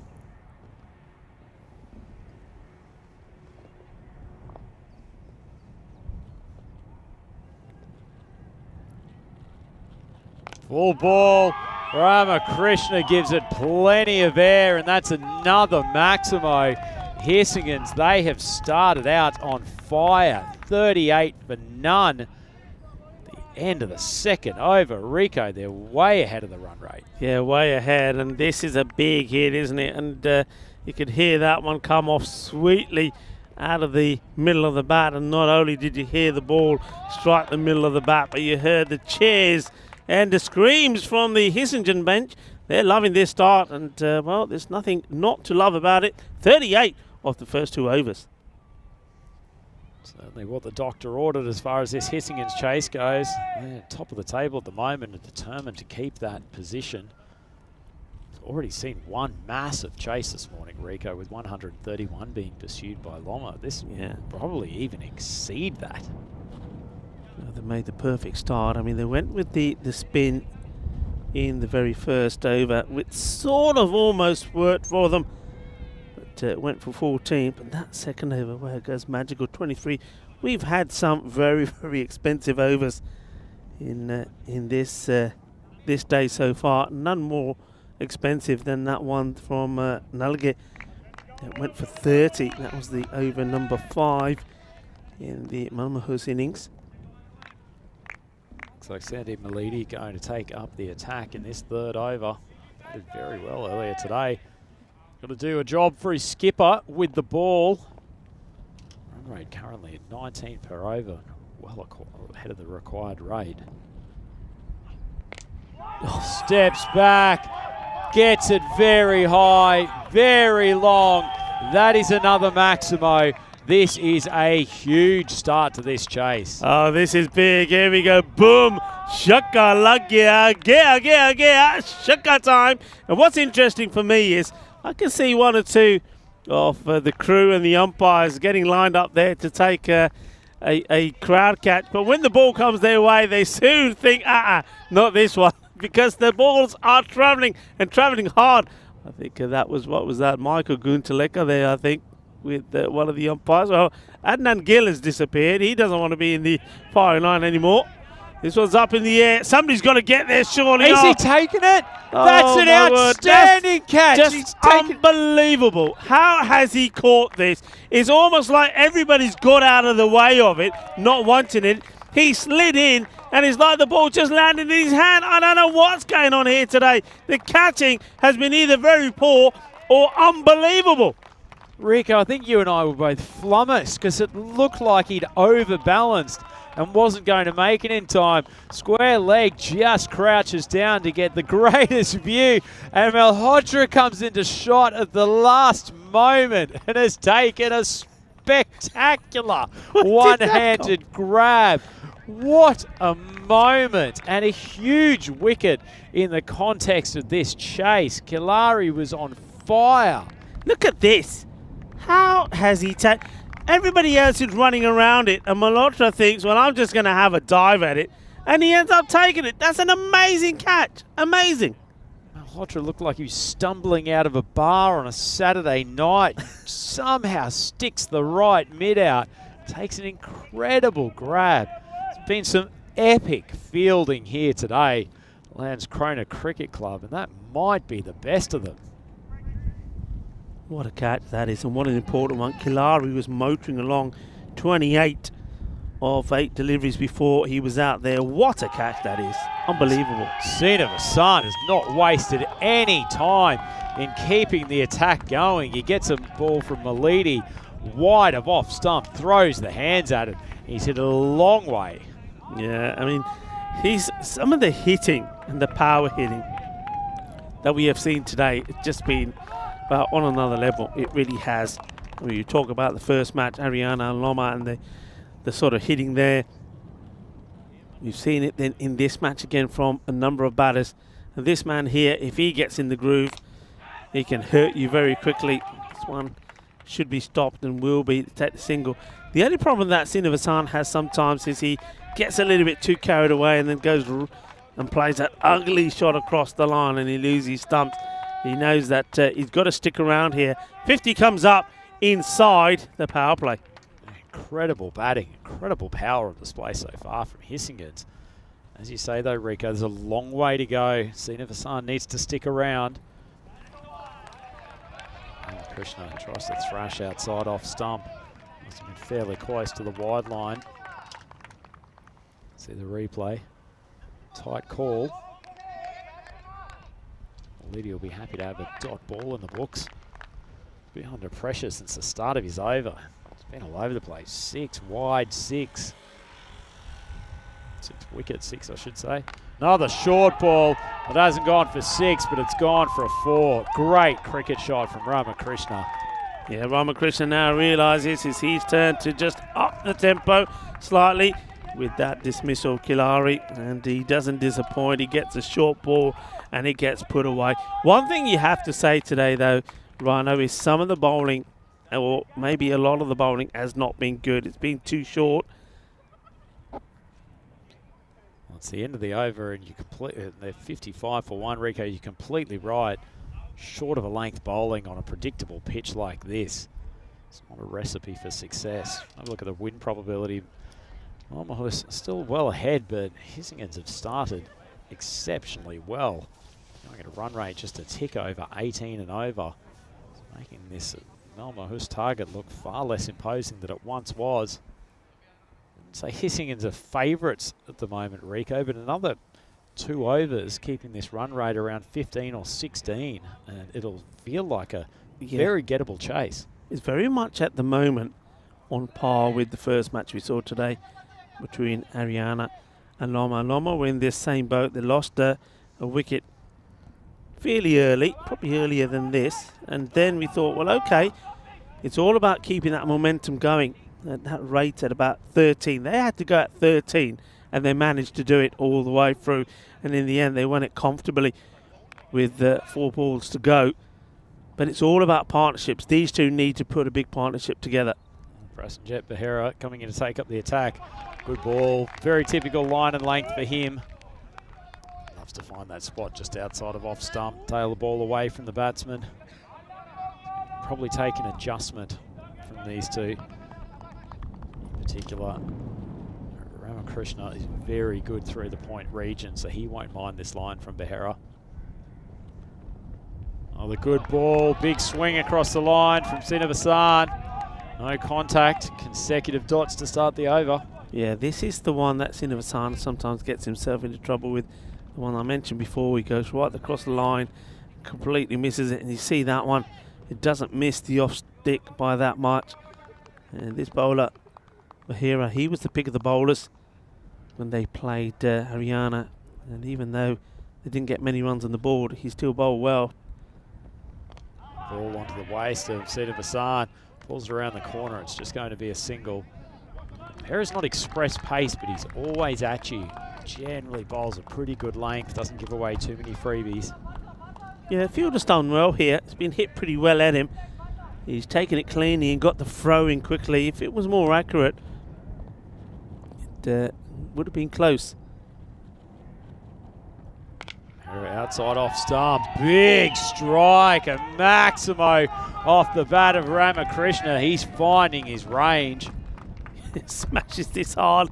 Here's another one that goes into that zone where, well, our man from the ECN, Michael Guntaleka, is waiting to try and catch hold of one of these. But at the moment, they're sailing well over his head. And that's another one that almost ends up into one of the marquees. It's probably the first day, Rico. Pick this up after Behera bowls his next ball. It's wide of off stump. It's the first day that that breeze has been heading towards mid-wicket for the right-handers. You can see they're hitting with such confidence on that side of the ground because that they know if they get enough air on the ball, chances are, even if it's a miss-hit, it's got a decent chance of carrying the boundary. Yeah. Behera. The zone for Ramakrishna again. He doesn't get a great piece of it, and it will just be a one.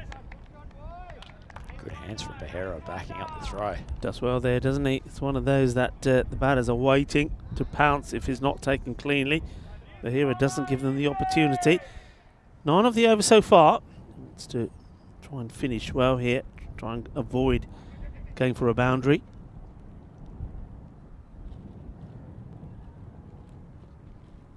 Ball right up in the block hole.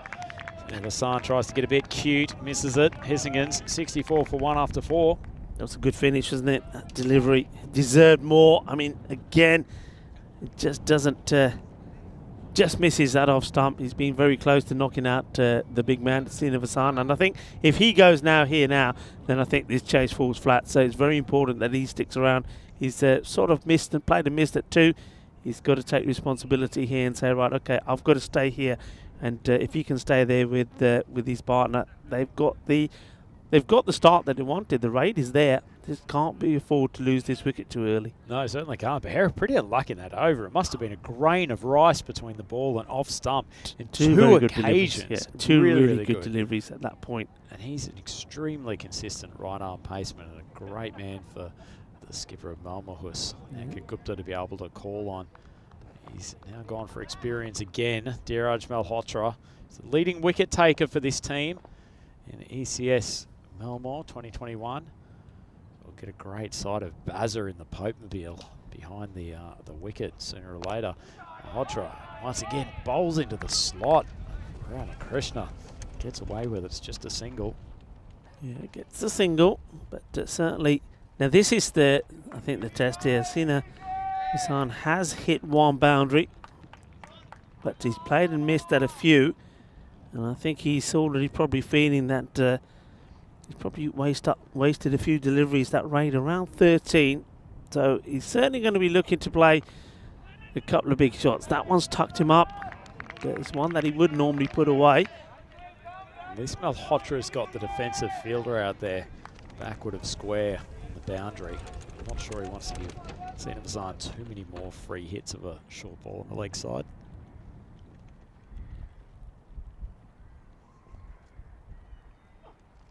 Better ball, pushing it across him, outside off stump. Misfield though, and they'll scamper through for the single. Yeah, it'll be disappointed with that, Malhotra. He knows that it could have been and should have been maybe just another dot delivery. It just means that now Ramakrishna gets on strike. Nitin,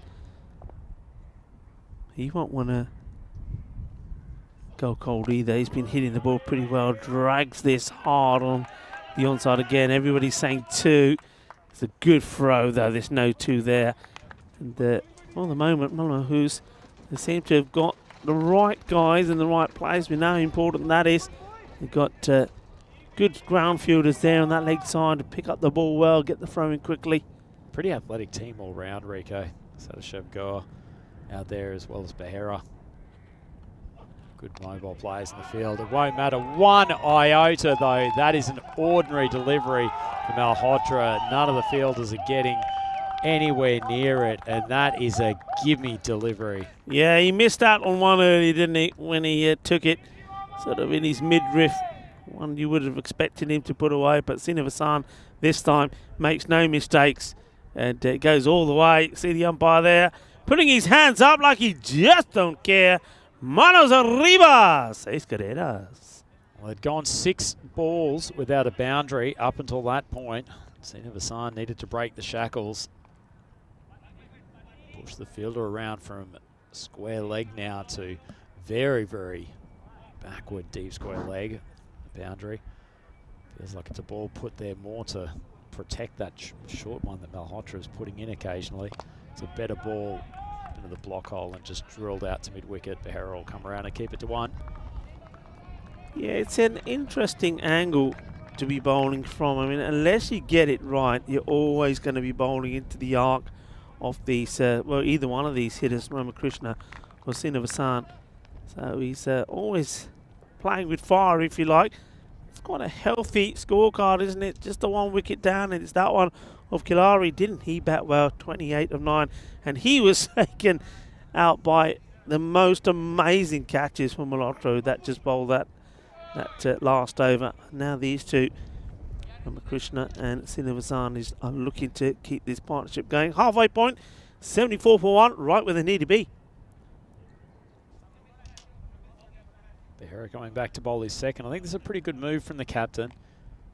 He was very tight in his first over. Behera only went for 9 despite being hit for a 6.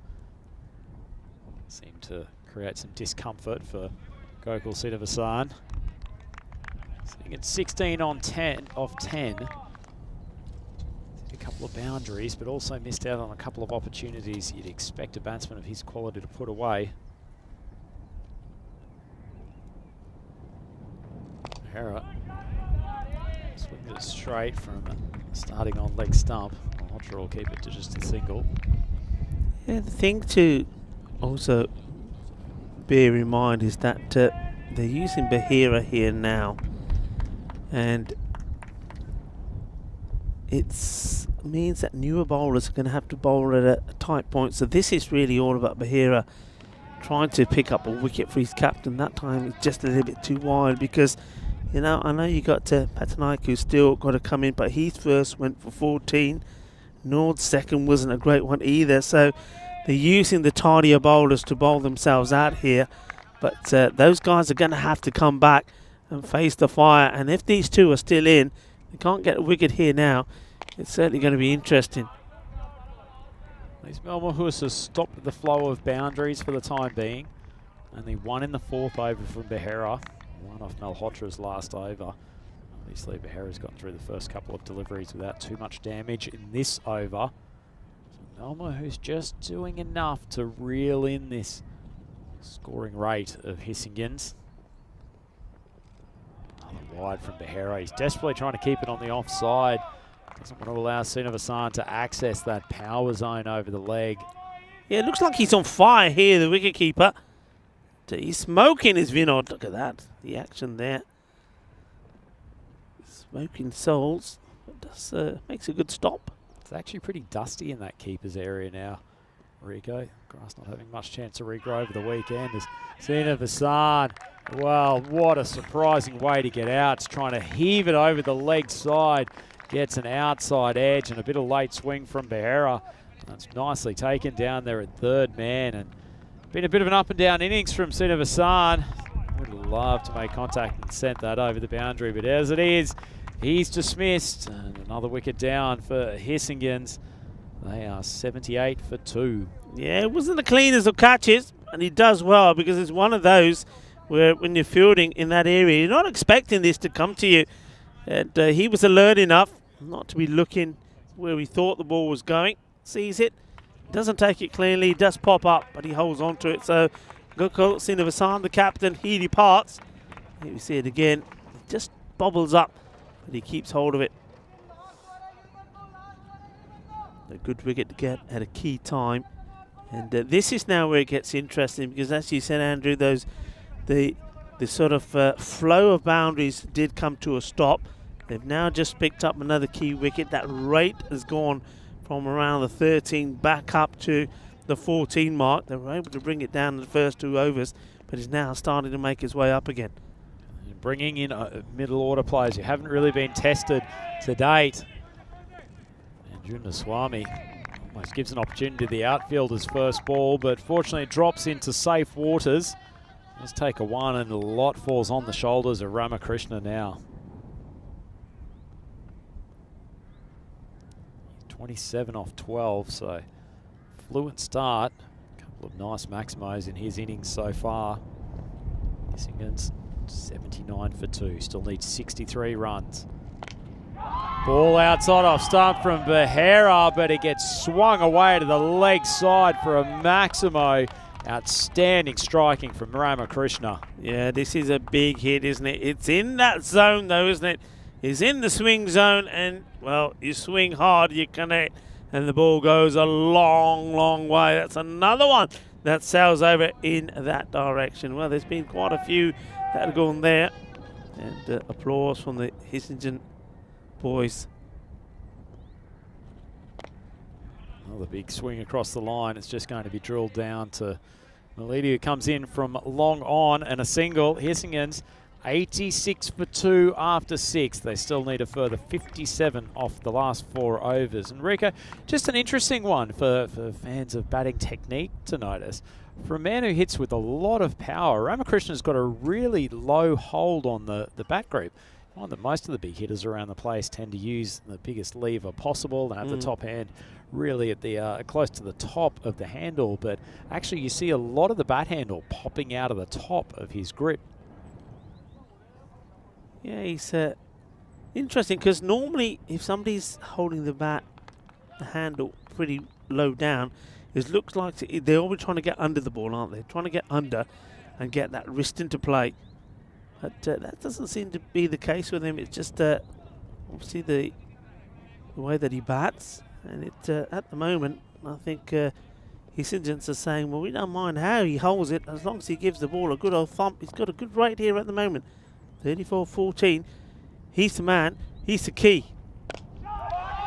Well, that's why he's a key, because this one goes all the way. Balle, balle, balle. Ginna, Sona, Shukalagia.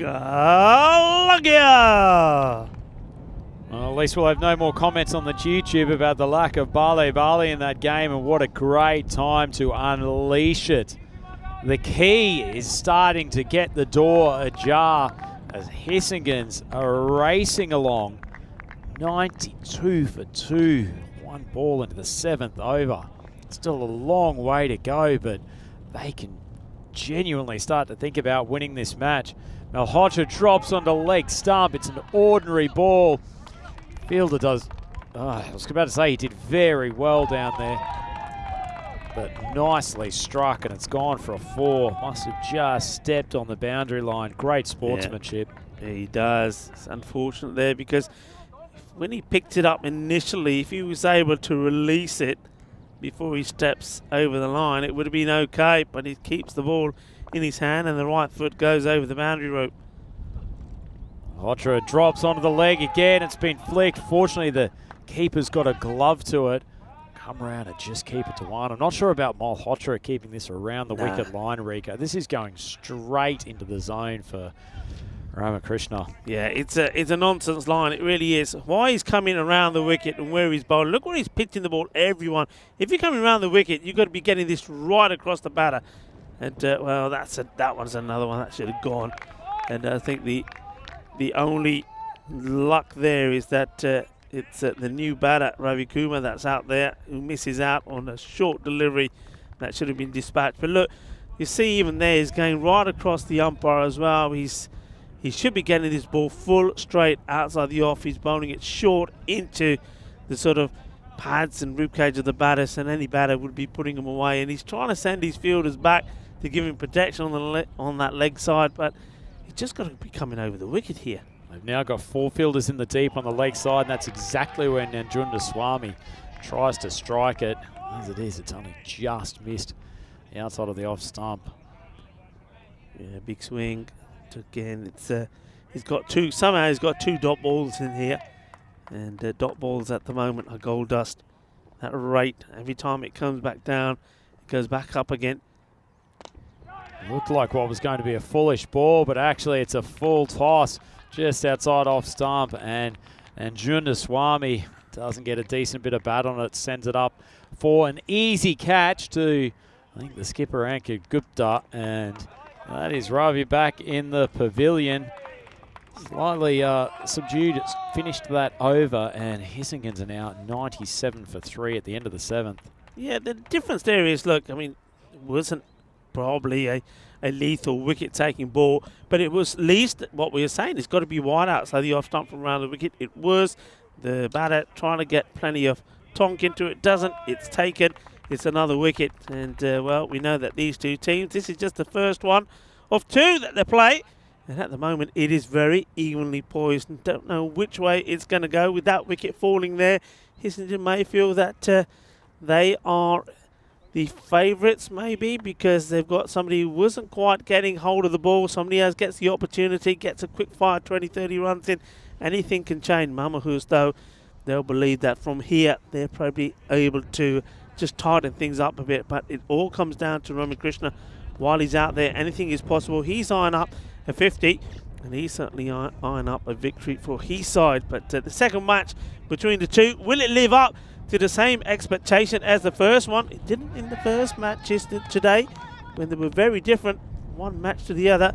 What will this one be? Well, we haven't got that long to find out, but first of all eyes are on this one. 97 for 3, 7 overs down. Leedy coming on to bowl the 8th.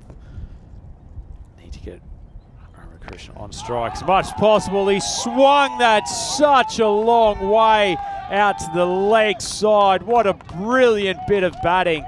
And if this man can keep the majority of the strike for the remaining overs, then they can certainly chase down this target. अरे वाह, किन्ना सोना छक्का मारिया, अपनी 50 भी पूरी कर दी। Nitin Ramakrishna ने 50 बना ली, 18 ball ਦੇ ਵਿੱਚ. He's been an absolute super lot. Brings up his 50 as well of just 18 deliveries. Brilliant batting.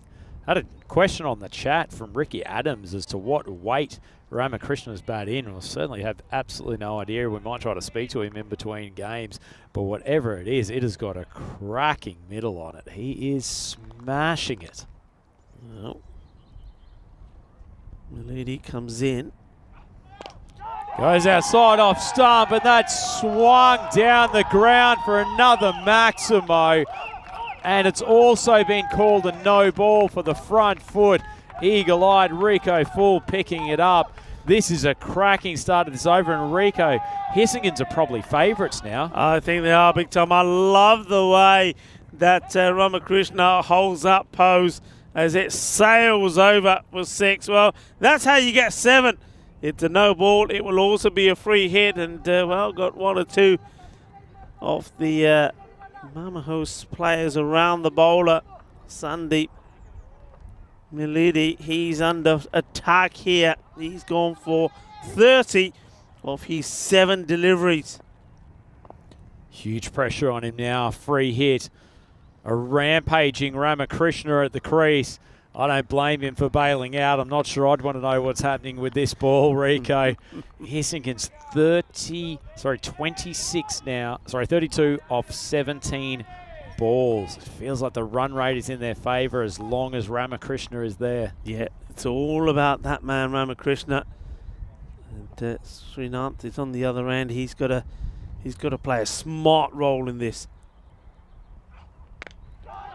Does swing big, but doesn't make great contact. Would have been tempted to look for the second. It's a pretty good throw from the deep. Unfortunately, at the edge of the pitch and jumped over the keeper, Vinon. That's a good result from Milady off that free hit. Not only has he only gone for one, but he's got Ramakrishna on strike. Would love to get a couple of dot balls here to Srikanth. Yes, Srikanth, what will he do here? Will he go and swing wild, or will he just try and hand the strike back to Ramakrishna? Milady goes wide of off stump. Disappointing effort in the field. They've allowed them to scamper through for a one. Srikanth has done his job. He's got Ramakrishna back on strike. Yeah, like I said, it's Srikanth has to play the smart role. He's done it straight away without wasting anything. So Ramakrishna gets back on strike. So the pressure now goes back on Milady. Milady taking his time at the top of the run-up. Still got 3 balls to get through. Ball's full. Ramakrishna tries to take it for another 6. Sharon has almost taken the catch, but he stepped back over the boundary rope, and that is an easy call for the umpires. The arms go up. Hissingen now only needing 24 from 14, and Ramakrishna just cannot be stopped. Yeah, the Ram hits this straight and hard. The fielder at this point is already stepped over the line. It was a valiant effort, I suppose. But it's 6 more. Manos arriba from the arbitro. The bowler can't believe it. And he just wants to get away from the attack as soon as possible. 38, he's gone off. Oh, the Ram Jam continues. Another 6. Swung behind square. The elevated signal from the umpire.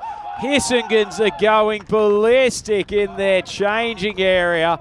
This man is putting on some sort of display. 69 off 22 balls. Well, the umpire liking it as well. There he goes. He's getting a little bit funky. He's giving his own little balle signals there. Yeah, I like it. I like it a lot. Nitin Ramakrishna, what an innings. And that rate has just gone from around 14 to 10 in an instant. Is all because of the power of Ramakrishna. Yeah, good ball. Finally manages to get in the block hole, but he's come up with a second no ball in this over. About the only upside is that at least Srikanth is on strike, but Milady can't afford to be giving away these sort of extras. Must have been a very tight call on the front foot, but the umpire has picked it up. And Hissingens, they need 16 from the final 13 balls here. This delivery is a free hit. Outside off stump, and the bad luck continues for Milady. It wasn't a bad delivery, but Srikanth has had the freedom to swing hard. An outside edge flying down to the third man boundary, and they are 130 for 3 with 2 overs to go. 12 runs needed. Well, and normally we congratulate the batters when they get to a half century. Sandeep Milady's 2 overs have gone for 50. And it's been a while since I've seen that. And, well, that second over, maybe Rana, you tell us how many the second went for, but surely it's not another one that went supersonic. Well, he's tracking with Santi Knowles, who went for 30 in the first innings. Yeah. That's a horrendous over for poor Sandeep Milady, not helped by the 2 no balls. And the second one in particular going to the boundary. That was a free hit for Srikanth in 2 ways, off the back of the no ball, but also because they wanted to get his partner back on strike for the start of the 8th.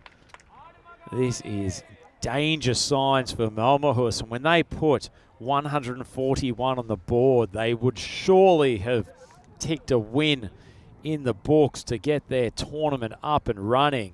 But as it stands now, they're going to need some sort of miracle. Hissingen's needing only 12 runs from 12 balls. And for so long as that man Ramakrishna is there, it's only going to take a couple of deliveries to reach this target. Sadashiv Gaur coming on to bowl. Can he do something amazing for his team? Nice first delivery, speared it in to Ramakrishna. In fact, I'm surprised that they haven't done this a little bit more, actually. Gotten some of the right armers to come in wide of the crease and really try to tail it in towards his leg stump. Just take away his freedom to swing. Even if you're just giving him the odd single, it's better to have his batting partner on strike. 34 off 9, the partnership. Gaur trying desperately to keep it outside off stump. 10 required now, and I'm surprised that the field is so deep. Have them in. I mean, you might as well have everybody in, especially when you're bowling at Srikanth here. Get the fielders in, put the pressure on, try to stop him getting Ramakrishna on strike, at least take it into the last over. Just hit over to mid-wicket, a little bit uppishly.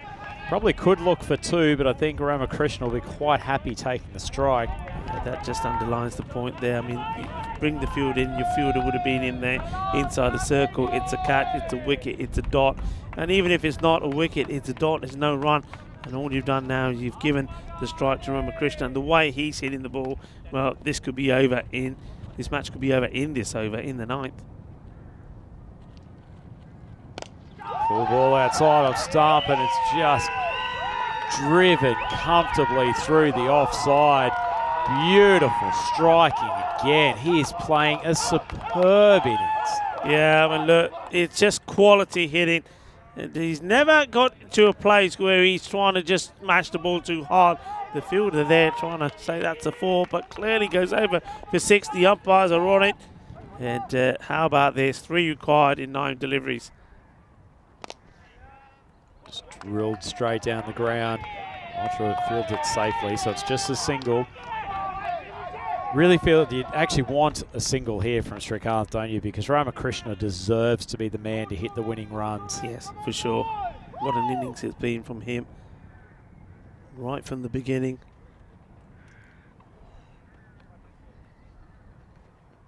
Full ball. Oh, Ravi obliges.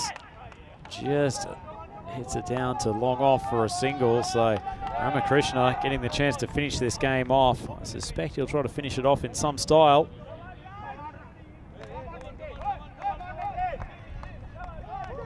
Hisman's team, they are ready to launch into celebrations. Ramakrishna cuts it. They're going to take the single. And the Hissingens boys, they go sprinting out to the middle of the Landskrona ground to greet their hero.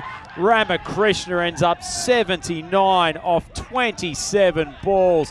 What a heroic innings, and somehow they have managed to chase down this target of 142. This is the second brilliant innings we have seen in a chase today, Rico. It has been cricket of the highest quality. It's been absolutely sensational. What a pleasure it's been here today. We've seen some great matches, and we see some absolute incredible chases from the very first match, where we saw Ariana and Loma, and that Loma made a great chase, and it was their captain Najam that scored 90 not out to give their team an unbelievable victory. But this time it wasn't 130, it was 142, and it was Ramakrishna 79 not out of 27 deliveries. Incredible cricket we've seen here, incredible chase, and well, you often see that graphic come up. Wins batting first, batting second. Well, batting second just keeps getting bigger and bigger, because no matter how many they've got to chase, they keep getting them. In absolutely incredible cricket, we've been treated to some of the best hitting we've seen in the ECS all year during the course of today. And that innings from Nithin Ramakrishna has to go down as one of the best. Certainly given able support throughout the innings.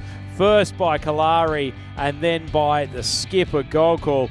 This was an incredible catch from Malhotra to take the first wicket. He stumbled into it, but somehow kept his balance and his nerve to pluck it out with his right hand.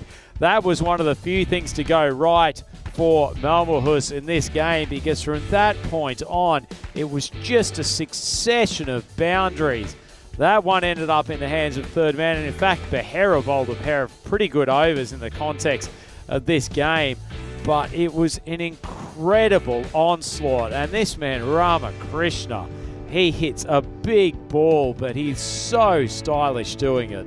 Oh, Ramakrishna, he was just absolutely fantastic. Again, I'm going to say that the bowlers weren't at their best. I mean, this one was a wicket from Malhotra. He finally got the ball where he needs to be bowling it around the wicket, but he bowled too much on the legs. There was too much of this. There's too much short stuff, and it just kept being pumped over and over again. There wasn't enough block hole bowling, and the batters, there's another one you see there, the fielder almost gets in to take the catch, but steps over the rope.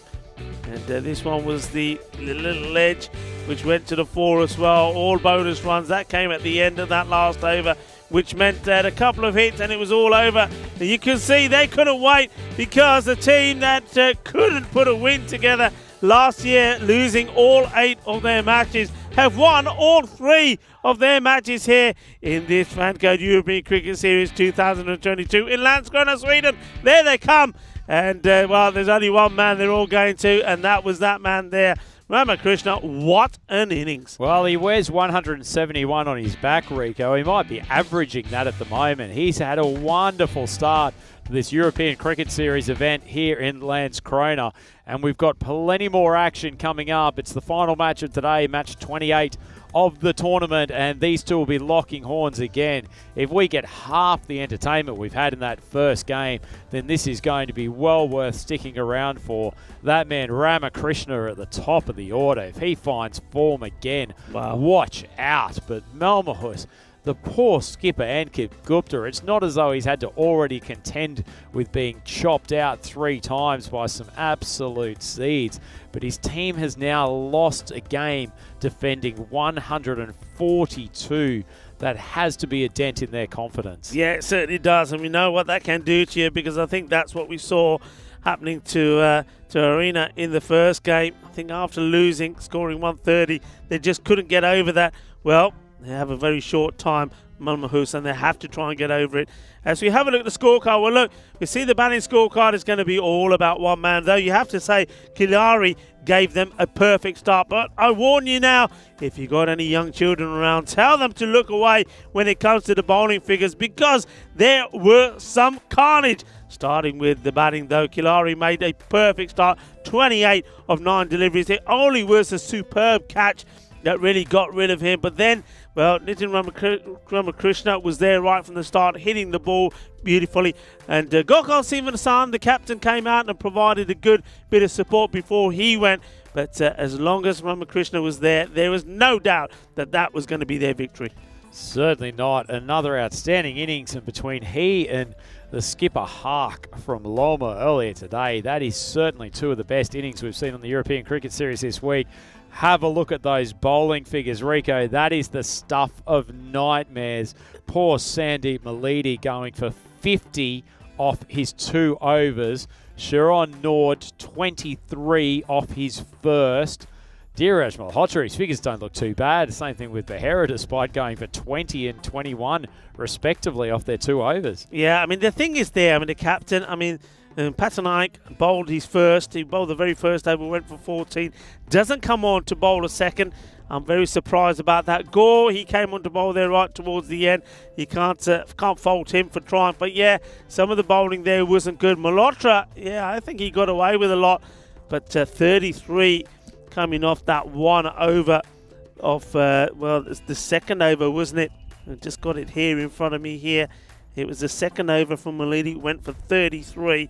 And that was after a fairly decent one from Malhotra that just went from 11. And as soon as that happened, you were always going to be in trouble. Yeah, tough day at the office for Malmöhus. They would have thought they were in complete control of that match after a brilliant batting innings of 141. Patanaik batted beautifully in the middle and later overs, and he was given able support by Malidi Malhotra. But in the end, it was not enough to stop the rampaging Hissingen's batting lineup. They did it with 6 balls to spare, chasing down 104 42 for the loss of only 3 wickets. Can't say enough about Nithinarama Krishna's innings. Absolutely wonderful batting. Believe it or not, we've got more action for you this afternoon. These two will lock horns again. That match coming up in approximately 15 minutes. It's Andrew Ryan for the European Cricket Network. I'm here with Rico Full. We'll be back very, very shortly for Game 4 on the European Cricket Network.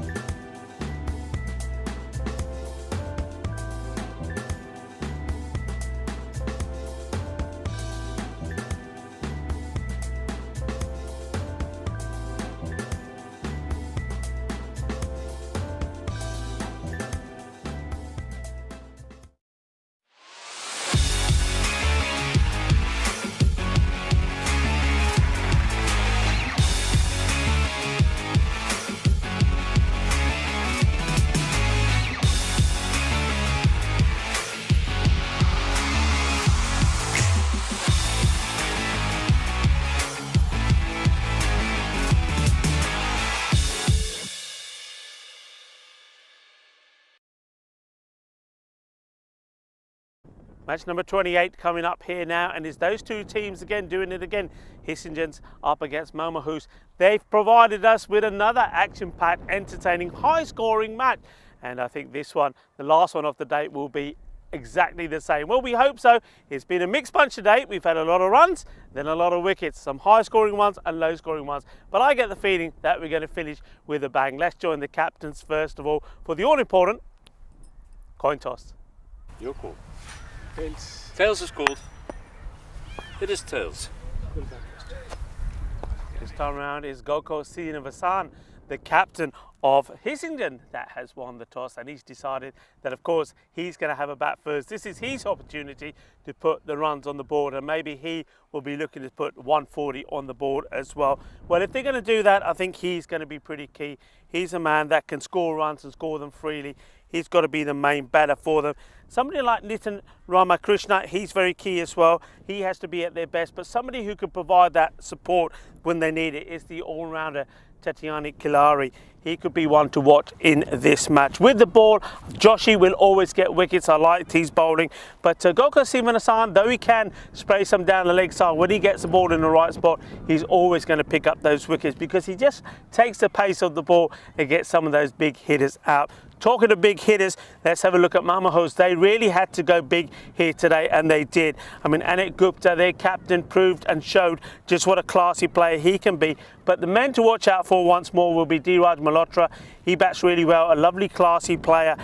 Maybe he can go all the way this time and put a big score on the board. But I certainly did like the way that Sambat Patikan, he came out scoring 44 quick runs. He put a good partnership together there with Malidi. But another one I think who's due to score big is going to be Rizwan Tara. With the ball, Prasanjit Barrera, he's going to be very key for them. But another man who could play a good all-round part in this match is Panika. He could come along and take those key wickets. It's going to be an exciting match. It's going to be a nice one to finish the end of the day. Let's go over to you, Andrew Ryan, in the commentary box. Thank you very much, Rico Full. And as always, a very comprehensive introduction to what will be our fourth and final game here on our Monday at ECS Landskrona. We are in the beautiful region of Skåne in southern Sweden. One of the best grounds on the European cricket circuit here at Landskrona. Looking absolutely resplendent under this sunny sky. We've got great weather today, and it's led to some amazing cricket. We'll take you through more of that in the coming moments. Hissingens and Malmöhus locking horns again for the second time today. First class was an absolute classic. No doubt they're going to give us more fireworks here in the second game. Hissingens, they've taken their record to 3-0, while Malmöhus up against it now with 3 consecutive losses. See the bat versus ball wall. Well, it's confidently predicting a Malmöhus win, which is somewhat going against form. But you never question the data and analytics. Certainly on the form of the last 3 games, Hissingens would go into this as favourites, but probably early wickets are the key for Malmöhus. That middle order of Hissingens hasn't really been tested because their top order has been in such immense form. This man, Nitin Ramakrishna, was brutal in that last game. 79 off 27 balls. Undefeated and hitting the winning runs. Absolutely superb performance. For those of you who are interested about the bat that Nitin is using today, didn't get so much into the weight of it, so certainly some story as to how he came to use it, and that'll be up on the European Cricket Instagram page. Check out the reels for those of you in the social media know. We'll have the interview that we did with Nitin in between the 2 games. Lovely young chap, and great to see him having some success out here at the ECS Landskrona event. Sambat Patikan, he's going to open the bowling for Malmöhus as he did in the last game. And Kalari taking up strike. He was very good in the opening stages. The last game, Kalari. Patikan doesn't start with the same accuracy that he bowled his first over. Wide signal for the umpire, one of the easier calls they'll have today. Put up slowly, well flighted, so not a huge amount of pace for Kalari to work with, but pulls it across his body. It's a long on. It's just going to be a single. Unsurprisingly, Padanike with protection straight. He's got long off and long on into play. Only 2 overs outside the circle in the power play for the first 3 overs of the innings. Ramakrishna comes on to strike. Doesn't like taking the first ball, seemingly. Nicely bowled from Padanike, but Ramakrishna pulls it square leg. Behera fields well. No run. Ramakrishna probably keen to face as many balls as he can while he's fielding such immense batting form.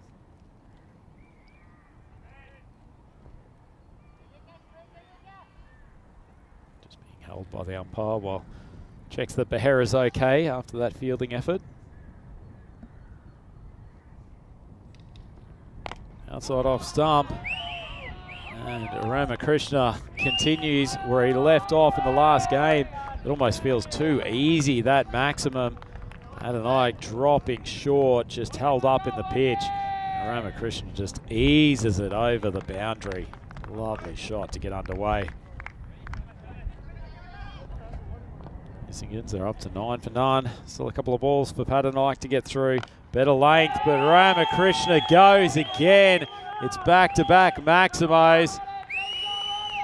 He's now scored 91 runs from 30 balls across these 2 games. It wasn't a bad ball from Padanike, just not a huge amount of revolutions on it. No jump off the pitch.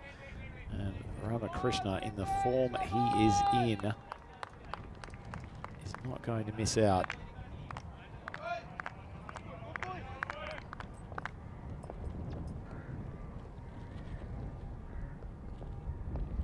Better length ball, but he adjusts well. It's only a 4, but good finish to the over. That was a decent length ball, a little bit more loop from Padanike, but Ramakrishna went further back in his crease, held his shot, hits it for a 4. That's a great finish to the over. Essingans just rolling along as Barry Eaton comes up with a really good bit of fielding. Still 1 ball to go from Padanike. Flighted wide outside off stump. Doesn't matter where you put it. Ramakrishna is going to find the boundary. He goes 6-6-4-4 across the last 4 deliveries. He is in outstanding form, and a bit of token off spin is not going to worry him at the start of the over. Essingans 22 for none after the first, and as I welcome the man with the shades, Rico Full, back into the commentary box. Yeah, well, it's a different match, but it's very much the same as the last when it comes to the batting. Ramakrishna just hitting the ball so sweetly at the moment, playing some nice shots. And nice to see him play that one out on the offside. It was a wider ball to try and keep him from playing those shots towards the mid-wicket area.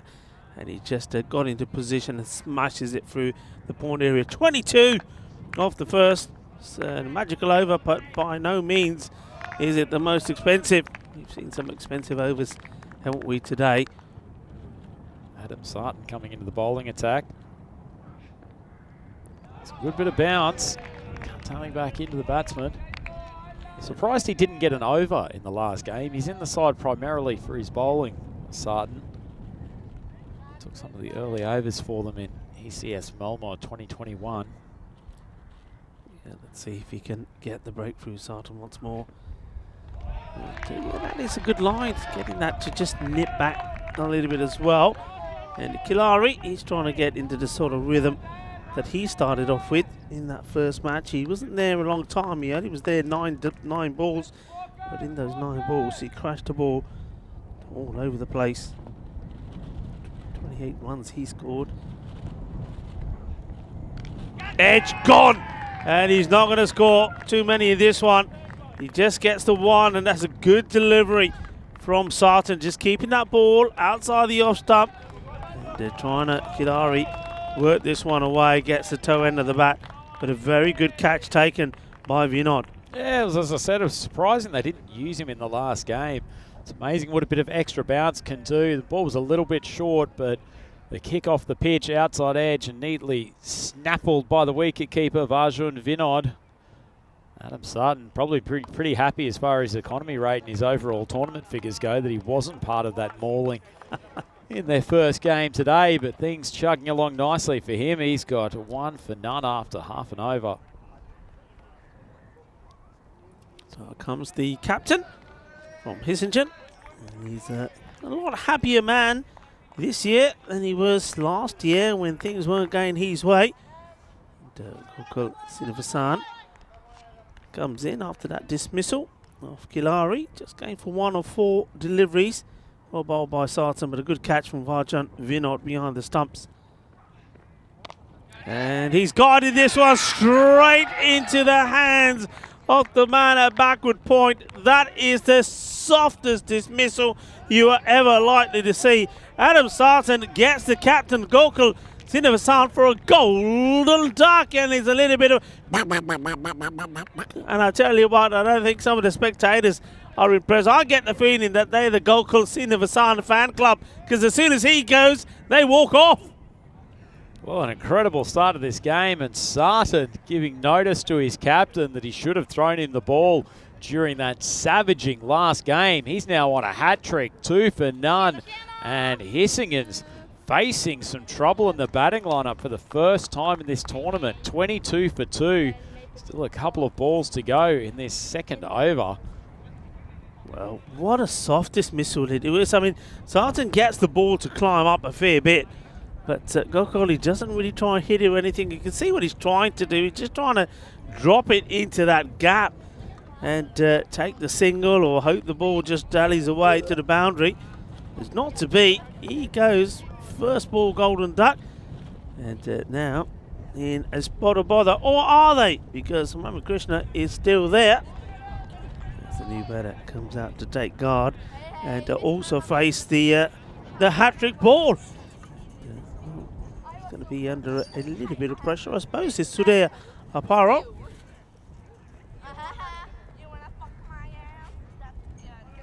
Hat-trick ball coming up, and Adam Sarton, no runs scored off him so far. In he comes.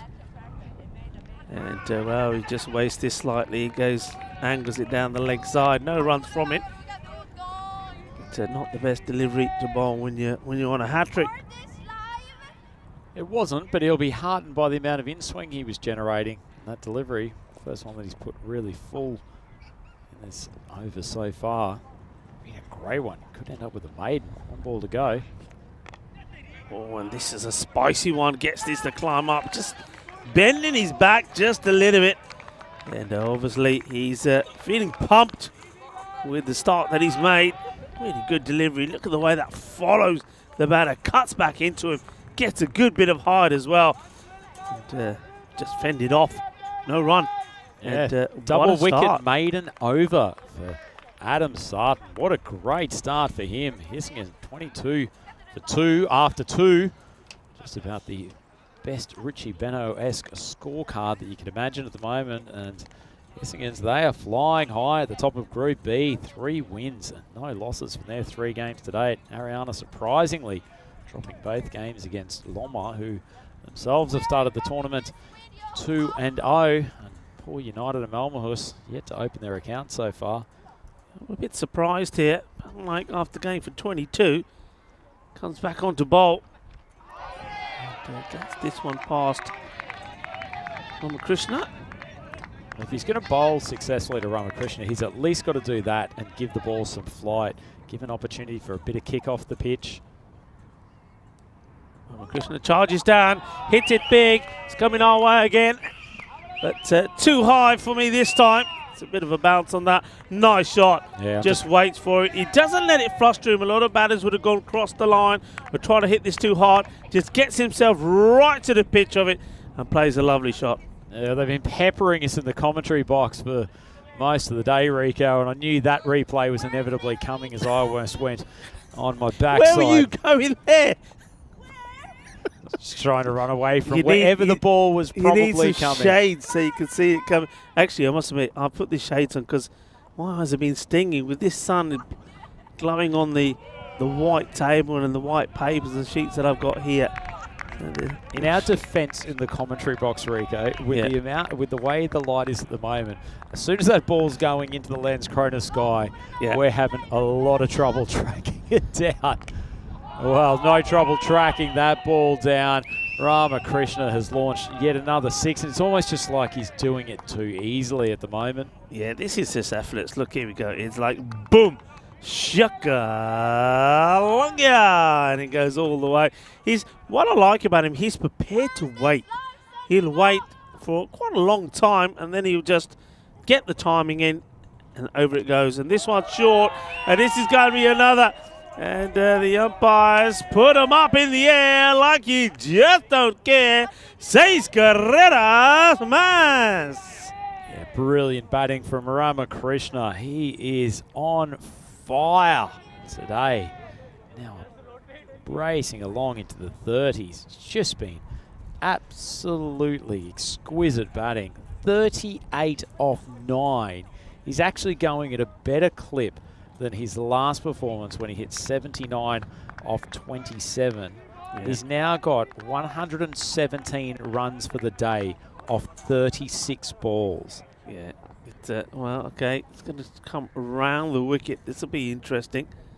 Drags this down and gets it to go across, dot ball. Yeah, look, it's just sometimes I think as a captain, you've got to make the right call, and no matter what your plan is, if you've got a bowler who goes for 22 of his first, you don't bring him back for more, because when you get more, it's more punishment. This is good work here by the fielder. Not quite catching territory, but has to make the stop. He does.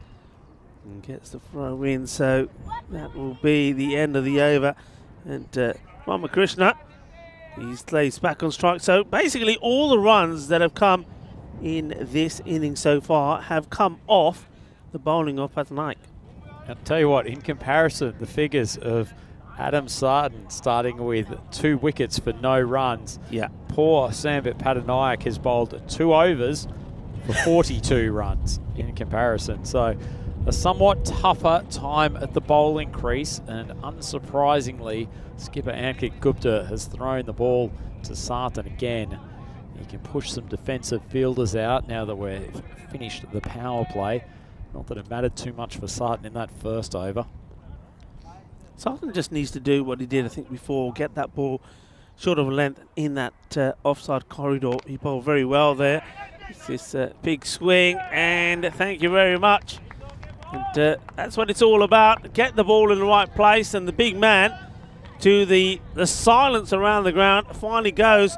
Ramakrishna, there you go. See, sort of a length, is following him. He's trying to get the big shot in. Just goes straight up in the air, and thanks very much, says Sardan. This is amazing bowling figures, because like we said, all the runs at the moment have come off Patnaik. Adam Sardan has not gone for a single run, and he picks up his 3rd wicket. It's just an extraordinary first 4 overs, Rico. And firstly, I can't believe that Ramakrishna is actually out. He's looked in such control today.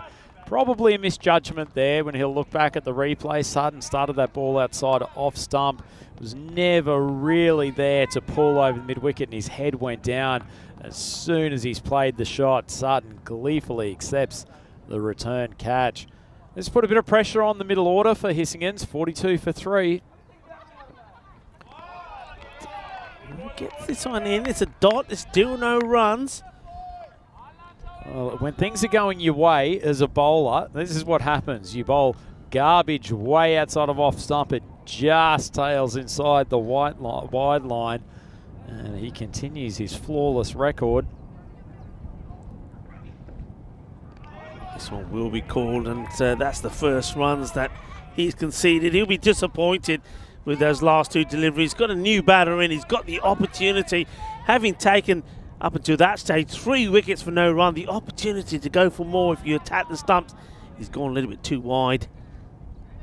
Won't be too critical. 3 for 1 off 1.2 overs.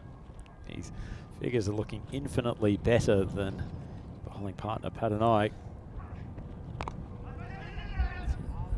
The single, they will get it. Yeah, and when in you've skippered for many a year, and I've skippered, but to go back to that, and I mean, Patton 22 the first. Why do you bring him back on to bowl the third over inside the power play? What's the logic in that when you got other bowlers? Yeah, I don't know. It's I don't mind having the spinner bowling in the power play as we see Sartan charging again. Ball outside off stump. It's been nicely played over to the offside, but just pops into the gap between the outfielders and the infield, and they'll push through for 2. Yeah. I don't know. I'd certainly question it when you've got a batter in the form that Ramakrishnan was in both in the last game and in this innings, because I don't think Patanaik's part-time off-spinners are going to present the same conundrum for a player of his class that it might some others in this tournament. Got him, and that's a beauty. Yorker length delivery. And Apara has played right across the line. Off stump gone. And that's the 4th wicket. 4 wickets, 4 runs conceded. And, well, that man there, Adam Sartan, he is really making a big effort to try and get his team to bounce back with a bang. And really, once again, you got to ask the captain, where was he in that last match? Well, that's possibly the seed of the day from Adam Sartan. He's been searching for that in-swinger in both overs. Finally gets one in the block hole, and it's a wonderful ball. Poor Sapporo has played all over the top of it, and the big paceman. 4 wickets in the book now. What a tremendous spell of bowling. Yeah, absolutely superb, and he's got 1 ball here. Get it right up there and see if you can get a Michelle Pfeiffer. That will be something exceptional. Here he comes. The batter just leaves this alone. He's a tall man, and if he hits the deck, he's going to get a good bit of carry. So sensational. 46 on the board. 4 overs completed. Only 4 of those runs coming off Sartan. And, well, he gets the applause of his teammates there. And he's put them in a good position here now, because even though it's been a quite an electrifying start, thanks to those 2 overs from Patanaik, the other guys, the other batters now haven't really gone big. So what an opportunity. Yeah, it certainly is. And you've got to question, and not that I would question Ankit Gupta, a great captain, but how Sutton was left on the sidelines of the bowling lineup for that last game when they were defending 141. But we've got plenty of other cricket on the European Cricket Network this week, including the historic Malta T20 Valletta Cup taking place from the 10th to the 15th of May. Some great teams in there, some of the big Eastern European teams getting over to Malta for that tournament. It's Malta, Hungary, Bulgaria, Gibraltar, Romania, and the Czech Republic. So you can catch some cracking T20 international action on the European Cricket Network this week. Full toss, and it knocks the stumps over. Totally misses this. And, well, I'm not going to say that was a good ball, because it wasn't. The only thing that I'll say is at least it was straight. Well, Dhiraj Malhotra was another one that got taken apart first time round. This one, well, the batter misses the straight full toss and has to depart. And that's another wicket that goes. It's quite amazing. 46 for 5. And this is my big question mark against the Hissingen side, Rico. Their middle and low order hasn't been tested so far in this tournament. I think there's probably a bit of a drop-off between their top 3 bats and the rest of the order. And I'll go out on a limb and say that's why I think Malmahus is possibly a better prospect for their long-term place in this tournament. They bat down to 5 or 6. They've just got the depth through to get through some of those tougher games. So don't count Malmahus out of this tournament yet. They're certainly on the way to getting a total that's very chaseable in this second game today. Well, Malhotra gets a wicket from his very first ball. And he sprays the next one down the leg side. Good work there from Arjun Vinod. Pretty ordinary ball from Malhotra. For a man who was their leading wicket taker in last year's tournament, it feels like his bowling is not quite as penetrative this year, and he just hasn't got the same confidence in his accuracy. It's a good ball, that one. That's a better ball, isn't it? And then Junda Wasami just blocking it out. Certainly those early wickets they've taken today, courtesy of Adam Sartan, made a big difference to the total that they're going to be chasing. As Malhotra sends another one down the leg side. He's just letting himself down a little bit, Malhotra. To be fair, It was a full toss that got him the wicket. It wasn't the best of deliveries. That was totally missed out by Southwick.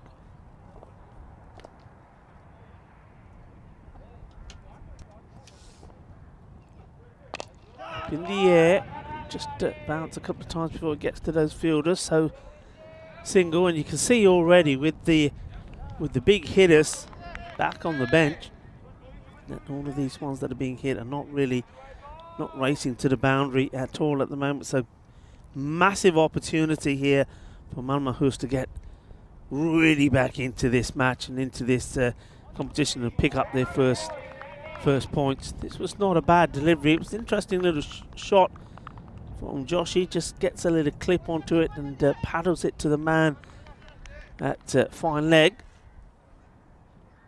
Yeah, nice shot. Just tucked around for a single. These do need to rebuild the innings somewhat. 5 wickets down. Still a touch over 5 overs to go. As drifts onto leg again. She's going to be placed around the corner for what should have only been one. Fielder a little bit sluggish coming around. They'll scoot through for the second.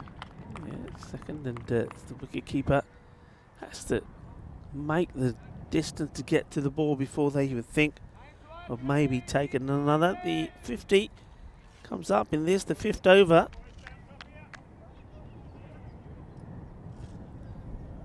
Ultra just been very much on leg stump to start with. Which hasn't been helpful in terms of keeping the wickets flowing, but haven't been too many expensive balls coming off him so far. Ultra once again just coming around the wicket. He's angling the ball into the legs of the batters. This one catches a bit of the batter on the way through. But again, a different batter, a different level. One of the top order batters certainly would be putting those away. That is the end of the over. So at the halfway point, 50 does come up in the over, 52, but there's 5 wickets down. So got a good enough start. They'll still be looking to try and get to the 100 mark, but somebody needs to put an innings together here. It was once again, as we see there, Nitin Ramakrishna, 39 of 12.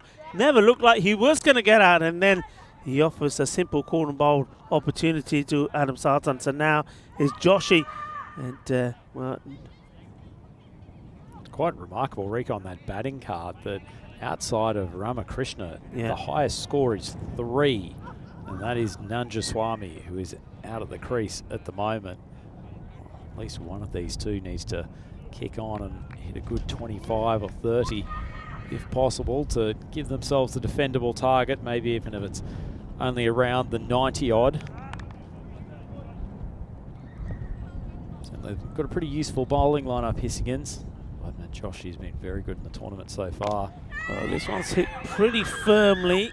Fielder does well, watches the bounce, gets the throw in without too much trouble. Sandeep Malidi. It was actually a good bit of fielding from Malidi. I think he was genuinely never going to be in position to take the catch, so he's taken the defensive option, got right behind it, kept it to 1.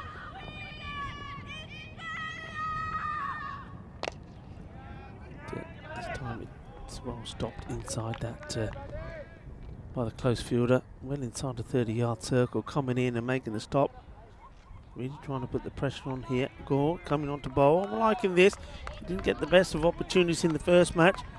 Just got the 1 over, and he didn't bowl too badly. Just went for 12, where a lot of other bowlers went for plenty. Firmly struck. Malidi will be the fielder again. And you can see the signs between the batters that haven't had too much practice, not timing the ball as well. So though it's been hit, it's a couple of bounces before it gets to the fielders, whereas when it was Ramakrishna out there, everything that was hit was sailing over those fielders.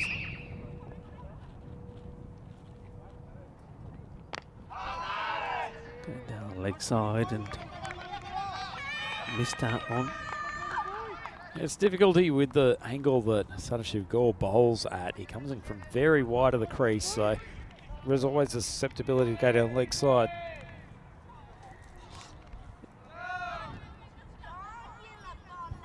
And Jundamasamy, he has got to 4. but needs to do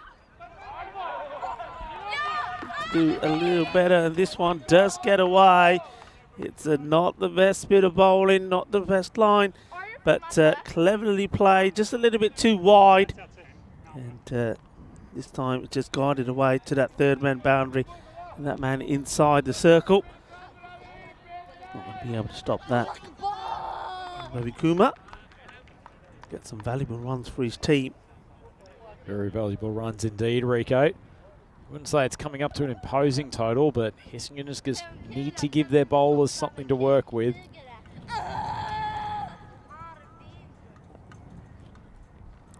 Not a good delivery again. This time it's just sprayed down the leg side from Gore. Just wants to finish this over off. It's not been too bad until now. I mean, that 4 runs just that would have hurt him. Goes up to 8. Been a handy little partnership from these two in the context of this innings. Outside of Ramakrishna, been too many contributors with the bat.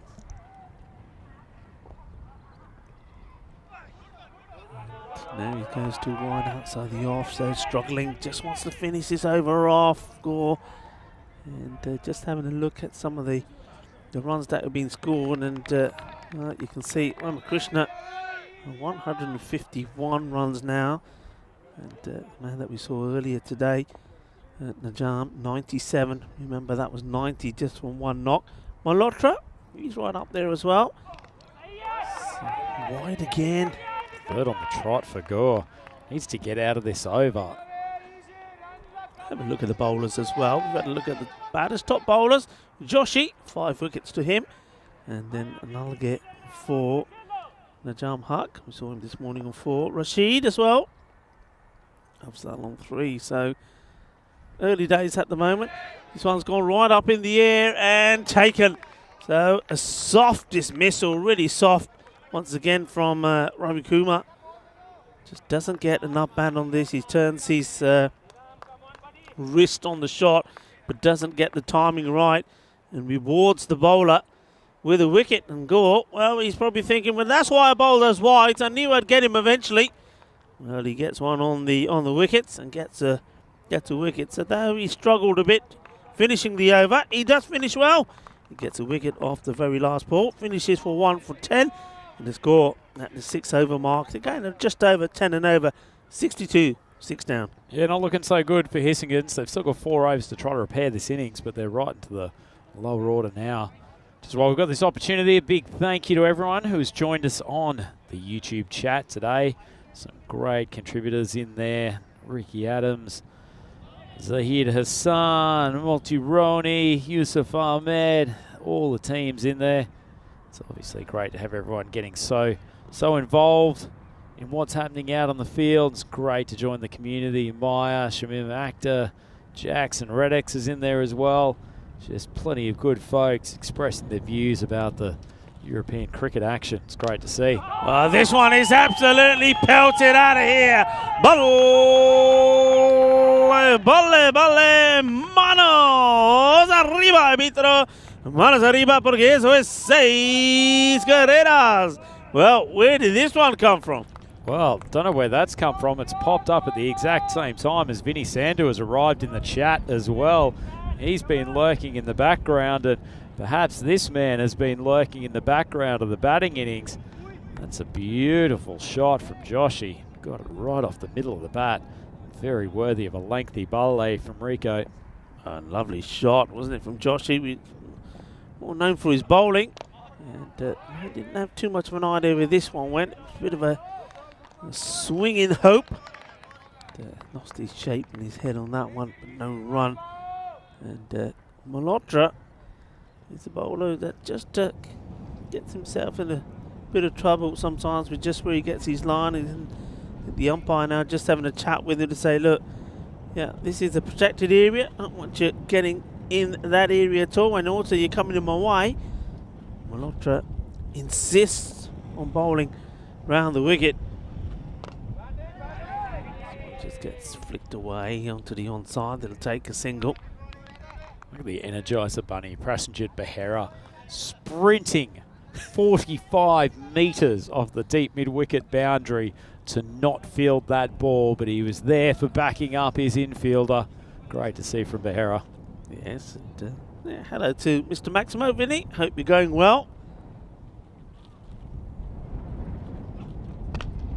It's a nice looking shot, but straight back to the bowler. Moved his feet pretty well. That's the fielding. Geez, Malhotra looks so much better coming over the wicket, Yeah, doesn't he, Rico? I'm not sure why he persists with that around the wicket attack. I have no idea at all, and maybe the umpire's done him a favour by saying, look, you keep coming in my way. It's flicked away, straight to the fielder, and it's going to have to be quick here. I think they may go upstairs because the umpire wasn't in the best of positions, but yeah, he was certainly struggling to get here. Let's have a look. And he does go straight away with a slight hesitation, and then he tries to get going. Keep an eye on the ball in hands, no problem there. Yeah, he's, for me, looking at it from that angle, he's well short. Don't even know why they bother with the limited review decision, Rico. Just need to ask Uncle Andrew in the commentary box, and they've got it on the money. Nice bit of work from Malhotra. Takes the stumps off very, very quickly. The batsman coming through, trying to shoot for the quick single. Sridhar, he's caught short of his ground, and he's on the way back to the pavilion. And the 7th wicket down for Hissingens. They're now 69 for 7 towards the tail end of this 7th over. It brings probably not the most popular character within this Hissingens lineup, Sentinels, after he's executed 2 man-cads in his first couple of days here at ECS. Both times his skipper, Gokul, has decided to revoke the appeal. And he might have a bit of chirp from the Malmahus mob as he comes out to join Joshi at the batting crease. Yeah, so crazy run out. This one's hit fairly well down the ground. Oh, gets a bit unlucky with the bounce, but he does it ever so well, the fielder. And that's Nord. Sees it bounce away from him. But makes a good stop. See Neville Russ, aka Nifty Rules, on the chat, just noting that he was pretty happy that the umpire pulled up the bowler Malhotra for running on the pitch. Couldn't agree with you more, Neville. As we have a look at day 8. So tomorrow, Tuesday, on the European Cricket Network, 4 cracking contests.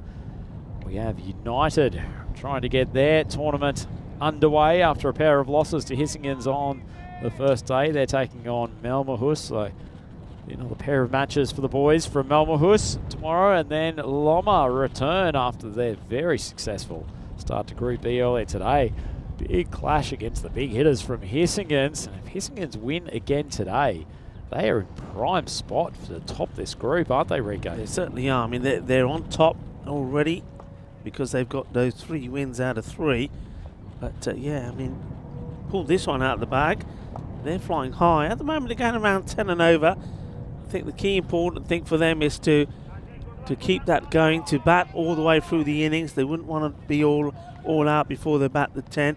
And just see if they could get to the, I mean, the 100, that's the predicted score at the moment. I mean, that would be fantastic. But the batters have to put some sort of partnership together. And that gives them something to bowl at as well.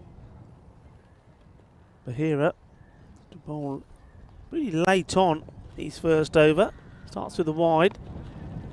This is a better delivery. Just fires this one in, bangs it into the batter. Joshi plays it away, and now there's an opportunity to attack the new batter, Nulgate.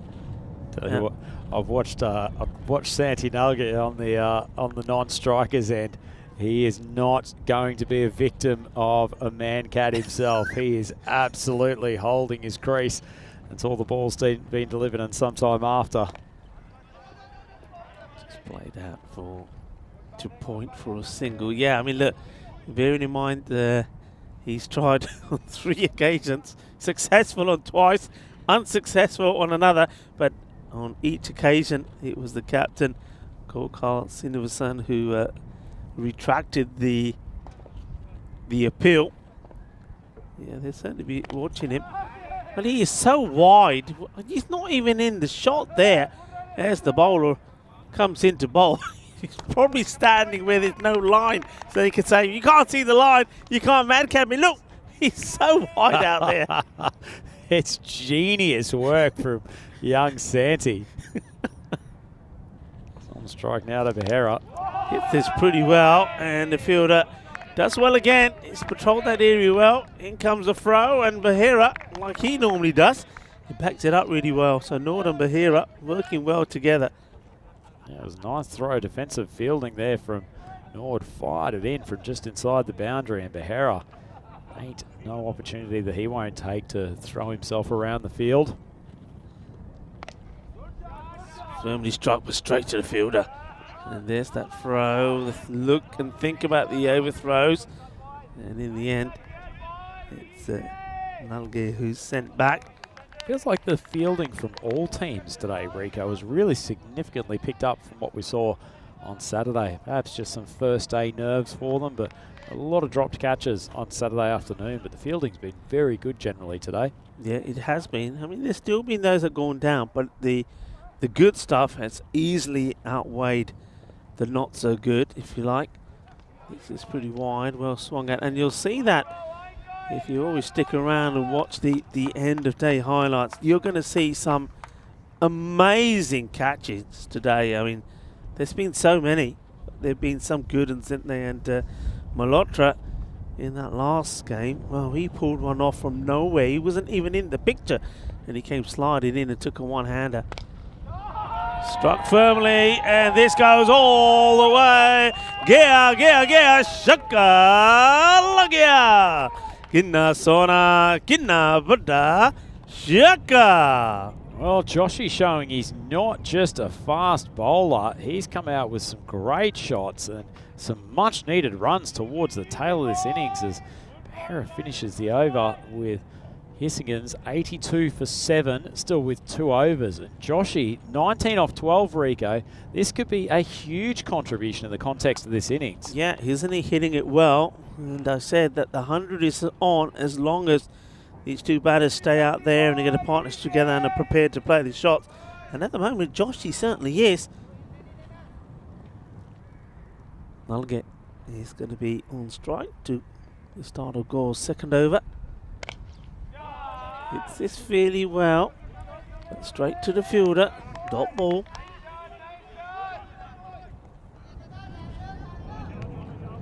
Tricky position here for Malmahus. They've bowled very well for the most part and fielded exceptionally, but Hissingen's 82 on the board, still 11 balls to go.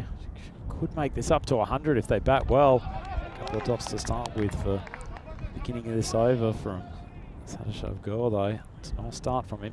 Yeah, that's a nice delivery actually. He sees that Nalge is just starting to move to try and give himself some space, so he just bangs it in a little bit shorter and follows him. Nalge can't do anything about it. See what he does here. Oh, he plays this beautifully. Oh, what a pickup this is. He leans right into it, and well, it's all timing and placement. It's 4 runs from the little man. And, lovely shot. Look, gets himself into position, and then he just effortlessly puts it away, almost to say, don't bowl that to me because I'm going to put it to the boundary. Well, Santi Nalga showing that he's not just a man-cad maestro. He's got some skills with the bat as well. Just drops the ball on its way behind square, and Hissingen's up to 86. It's a useful enough target.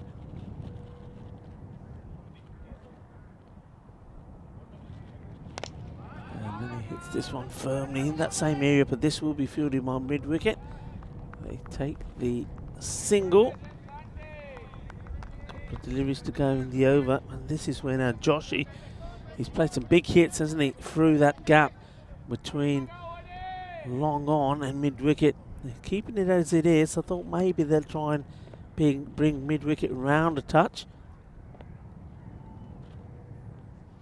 This time keeps the ball pretty well outside that off stump, so you see the swing does come in from the batter, but not able to get anywhere near it. That's clever bowling. Yeah, nice change of pace from Gore. So we're on the first game. A couple of times when he did that change of pace, just lost control of the deliveries. Executed well on that occasion. Final ball of the over.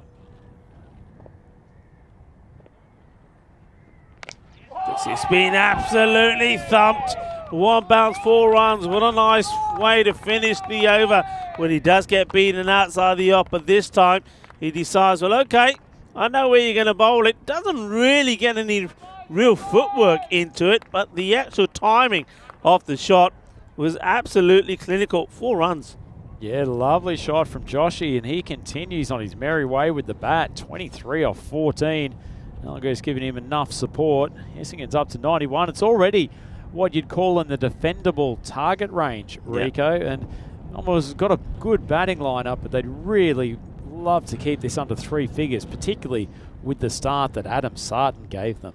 Yeah, they would. I mean, it's one of those, isn't it? You say the start that Adam gave him. Adam gave him a great start, but remember, he came on when the score was 22 off the first over. He then bowled a double wicket maiden to keep it to 22, and then for some reason it was that Patanak was given the 3rd over as well. He second, and that went for 20. So he went for 42 of his 2 overs, but the comeback after that was great. Again, Sarton again taking another wicket, another 2 wickets, I should say, in his 4th over, and they've just kept niggling away. But this little partnership is hurting them, and Joshy is certainly playing a big part in it. 23 of 14. 3 boundaries in the last 2 overs. Passenger Bahira's 8th, he went for 12, 9 off that one from Gore. And in the context of a relatively low-scoring innings, it's been a very handy little partnership. Ron Nord's been throwing the ball for the last over, coming fresh to the bowling crease. Yeah, the 2 batters just having a chat there. I think this is probably Joshy saying, whatever the ball, I'm coming.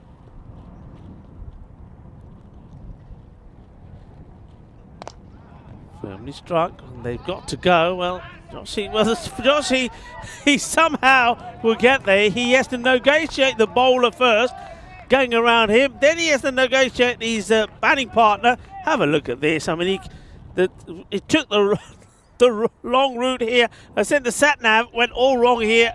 Forget GPS. Here we go. Well, leaving aside the comedy running, Rico, Nord did a good job using his foot to stop the ball, but then just didn't even bother pursuing it afterwards and allowed them to get the single. Firmly struck, and that is incredible. Incredible bit of fielding. It really is. What a great stop this is. And in the end, it should have been a run out. It's not a run out. They'll get 2 runs. This is fabulous. And this is Prasanjit Bahira. Have a look at this fielding.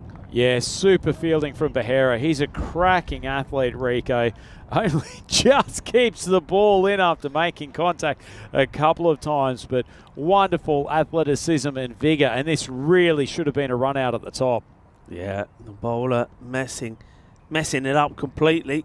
Also allowing them to get 2 runs. Eyeing up the 100 here. Joshy on strike. That's what they want. He's on 25 of 15.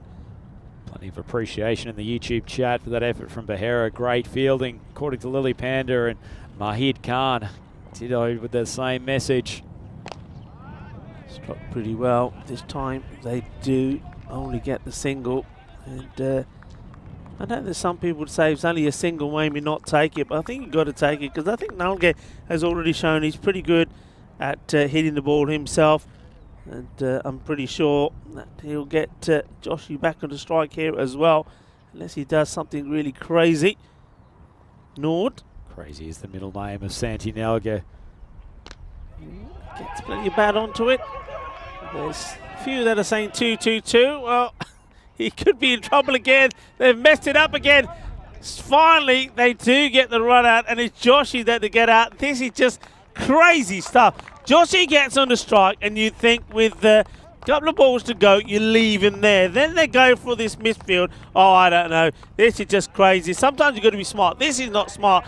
Everybody from the Hissington players are saying 2-2-2, and I'm thinking, no, you don't need it.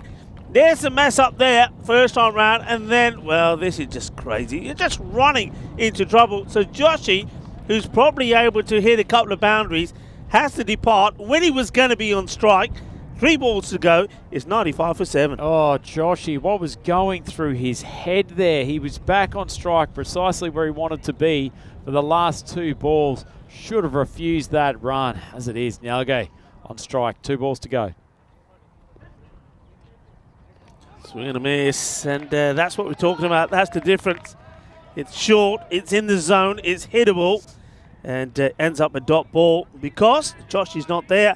He'd run himself out. Look at that. That's got to go, isn't it, to the boundary. And now with a ball to go, 96 on the board. Looks like 100.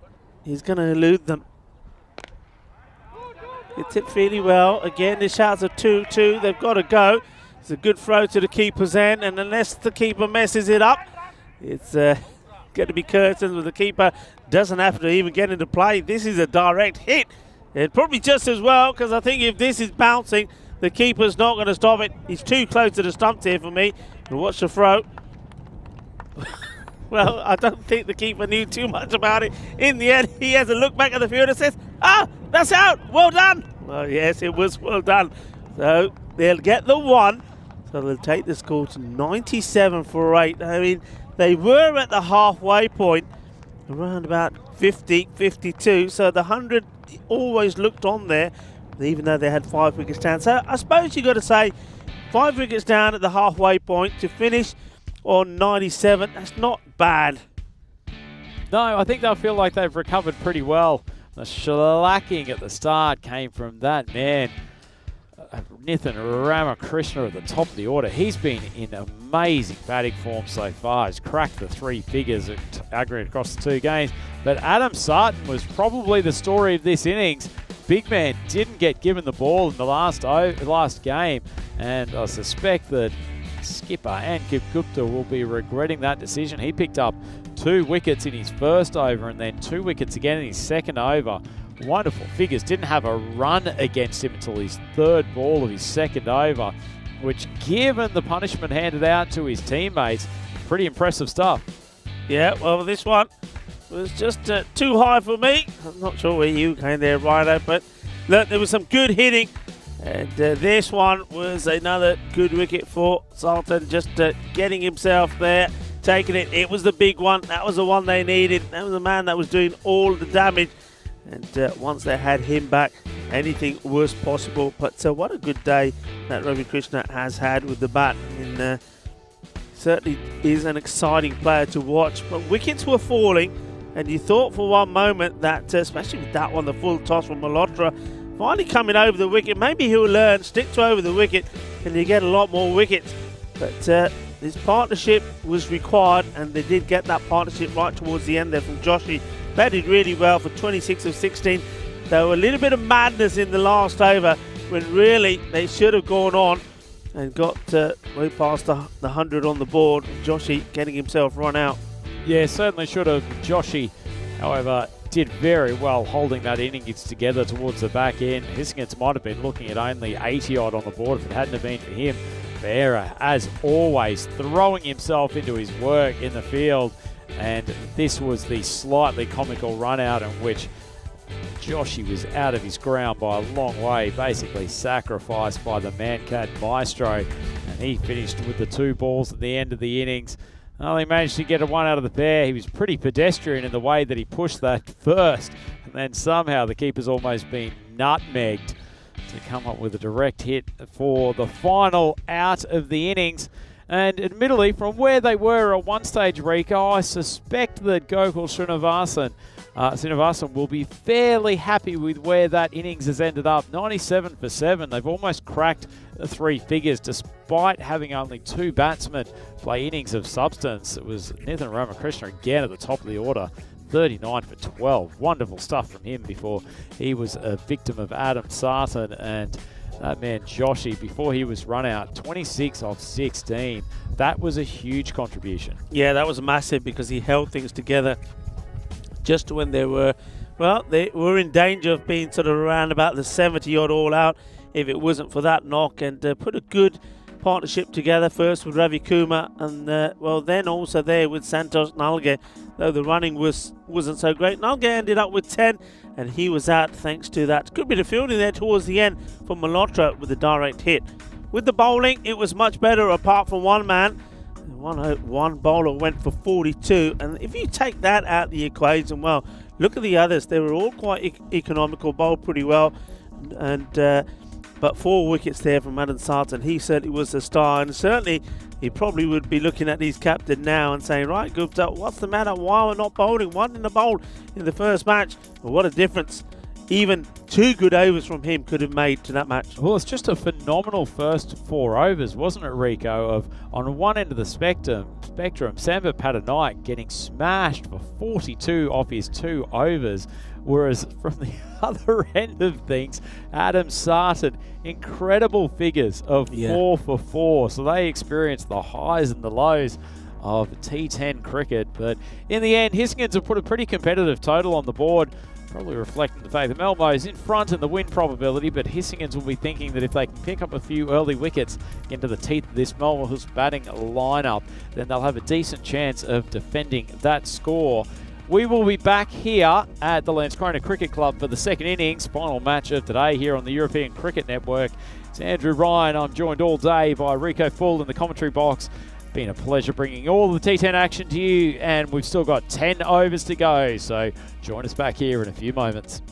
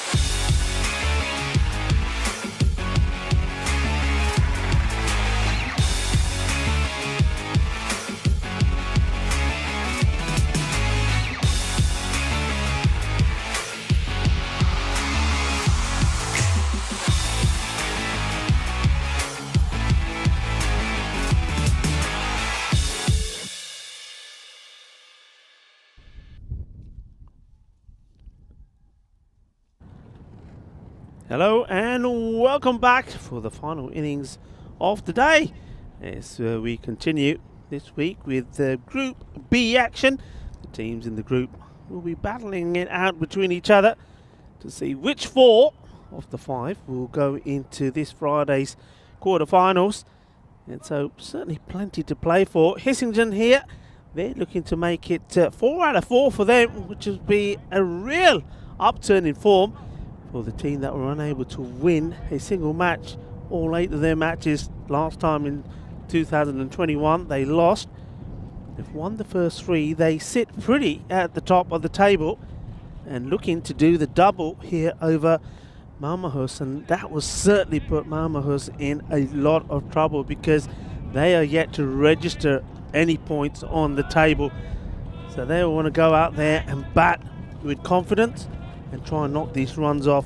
And I think the other thing is important the way they do it as well, because one thing that we know, and it certainly was the case in Group A, the net run rate is so crucial. Based on net run rate, that's why it was in the end the Stars, Edinburgh Stars, that went through. They had a better net run rate, and the Göteborg Royals. So very important that you play well, and this is an opportunity maybe for Malmahus, certainly if they bat the way they did in the first match between these two, to try and not just register a win, but to do it quickly.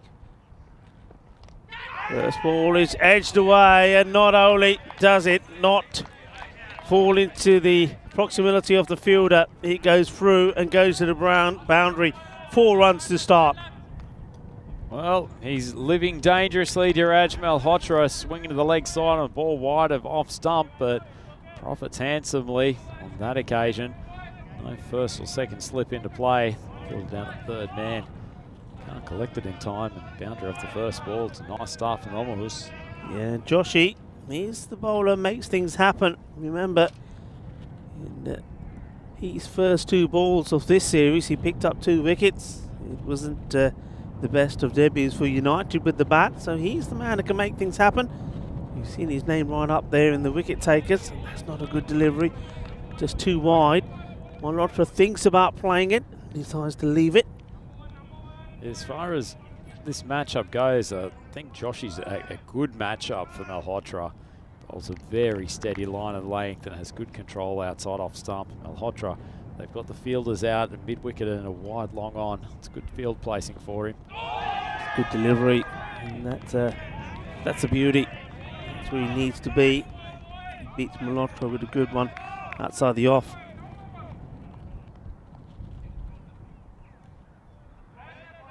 It's a nice bit of late tail away, Joshy.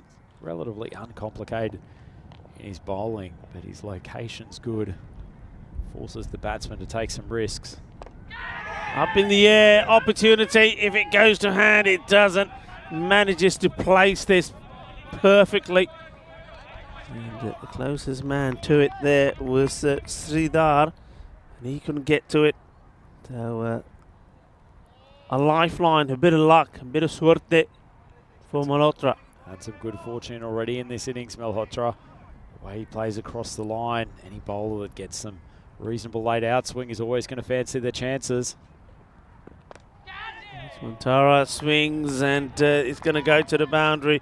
Not where he was looking for it to go, but it's 4 runs. Cuatro carreras, and signalled by the umpire. He's somebody that I think can, if things go his way and he clicks, can score runs quickly. He hits the ball quite cleanly. Certainly can. This T10 format, Joshy might be feeling a little bit ripped off. It's been a pretty good over from him so far. He's had one edge fly down to third man, another one there, Tara. Didn't really find the middle of the bat. Bowler coming around the wicket to change up the angle. It's another good seed. Another one that beats the bat, goes through. Just getting that movement away. Seed pretty late.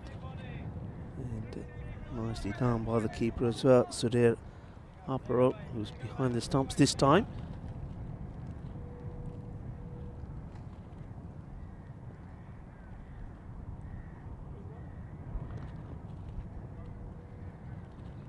Oh, well, this one is going to be a no ball. And this one comes out all wrong from Joshy. Slips out of the hand. So free hit coming up. Gee, that's something you don't see every day from Josh. I don't know whether he was trying the change up there or he's maybe just slipped a touch getting into his action. But for a man who's generally right on the button, that's a horrifically bad delivery. Yeah, bad delivery, but I'm surprised that Rizantara doesn't throw the bat at this. He sees it early enough, but just lets it go by. I mean, you throw anything at it, you know it's going to be a free hit. He can't be out. Well, this one is a Gandhi ball as well. And it's way down the leg side. So all of a sudden, what's happened to Joshy? He seems to have lost it. The no ball first, and this one really wide, so it will remain a free hit. Not sure about Joshy panicking and going around the wicket. He's such a good line of length bowler from over the wicket. It's a bit unnecessary. He gets away with what was a pretty ordinary ball on that occasion. Tara disappointed he hasn't put that away to the square leg boundary. But in the end, Malmahus, pretty reasonable start from them. 12 for none after the first over. Yeah, they'll take that. It's more than what they need. And certainly, if you go at that or even 10 and over, then they've got the game in the bag. But you can see already the way these two are batting, especially Malhotra. They're not going to beat around the bush. They're going to throw the bat at it. They're going to try and play these shots. And they'll want a good win here, an emphatic win, certainly to make them feel a lot better. Especially because that first defeat would have hurt them. You know, you don't often put 142 on the board and lose a match. And that's what happened in the first match between these two. So they're trying to come out and to be positive and knock the runs off quickly. This one is straight just down the leg. The batters come through and take a comfortable single. Gilari playing with fire, getting into Malhotra's hitting zone. Middle on leg stump. He'll quite enjoy the ball coming into his pads.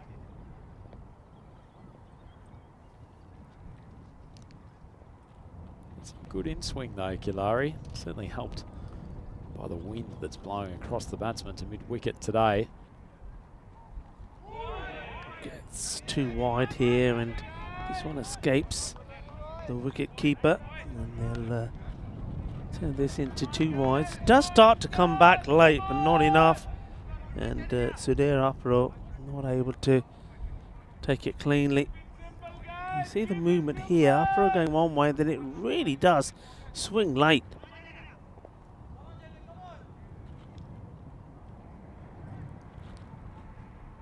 Gilari looking to get his line right. And well, he gets this one in. The batter choosing to leave. Yeah, tight one on the replay this, Rico. He's getting the ball to move appreciably as an in-swinger. This one's tailed in right on the wide line. Probably good call from the umpire in the end. Always a 50-50.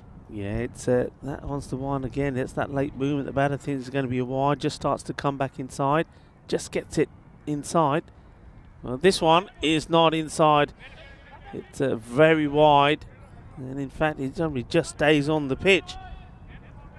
A few donations to the scorecard from Kalari. Very charitable so far in this over. Still amazed sometimes how he gets that ball to swing away, because his action, the struck that he comes through with his arm being inside out, it should be almost physically impossible for him to do. He's got some flexibility, the young man. Hits it firmly, and that will go cold. That's his fielding position. And it does get a hand onto it, but feels the sting afterwards. Single taken. Doing in singles and a few extras at the moment. Malmahus be happy that they haven't lost a wicket. 16 runs on the board. A few balls into the second over.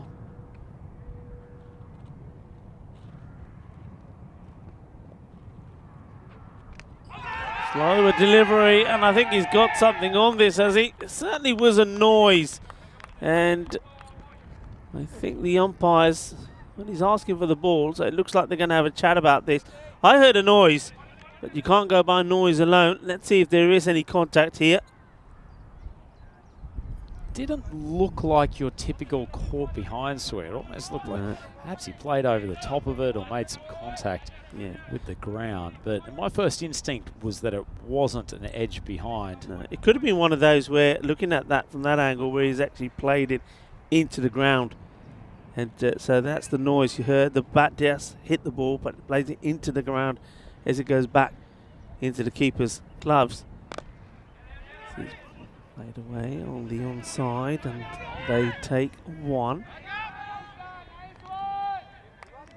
Interesting stage this match, isn't it, Rico? Who's sort of chugging along at about 10 and over. It's not a bad run rate, and certainly keeping up with the required run rate they need. On the other hand, Hissingers will be happy that in the power play, they haven't leaked much in the way of boundaries. Yeah, batting a long way out of his crease there. This one, Tara.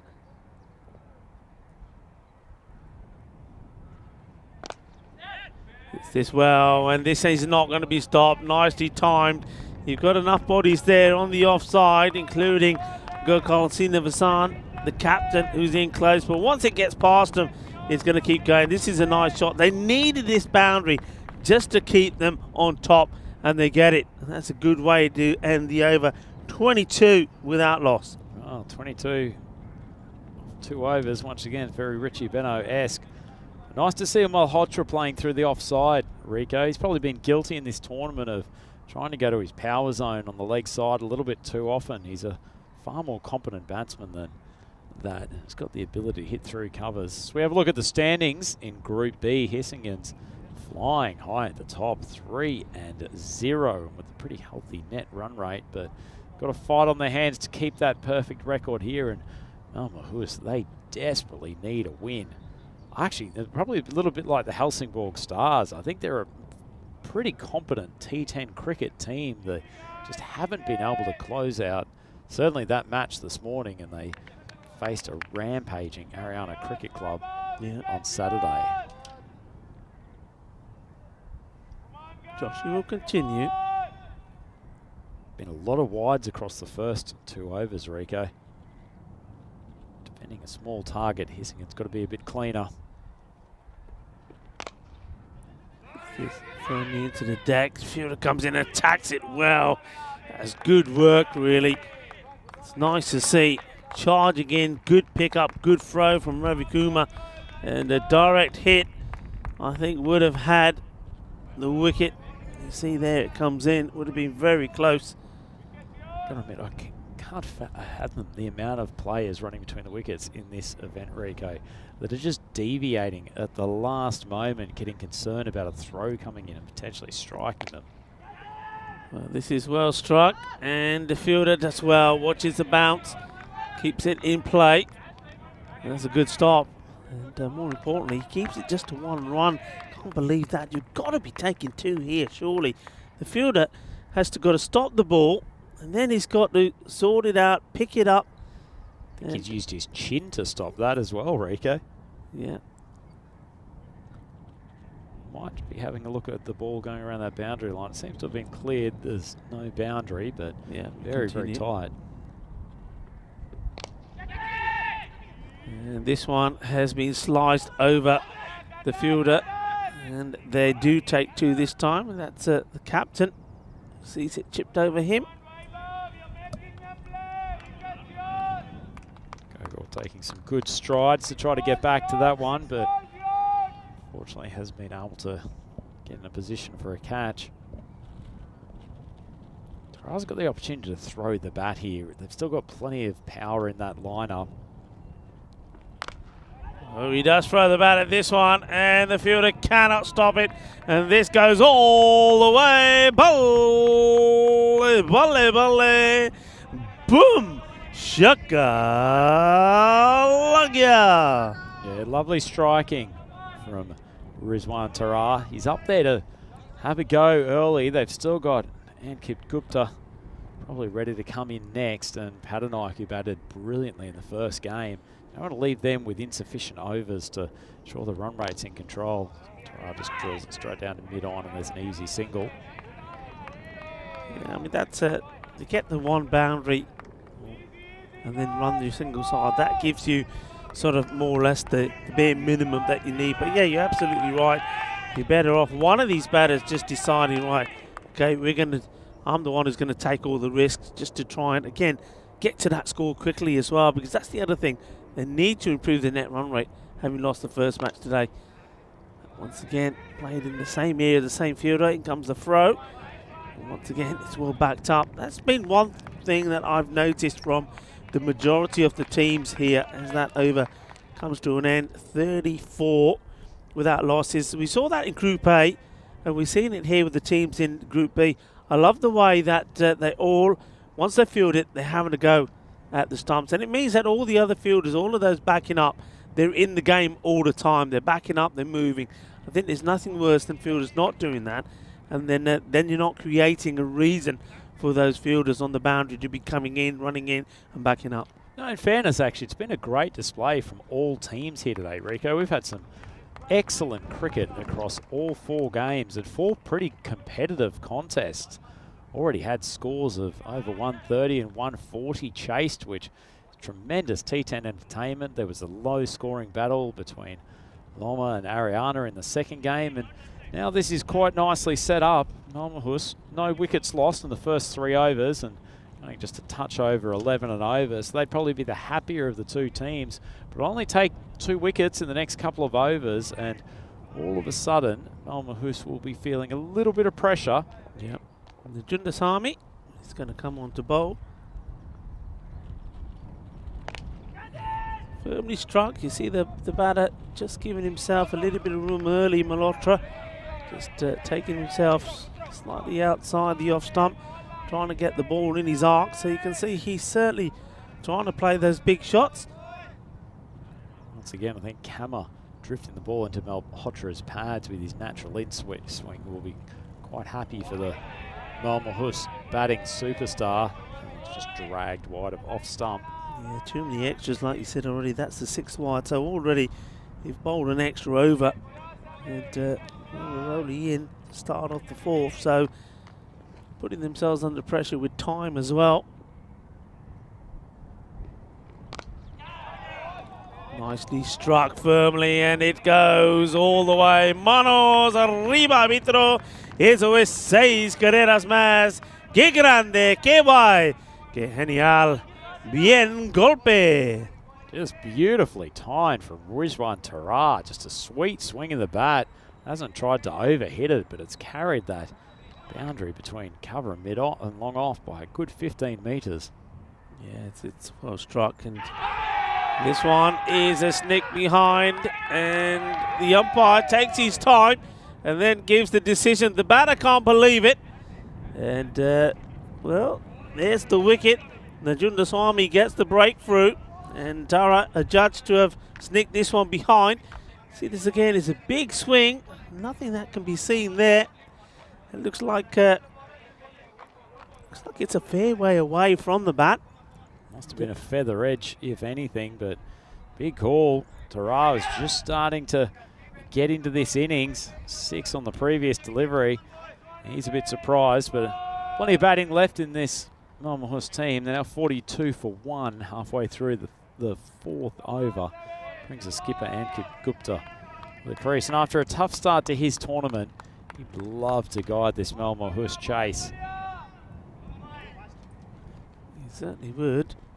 And I think he's though he batted pretty well in that first match. He played some nice shots. But what he needs is a good innings.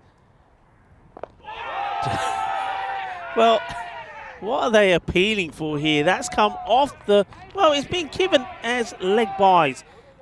As this... Well, must be my hearing. I'm sure I've heard plenty of bat on. Yeah, that is cleanly off the bat, bottom of the bat. And leg byes has been signalled there. Well, that makes you a little bit more suspicious of that caught behind, I suppose. Short ball, big swing of the bat, just cracked out to the fielder coming in from the deep cover boundary. I know that Ankit Gupta, when we were up there at the coin toss, he said to me, "We've got that 3 times now." And what he was referring to was some 3 occasions where he's been cleaned up by a decent delivery from a batter. So you can understand him being just a little bit cautious. Up in the air, he will drop safe. I think about 2. I do get well, one thing that Gupta did when he was out there in that earlier match is the running between the wickets was phenomenal. So he's a good cricketer, but just after a little bit of luck, isn't he? He certainly does need a little bit of luck. He's a very, very talented batsman. We haven't seen the best of him this tournament, but he has been the recipient of 3 of the best balls we've seen in this ECS Landskrona event. Really delicately poised this one at the moment, Rico. Certainly that wicket of Tarar in that last over will help the Hissingens cause immensely. But as I've said before in the coverage, Malmöhus, they've got a pretty deep batting lineup. I would suggest one of the deeper ones in this Group B. So I don't think they'll be too concerned if they lose another one. Now, this also for me gives the opportunity for Ankit Gupta, their captain, to go out and have a knock. And I think if he gets himself to 25, 30 runs and gets his team to victory, he'll feel far better for it. I think the team will feel better for it, and no doubt they'll come back fighting. And the most important thing for them, though, is to try and get these 2 points on the board. This one doesn't even get on the pitch. They take the run. It's going to be a no ball as a result of that. It's a bit risky, really, because even though it's a no ball, you can be run out from it. Have a look at this. It doesn't make any contact on the pitch at all. So they take that, go down as a no ball. One by. And now the free hit. So you've got the opportunity for the batter to go the full Monty here. And it's Malhotra. You're trying to find a positive out of that ball. He did get it to swing quite a bit. Ravi just unfortunately swung about half a metre off the deck.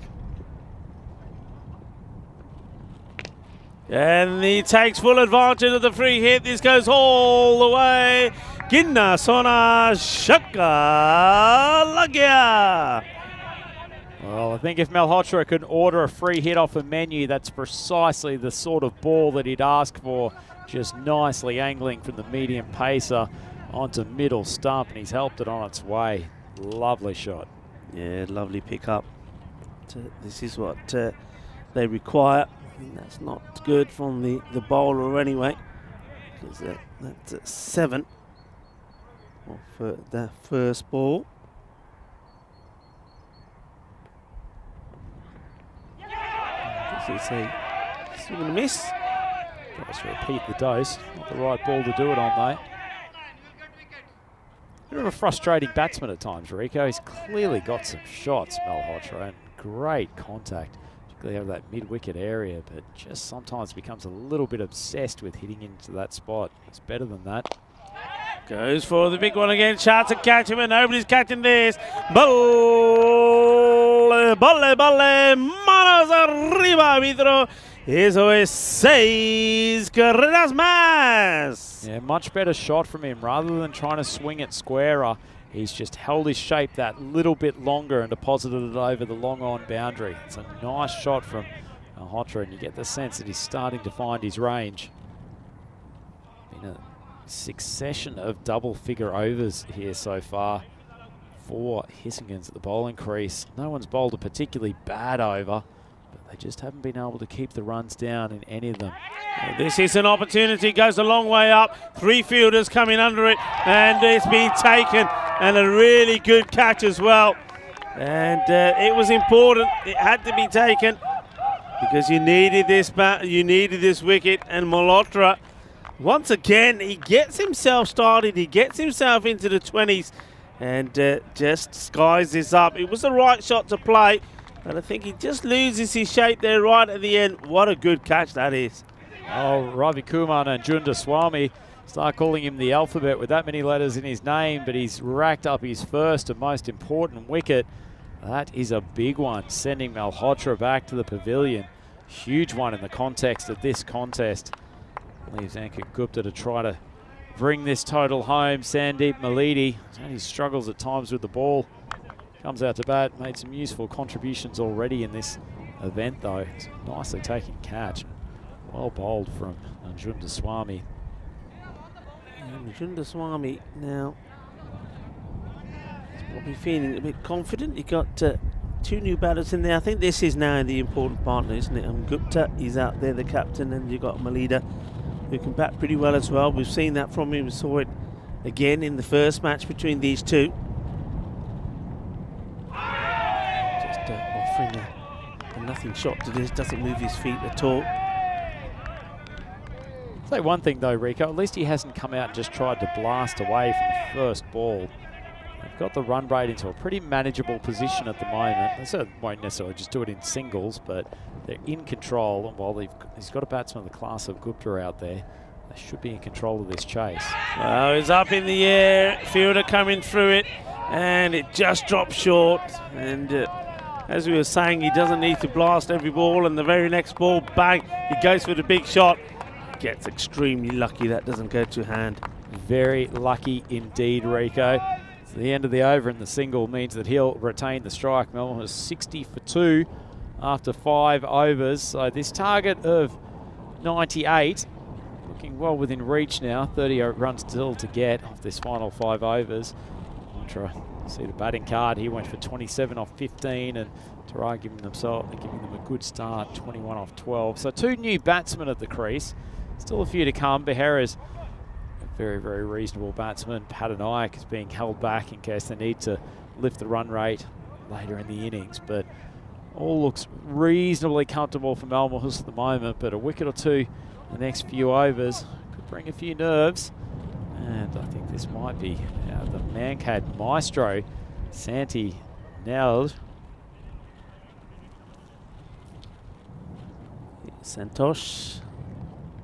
I'm going to stick with Santi, Rico. Santi, you like Santi? I can't decide how to pronounce his surname. I think it's Nalge. Nalge seems more elegant than what I've probably been using today. But anyway, Santi charges in, drifts on the leg stump, and just turned away by Malidi for a single. Gupta responds well. Yeah, good running. I think while Ankit Gupta is there, he's certainly going to make whoever's out there with him run. In this case, it's Malidi. Take the single. And one thing that the batters at the non-strikers then have to make sure is they don't go wandering, as this one is stumped pretty well, and it goes all the way. Says Guerreras Mas, and look at that nice little bit of teamwork there. And I think that looks like it's Mars Baiji and Barry Eden, so part of the ECN crew, having a little bit of fun here. Well, this was a nice shot. And there's the pick-up, the lay-off. Then later the other one. Now this has gone out on the offside fielder, giving it chase, and he's not going to get there. So back-to-back boundaries, a 6 and a 4 from the captain, Nick Gupta, and he's after more. Finally, maybe he's thinking things are going to go my way, and in the context of this match, 10 runs of 2 balls is massive. Yeah, a couple of nice shots from Gupta, starting to find his range. Boys in the ECN 10 starting to find their range as well. That was Harlem Globetrotters-esque. That teamwork before, as Gupta just digs the ball out, drills it down on the ground for a single. Yeah, the crew here, Barry Eaton, MSB, Mark Simpson Parker, Michael Guntaleka, and Mars Baji, and of course Diane Oroz, the ECN photographer, all doing a great job. And also give a shout out to our crew, our partner from Spring Productions, Andis Richards and Karina, doing a fantastic job in making sure that you, our global cricket family, are able to enjoy this excellent coverage of this series in Landskrona, Sweden. It's firmly struck, work to be done by the fielder, and he's taking a leaf out of the ECN crew. He lays it on unnecessarily and probably unknowingly to Joshi. Joshi tidies it up. Bit of unexpected drama in this fielding effort, Rico. Kilari comes across a late fumble, and then Joshi's in to support him. Almost slips onto the boundary rope. That would have been a comical boundary to give away. Comical indeed. So let's just recap here now. So 74 for 2, 6 overs gone. They're well on top where they need to be. A run a ball will do it. 24 required. And the win probability is, not surprisingly, 93% now in favour of Malmahus. Got to say, I'm disappointed the Mancad maestro didn't pull one out of that last over just to throw the cat amongst the pigeons. And he's an expert at that execution. Young Santi Nalge. Liking this man's bowling as well. Abhinav Kama. He's got the zigzaggy run. Mr. Zigzag. There he goes. He probably gets the ball quite tightly up where it needs to be. And, well, there you go. You can't get it any better than that. That's where it needs to be, right on the stumps. And Ankit Gupta, the captain, once again departs early. And this one probably was more down to a rash shot than a good delivery. He's committed so much. Look where he ends up. If we see this side on, here we go. Look where he is when this ball passes him. That's under the circumstances, that is not a good shot. Yeah, I think he'd be probably disappointed with that dismissal, Gupta.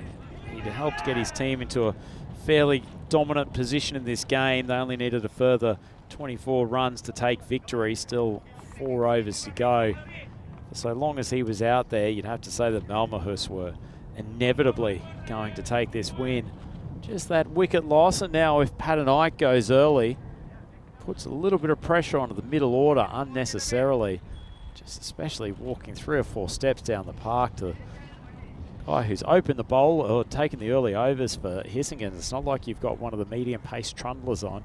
It's felt like an unnecessary risk at that time. Yeah, it certainly is. It just does now generate just a bit more pressure on the other batters. Well, this one's hit with, well, no pressure in mind. What a shot this is. Well, this is just absolutely class. And Pattanaik, we know what he can do. And he just, oh, there you go. Just effortless. Absolute effortless. And the timing is epic. 6 runs. That's a glorious shot, Rick. It was probably a similar ball to the one that Gupta was bowled by. And after it came out of the hands, I suggest that Camel would have been pretty happy with the delivery. But Pattanaik has just helped it. But it's gone a long, long way over that mid-wicket boundary. Round the wicket now to him, and it could be the same result, and it will be the same result. Well, that's not going to look too good on camera because, well, there's a fielder from one of the batting side there. I think it is the man who's just got out and get Gupta. He decides, well, okay, if I can't get my name in the book or looking good with me batting, I'll do it with taking this spectacular catch, field catch, and he gets that wrong as well.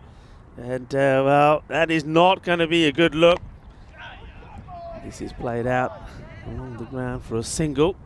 But Pattanaik goes out there, hits one big ball for 6, and then the next one also for another one. And basically, is trying to end this match pretty quickly. Good call from Lily Panda in the chat. Pattanaik with timing like a Swiss watch. Certainly those couple of maximums shows off his power and his capacity to time the cricket balls. That one's heaved over the leg side by the leady. They'll just take the single. Take the single. So they're almost there now. And barring some incredible scenes, 10 required with just 19 deliveries. I think when we looked at this matchup, it's at the beginning of the day, as we see come up once more, and it's a pretty good delivery and well played also. And that's also, I think, underlines a good batter. He's played 2 balls to the boundary. And that one, well, he's pitched up, is a good delivery, and he's prepared just to block it out. And this is what we got coming up tomorrow. So Malmahus looks like they will register a victory here, and they'll be up against United first up. United with a team that lost both their opening games. Team also making their debut to Hissingens. And then speaking of Hissingens, they're back. And they're taking on Loma, a team that made a fantastic start to their series. They're making a debut as well. So some exciting matches there coming out. I think the first one is probably pretty evenly matched. And Loma versus Hissingen, well, that's going to be interesting. Hissingen have got to be in the sort of form they were in this first match. So again, 2 teams capable of scoring big runs. Yeah, they certainly are. They've been helped along by a few charitable extras from Hissingens, although take nothing away from this Malmahus chase. They have managed it very, very well, and certainly the depth in their batting lineup helps when you get into these situations. They're okay if they lose a couple of top order wickets. There's still some talent down below.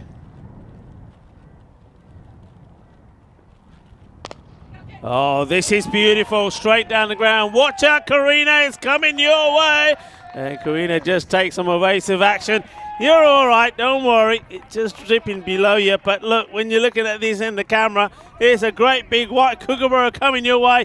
It just dips. What a lovely hit. And that's like a straight pull for 6.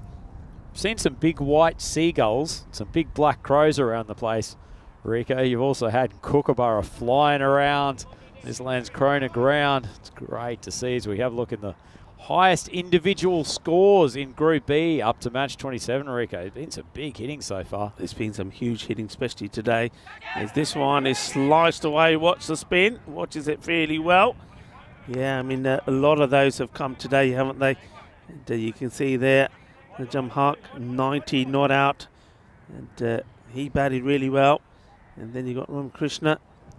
And, we've seen him hitting the ball good. And these are obviously scores for the team 4. So it was against Haryana that Najam Haq went ballistic. It's hit pretty well timed.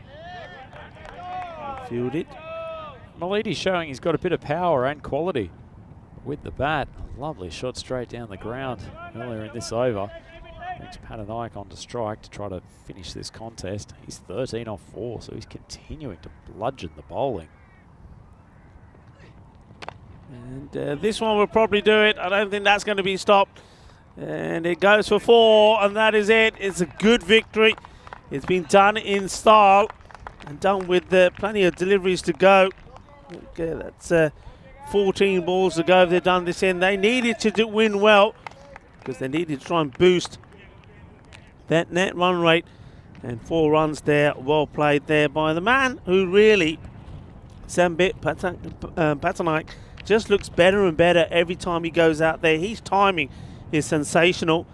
And well, that's one way to finish it off. So a team that were probably hurt a fair bit there, Malmahus, when they put 142 on the board. They did not expect that to be chased down, but it was. And they came out fighting. They could have just lost their shape, but they didn't. They came out well, they bowled well, and they got the runs, and they finished 100. So winning that match. And just to remind you, starting tomorrow as well, you have that Valletta Cup from Malta. Plenty of teams taking part in that, and it's being played at that lovely Marsa International Ground. Kicking off tomorrow with Malta versus Gibraltar, the first match. Match 2, Hungary.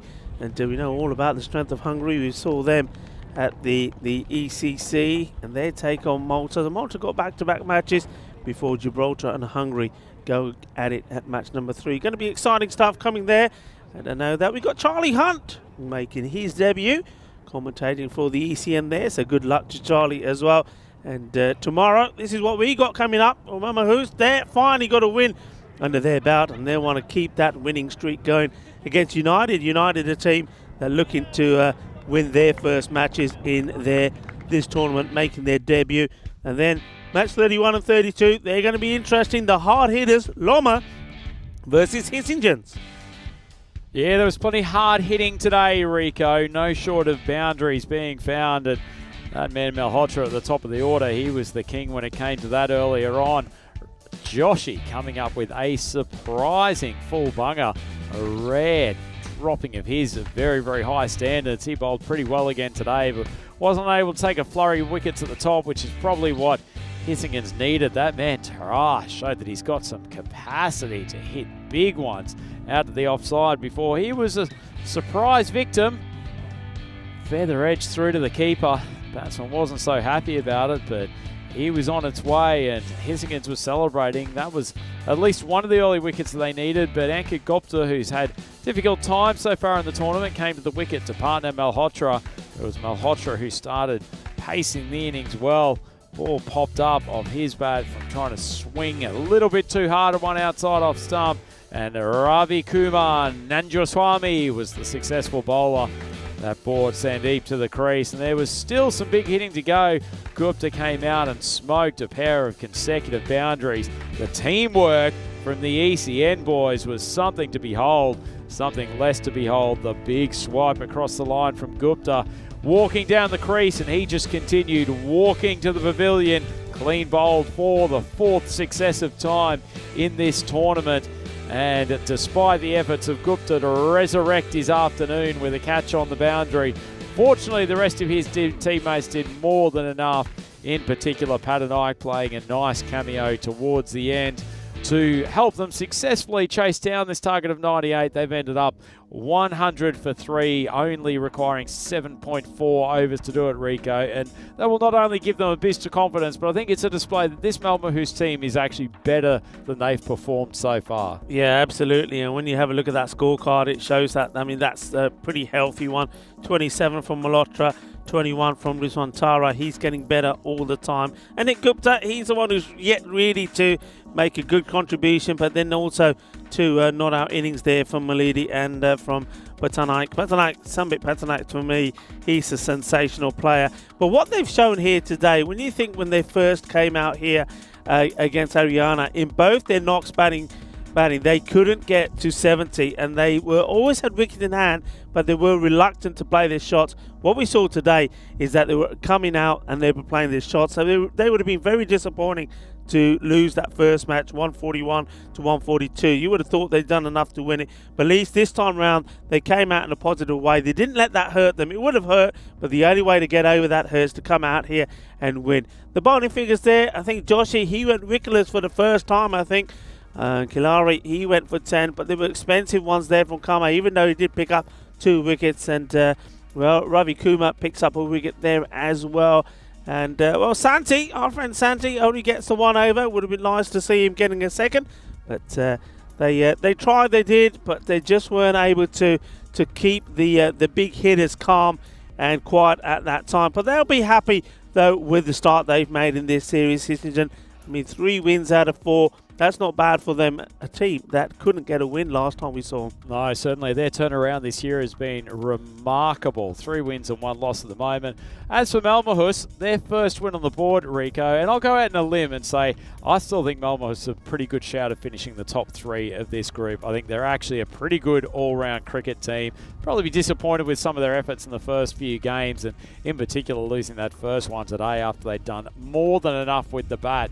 But Hissingen showed plenty of fight early on. That man, Nithin Ramakrishna, he has been fabulous across both games, but unfortunately he didn't get enough support outside of Vaidavab Joshi in that innings, and 97 for 9, it wasn't enough. The Malmahus batting lineup firing on all cylinders. They chased it down 7.4 overs. Yeah, I mean, I think I agree with you there. I think when you look at their batting, I think unlike some of the other teams, they're not predominantly relying on 1 or 2 players. They've got depth there. The only thing for me is with the bowling. I think they were better in the bowling when they were up against Haryana. I know they lost both those matches, but they had that spin, and I'd like to see them get, I mean, maybe because of availability, but something like Maddie in the side just gets that ball tossed up. I think in the way that we're seeing things, and certainly the way that we're seeing this pitch playing at the moment and the number of runs that batters are scoring, I think only variation in the bowling attacks is going to be able to contain some of these big hitters, and I think the teams with the better spinners are the ones that are going to probably be more fruitful. Yeah, I think it's an excellent shout, Rico. If anything, that Malmahus lineup feels they're 1 bowler short at the moment. Yeah. They're relying on a couple of right-arm medium pacers who might come off one day, but they're certainly not consistently penetrative. And one of those bowlers really needs to step up in the coming days. And if they do, they've got the batting lineup that they can take down anyone in this competition. It's just a matter of trying to manage those targets. They got early wickets today, in particular Ramakrishnan, before he did too much damage, and the rest of the top order batting didn't give him too much assistance. Certainly bringing Adam Sutton to the bowling crease in this game helped immensely. 4 wickets, and hey, he was really the catalyst for their performance. Oh, it was huge, and again, you know, it just amazes me that, especially when you saw just how much the bowlers struggle to get the ball in the right areas, that you have somebody like that in your camp and he doesn't get a look in the first match. Fortunately, he did in the second, and it made all the difference. But look, what a great day it's been. There's not too many times that we can say that we've been at a venue and in the T10 format we've seen teams batting first go up and score 130 and 141 and end up losing the match. I mean, when's the last time that's happened? Now, I can't remember it, and I'm thinking it can happen once, but happen twice, well, that just goes to show the quality of some of these players. And I think it also goes to show what I've been saying, that as we go further into this series, the runs that are going to be scored here are just going to get higher and higher, especially in conditions like today. Yeah, certainly, Rico. And we've had some new talents unleashed as well in the form of, obviously, Nithin Ramakrishnan. That's added to Hark, who batted superbly this morning. Basically, single-handedly took Loma to that first massive chase against Ariana Cricket Club, who were immense favourites going to that game. That's added to the fact that we had Numar Nawaz, who almost scored 2 centuries last week. The batting quality in this southern part of Sweden is really, really strong, and it's been an absolute treat for us to see them go about their work so far in this ECS Landskrona event. Yeah, too right. It's been another wonderful day. Look, we've really enjoyed it. I'm sure you can tell that. And there's some of the action that we want to go back and see, and you're probably going to get a chance to see some of it in the highlights that will be coming up shortly. But look, we've seen big hitting. We've seen excellent bowling as well.